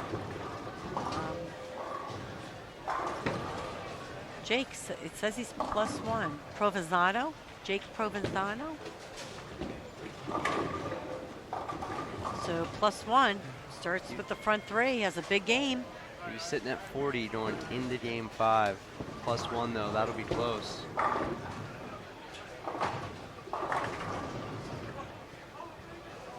So we talked to the tournament staff, ladies and gentlemen, for those watching back home, and the reason for the delay in these updated standings is some people are done with their 6 games and others are halfway and some are just starting their 6th game.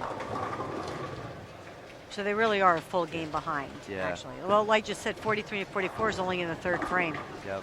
I mean, they just oh, he's currently in the 3rd frame, so that's almost a full game. I mean, yeah, you're right. So it's tough. And we've seen some of the lanes have 7 on a pair, some have 6, so that contributes to it.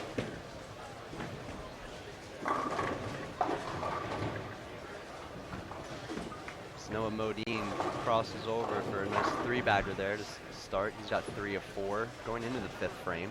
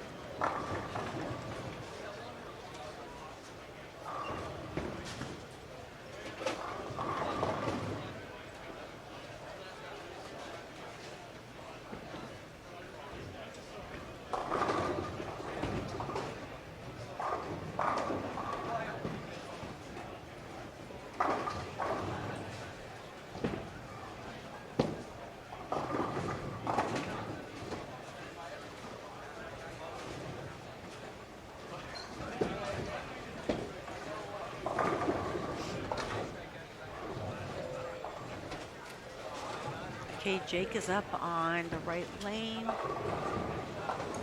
Oh, he just split. He left the 3-7, I believe, or the 4. I can't tell what it is here. No, it might be the 4-6. 4-6.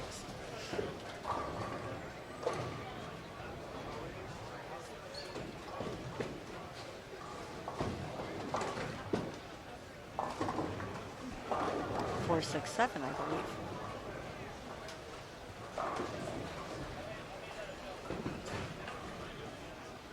Oh, game 5. There we go. Let's see. Let's see it go around one more time.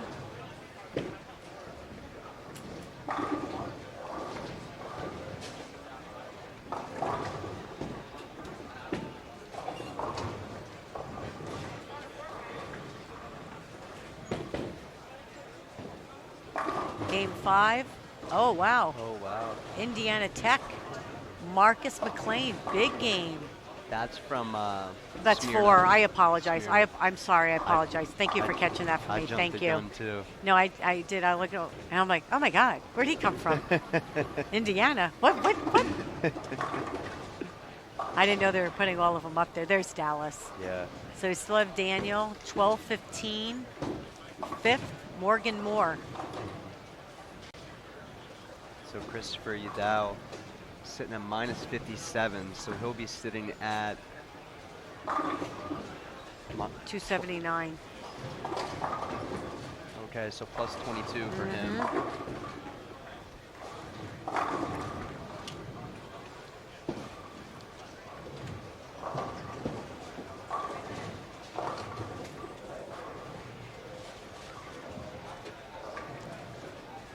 I want to see what that number was in 5th.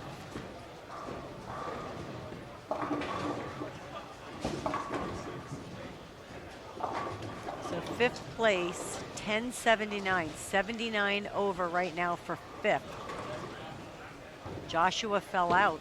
He's minus 20. 27 or 29. He went by so fast. Jade Provenzano sitting there at 24th. Yeah, he just opened.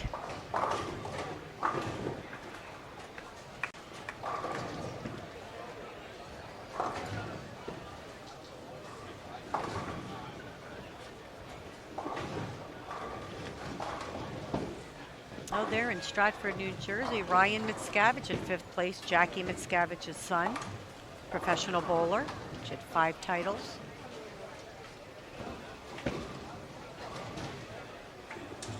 So Daniel, Ryan, and Andrew remained in the top 5 after that last game. Kyle and Morgan Moore has been around the cut Yes. all day. Yes, he has.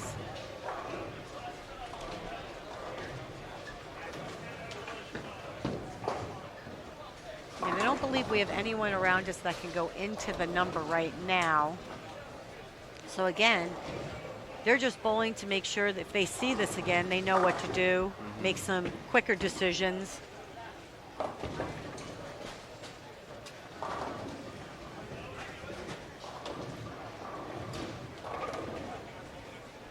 It's kind of like you said, how when you were bowling and you knew you were out of the cut, you just wanted to bowl good and get the plus.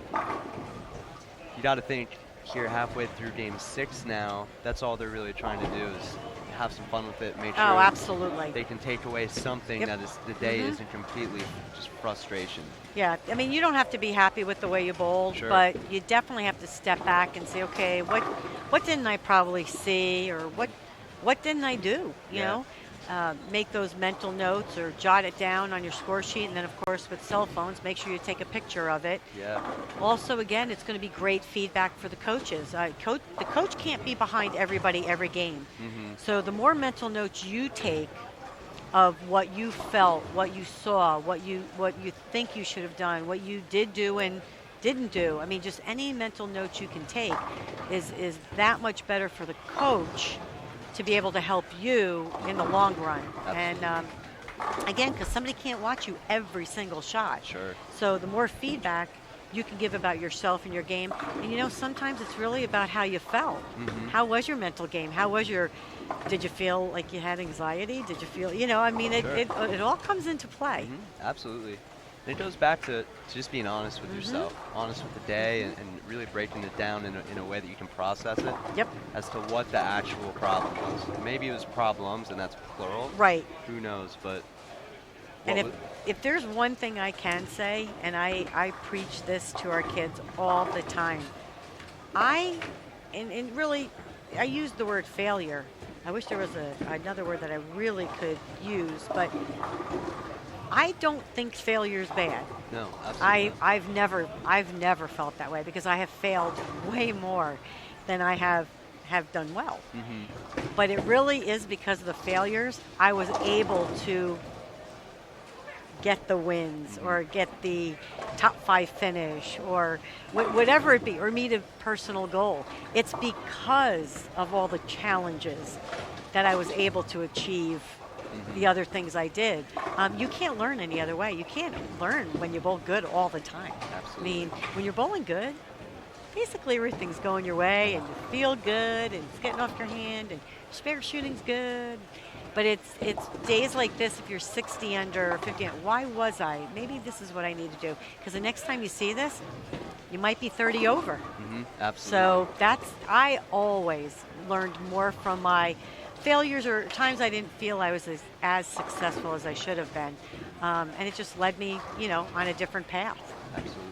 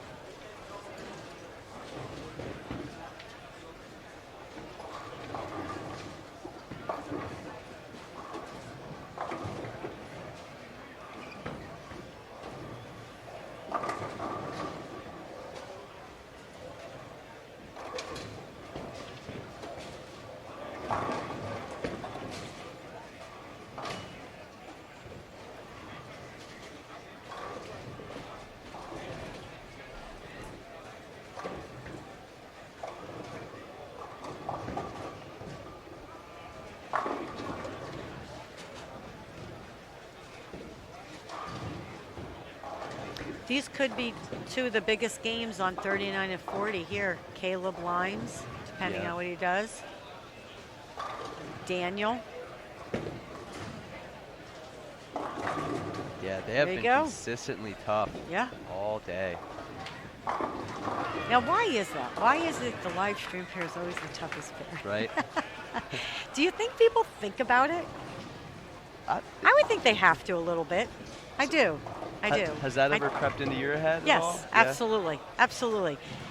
Especially when I wasn't bowling well, I'd say, oh, so-and-so's watching and saying, why is she getting around it? Why isn't she doing this? I could just picture in my head what those few people were saying, and it's not as if you're not beating yourself up enough. Sure. But I do think when you see a camera, it a little bit. Tightens you up a little bit. Maybe.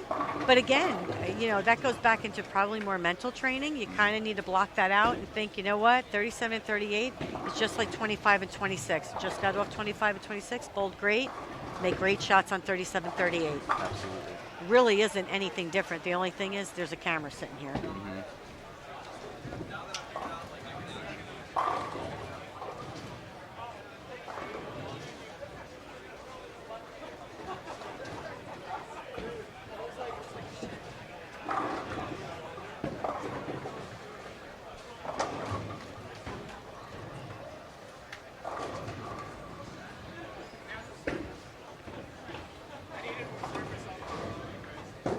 Just heard two of the bowlers say, I needed more surface on two of my balls. Remember, we talked about that earlier. The people that did bowl well on these two pairs, urethane with surface from the right, or they made the bigger move deeper with stronger balls with a little bit of surface and went around them a little bit. They didn't actually throw it to the spot, but they were getting it right more in the front part of the lane than down the lane, and that's when they bowled a better game.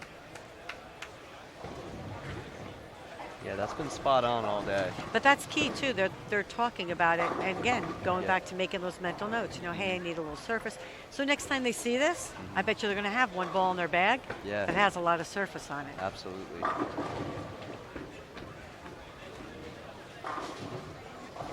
And not all singles competitors will go into the competition for the team tomorrow and Sunday, but kind of makes you think, helps them prepare a little bit better, maybe make their arsenal a little bit more versatile, put a little bit more surface on their balls, have something ready for tomorrow.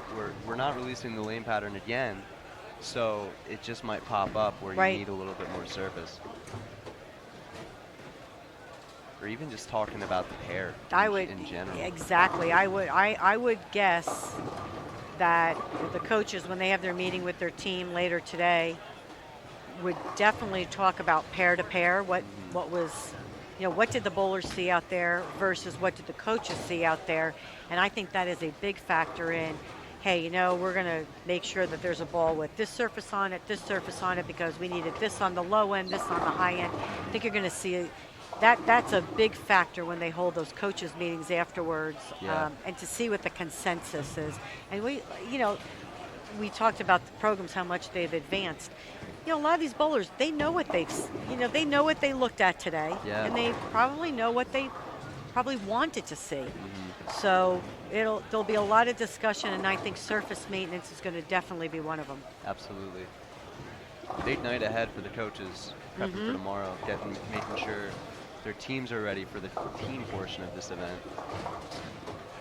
A lot of work still yet to be done, for sure. The fun's just getting started, Carolyn. We're rocking and rolling, watching a whole lot of bowling here on Bowl TV.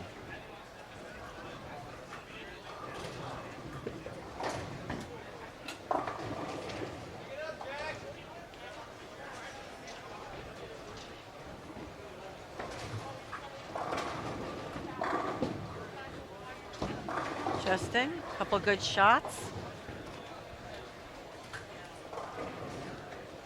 Caleb Limes looking to finish off this game. You're looking at the 230s. Yeah, one of the highest games on this pair, like I said. Okay, 230. Justin bowling okay here on 37 and 38. Ryan has a clean game.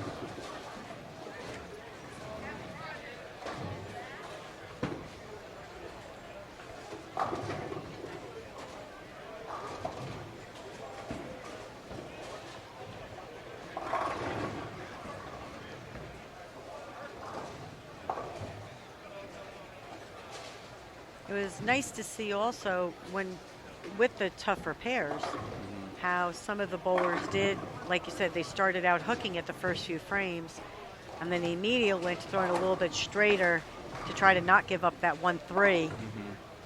That shows the versatility in not only their game, but how good the college coaching has become in helping these players be able to maneuver that a little more quickly than you would have seen 10, 15 years ago.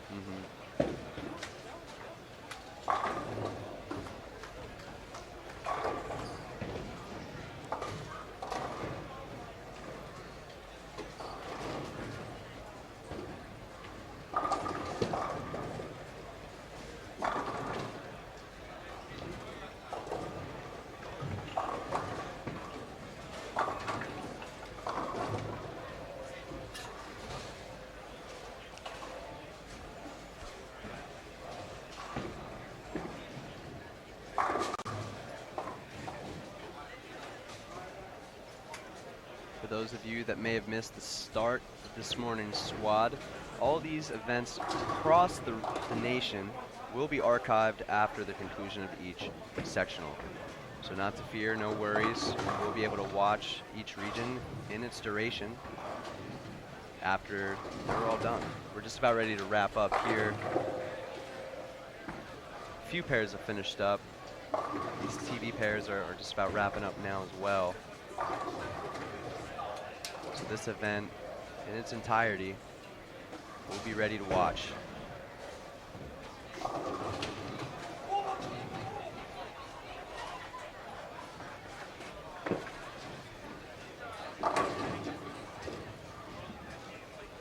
Tyler looked surprised on that shot. Said no 10 pin. Ooh, Justin Song with the 6-7. Yeah, making the old split. Going out with a bang. Yeah. He said the day's not over yet. Watch this. Going to make it interesting because he's on TV. Absolutely.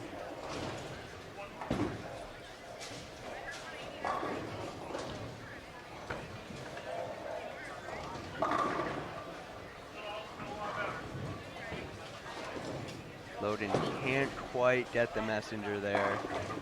No, and 37 and 38 seemed like it broke down rather quickly too, because the bowlers in that second game made that big move. They did. Left. Mhm. Again, it could when the bowlers started on that pair, they played further in. Nobody really played further right. So again, we talked about how the pairs are dictated by who you follow and who starts on what pair. So 37 and 38 definitely looked like it broke down a little bit quicker than 39 and 40, because some of those bowlers, I know Jared moved to that, throwing a little bit harder between that 14 to 10 area or 16 to 12, yet we had Daniel playing out. So pairs right next to each other, but played totally different. Yep.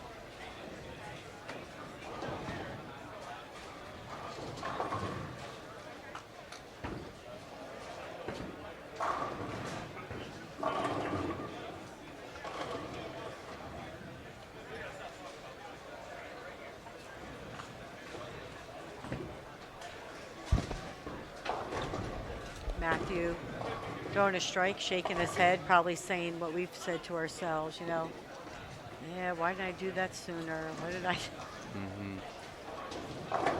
But on a tough condition, 80 under, not bad. I mean, you think about it. You shoot a couple 180s, 185, 185. Yeah. I mean, you're already, X number under. I mean, it's not a horrible game. You could split twice and make all your spares. So, I preach not when you're bowling, it's not always based on score. What just go through your process, because sometimes your score doesn't really reflect how well you might have done. We talked about it. Sometimes it's just not your day. You 4 9s, you left a bunch of ring 10s, things like that. Shooting 190s every game with 6 games, okay, you're 60 under, right? Yep. Okay, you're not going to make the cut, but you shot 6 190s. That's really not. That's not bad. At all. Terrible bowling. No, not at all.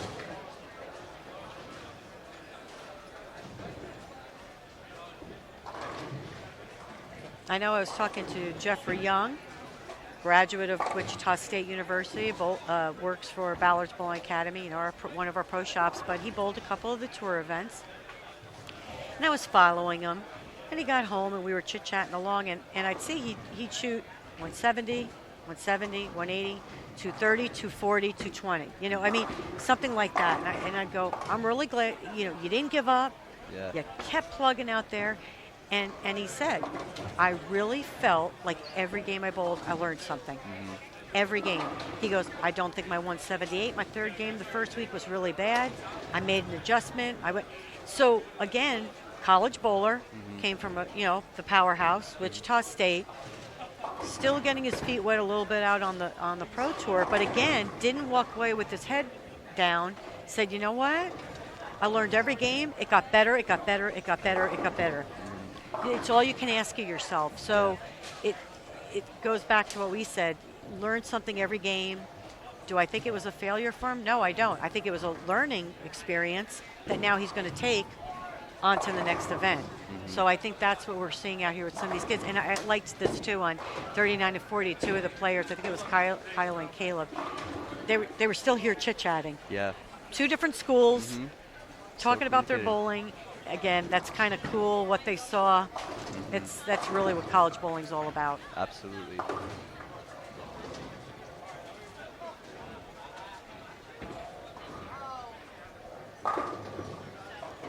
Tyler Hunter with a nice 203 game. Jason Minier. Jason Miner. Oh, Miner? Miner. I thought that was an I-E. And there's Rick Minier, M-I-N-I-E-R. So I thought it was an I. See, and I have glasses on. That's even worse. Ay. There's a lot of cables around here. It might have done anyway. I go. I'm afraid to lean over too far, right? Going at a 2-teen pace. If he doubles 220, he's going to wind up about 20 under. Look at that. 229. It should be 20 under. That's a great finish. Yeah, absolutely. That's a 195.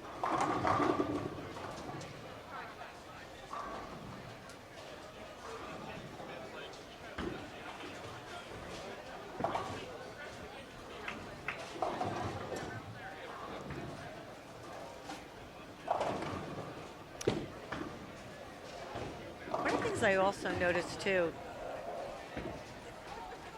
you bowl different in singles than you do team with Baker, and sometimes people put a lot of pressure on themselves when they're bowling singles. Yet in Baker, you know it's your 2 best shots you have to throw, and when you know there's 4 other people that are counting on you, it's pressure, but it's a different pressure because you have support. It's In almost singles, like a subconscious. Yes, yes. It's amazing because you watch some people and go, gosh, in singles they don't excel. But oh my God, you get them in a Baker format, they mark every frame. It's amazing. I mean, Yeah. but again, you have peer support, you have your team support, you have your coaches behind you. So all of it really adds up to making you an all-around bowler, because what they're going to learn in Baker is that I can do that. Now I have to translate that somehow into my singles portion. I know for me personally, I cannot emphasize enough, in singles competition, I wouldn't do horrible. But compared to how I would in a Baker or a team format, it did look pretty bad. And it's like we were saying, it's almost like a subconscious thing because you have support, but you also have 4 other people counting on you Right. as well. Right.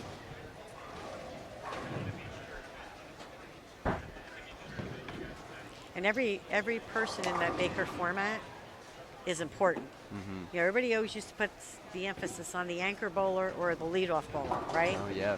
But that third person was always your steady Eddie, is what I like to call it, right? They were the person that maybe didn't strike the most, but they could fill a frame. Yep. You know, your first, your fifth, you know, you get that 4th, 5th position first, you're trying to get that triple or whatever, but your second, third bowlers were the ones that probably, they're going to mark for you. Yep. You know what I mean? So I always stress that in Baker format. I think every position is important in a different way, which is why you have different people in those positions.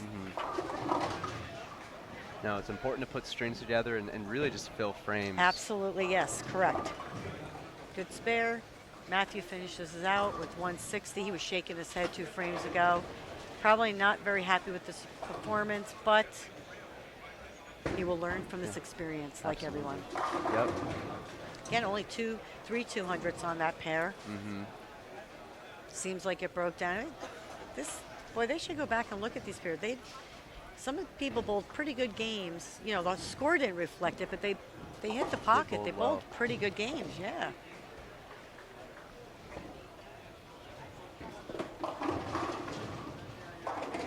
As we look around, more and more teams finishing up. Should have the updated standings shortly after the conclusion. Everybody finishing their set. Don't forget, for those of you watching at home, the women will take the lanes later on this afternoon. 3:30 start time for that. So after the men get done here, they'll re-oil the lanes and the women will come in and we'll see what they have. Again, top 5 men in this region will advance. Top 4 women will advance from the Dallas region.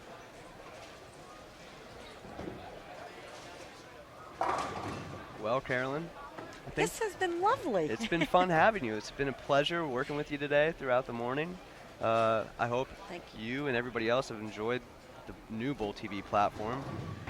It's only going to get better for sure. We have a lot more engaging and exciting things for everybody. Since nobody else is bowling here on the TV pair, Carolyn Doran-Ballard, USBC Hall of Famer, and I'm Brant Houghton. We'll catch you later on this afternoon, 3:30 Central Time for the women's squad.